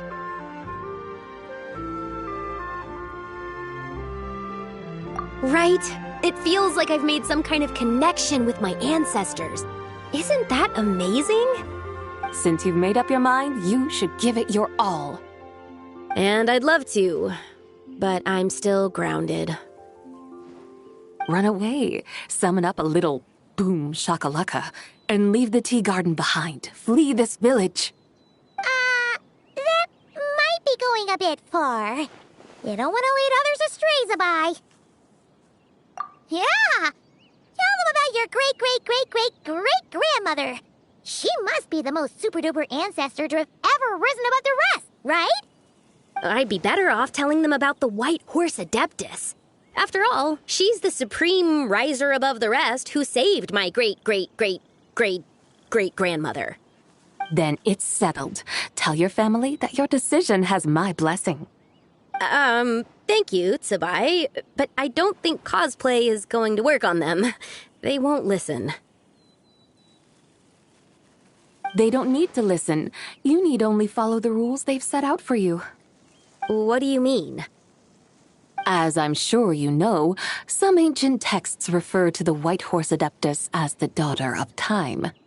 My family history contains such records, but what of it? If the White Horse Adeptus were to manipulate time to make your tea seedling grow overnight, then you'd be free, correct? Is that how it works? If the White Horse Adeptus were to really get involved, my grandfather would let me leave right away, but who really believes that she'd show up and help? It's not as if you have any other options. Why not try calling out for help? It won't cost you any more. Guess I might as well. I've got no better ideas anyway. White Horse Adeptus, if you can hear me, please save me from my predicament.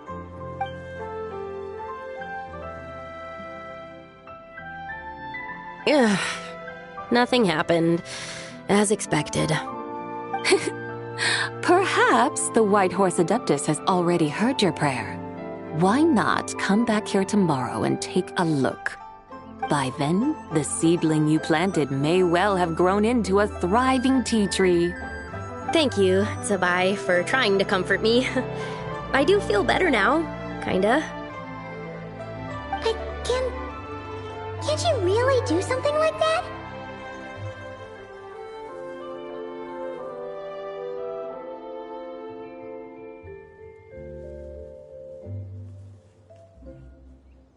Oh, it's getting late.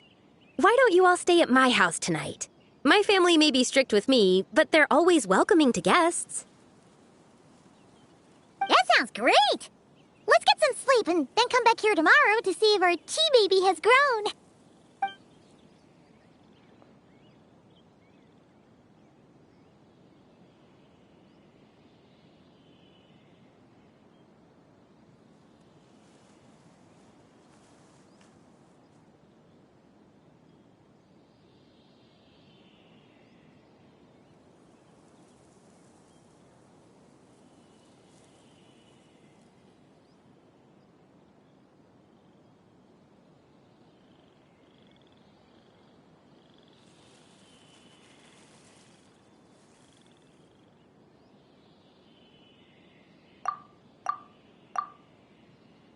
Oh, the tea tree!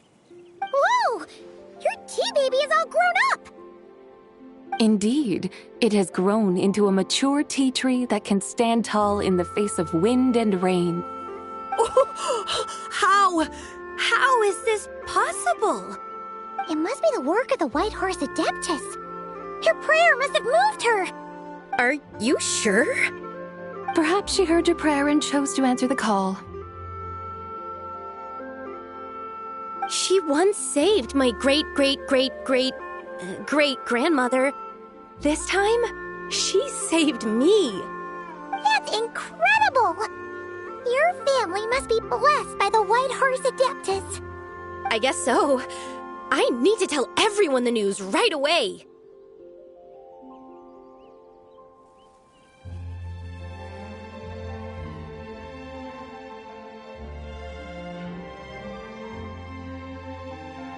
They'd better. Since this is the will of the White Horse Adeptus, I don't see how they could object. Go, and if you run into any more trouble, call out to the White Horse Adeptus just like yesterday.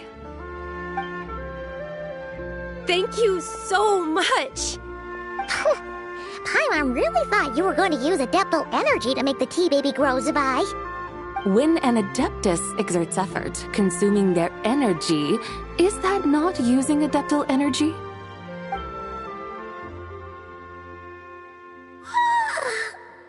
All right. What are we doing out here in the middle of the night? We're here to help Lu Xiangxiang fulfill her wish, of course. Can you really make the tea baby grow?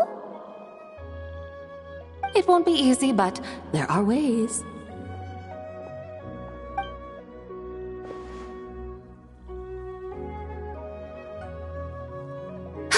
There, it's grown. Hey!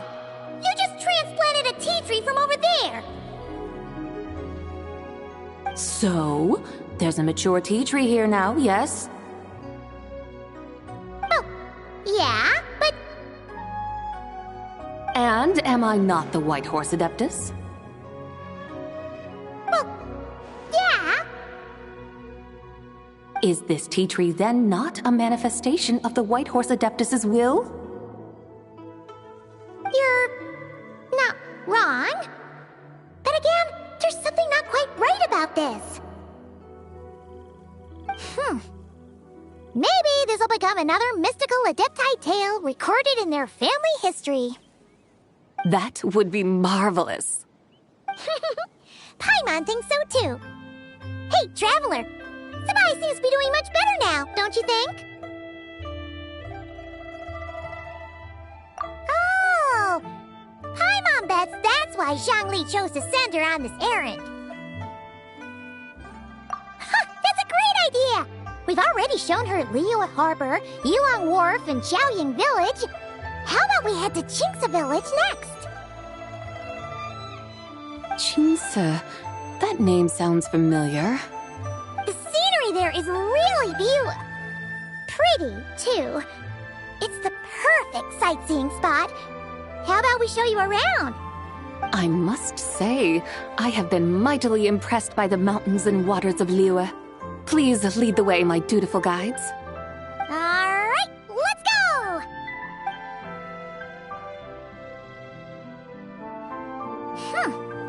Paimon can't help feeling like we've forgotten something.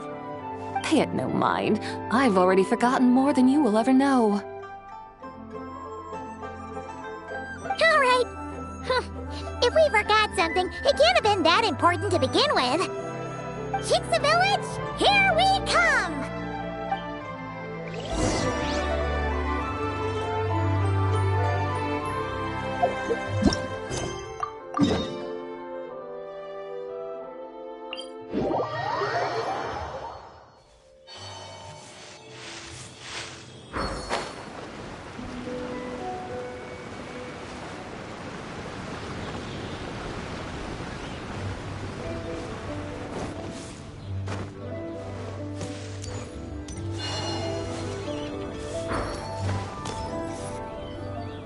We should plant cucumbers. We should plant canolas! We should plant cucumbers. They're easy to sell. We should plant canolas! The flowers are pretty! What are you arguing about, little ones? We're deciding what to plant in our field once Lantern Rite is over. Yeah! Dad gave us a small plot of land to grow our own crops. He said we can keep all the more we get from selling them. We should plant cucumbers, right? Dad plants cucumbers every year. We should plant canolas! We can press the seeds for oil! It smells good and sells for a good price. Ah, an agricultural debate. This should be easy to sort out. Granny, are you a farmer? Could you tell us what to do? Granny? What did you just call me, you rapscallion? Oh no, her eyes are gonna turn red again. It's just, my granny smells really nice, and you smell nice too, so... Sorry! How about we call you Auntie instead? Auntie?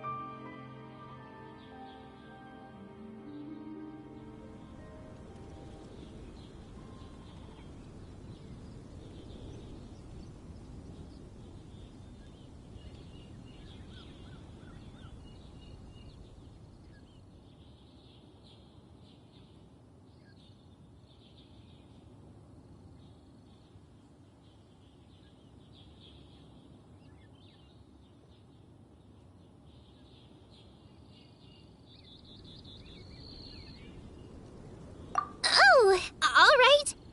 Big Sis Zubai, can you help us decide whether we should grow cucumbers or canolas in our field? You little rascals! Using priceless land like this just for cucumbers and canolas? What a waste of heaven's gifts! Huh? What should we plant instead? With the coming of spring, when all things awaken, the field should be sown with the 5 grains. What are those? The 5 grains are life's staples, the heart of the people's table. I notice the people here mostly eat rice, so that is where you should begin.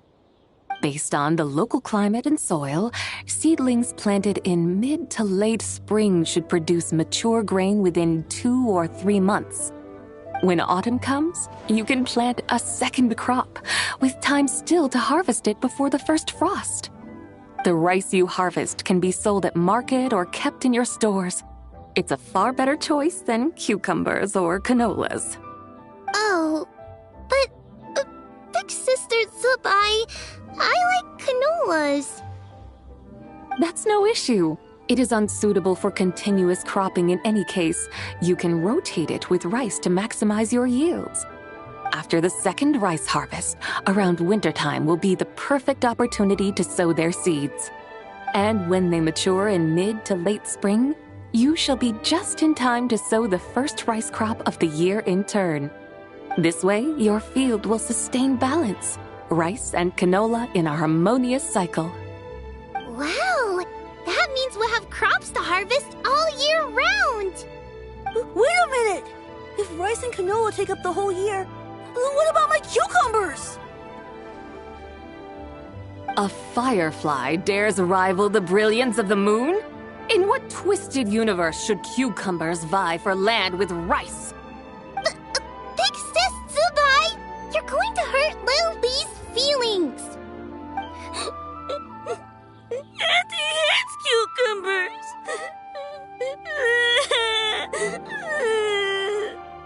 Stop crying this instant! I meant that cucumbers are simple enough to grow. There's no need to devote a whole field to them. Just find an empty corner of your yard, scatter some cucumber seeds in the earth, and before you know it, you'll have a thriving patch of vines. Cucumbers delight in sunlight and moisture, but they suffer in cold weather. If you wish to plant them this early in the year, you should make sure they're protected from frost. Wow. Is it really that simple? Let's hurry home and get started right away! Are you really in that much of a rush? Well, thanks, Big Sis Zubai, who's fierce but really good at farming. We gotta go! Thanks, Big Sis Zubai! See you around! Paimon never imagined you'd know so much about farming. What's so strange about that? The people of Longon called me the god of soil and grain. Are the fields not made of soil? Is rice not one of the 5 grains? Huh.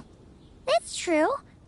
So, if the god of soil and grain is a farming god, that means the White Horse Adeptus must be a farming adeptus, right?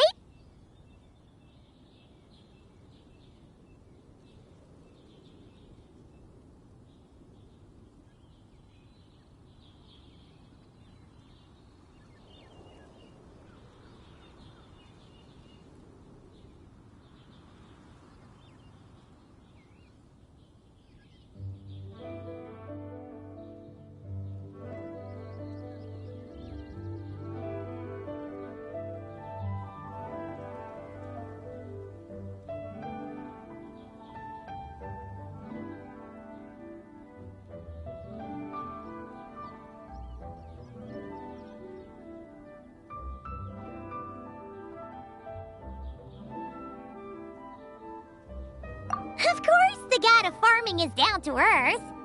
Mind your tongue, impertinent child.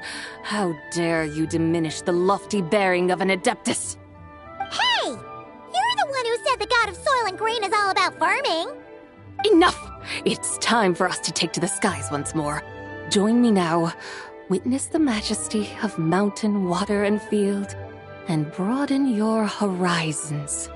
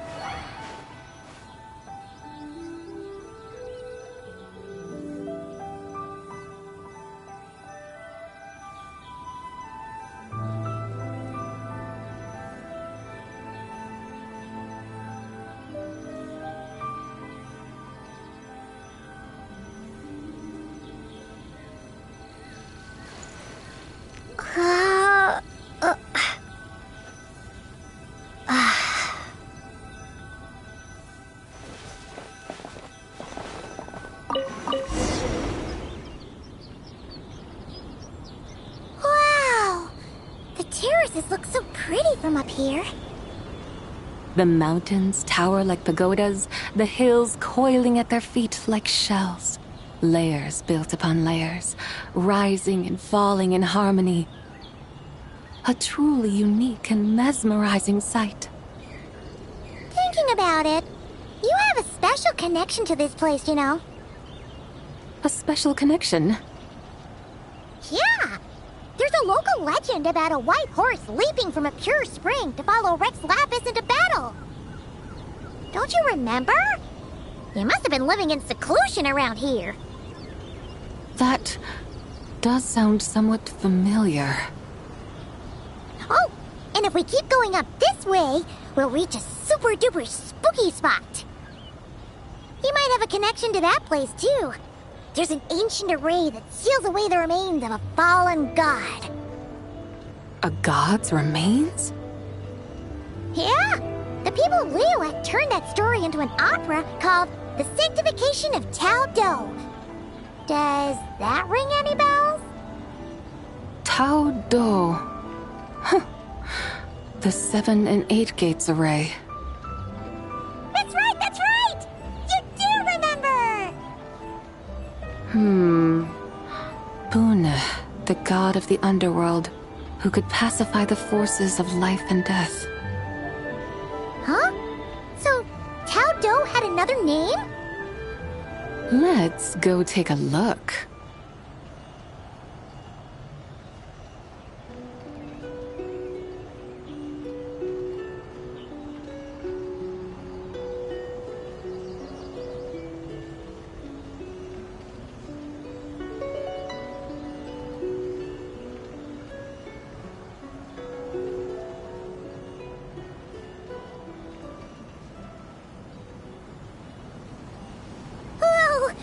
We've arrived at Wulwang Hill. The atmosphere just turned spooky. I can't help but feel there's something strange about this friend you haven't seen in ages. Huh? Paimon thought she heard someone's voice.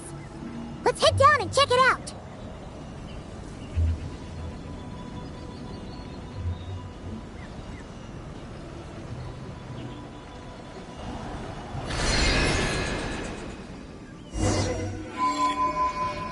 I can't help but feel there's something strange about this friend you haven't seen in ages.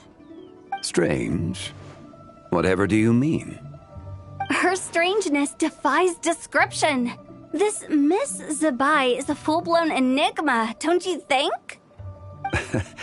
I'm afraid I have no idea what you're talking about. Aren't you worried about sending her all the way to Yilong Wharf on her own to buy tea? What if she gets lost?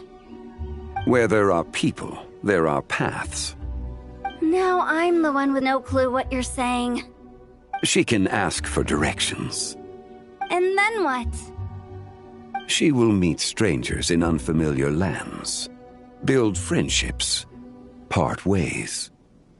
Hers will be a long journey indeed. The further the journey, the more footprints one leaves behind. The deeper those footprints, the harder it is for time to erase them. Ah, so you want her to make new friends. I see. But from what you say, it sounds as though she's not from Liyue. I believe she was not, but perhaps she will be. You're sounding stranger by the second. Huh. Oh, over there. Oh, look who's here. Hu Tao! Zhongli! What are you doing here? Traveler, Paimon, fancy meeting in a place like this. Oh my, and Miss Zabai too.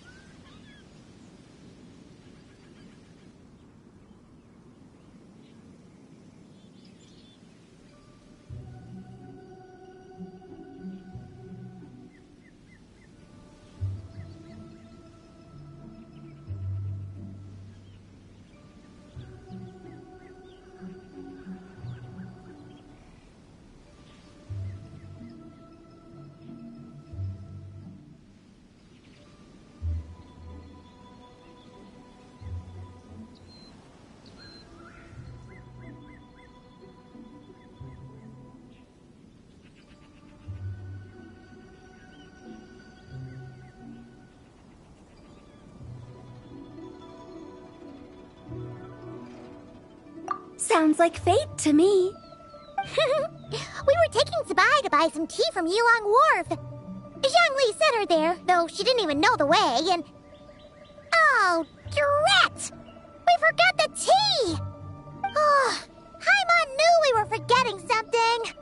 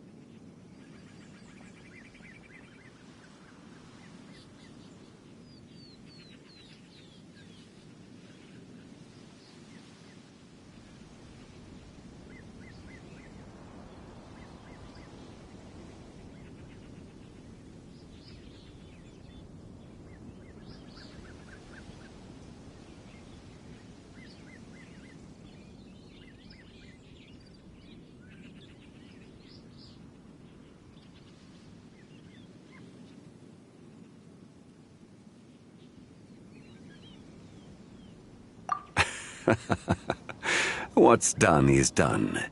There's no need to dwell on it. Fresh tea grows with each passing year. Let fate deliver it as it wills. Exactly. You can get tea wherever you go. You're hardly running low now, are you? Paimon feels a lot better now that you've said that. Still, I'm a little confused.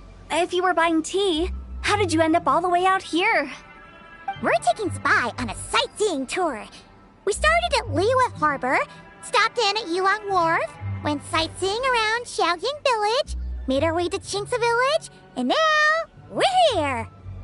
Wow, that is quite the itinerary. Yeah, actually, Paimon thinks it's about time we headed back.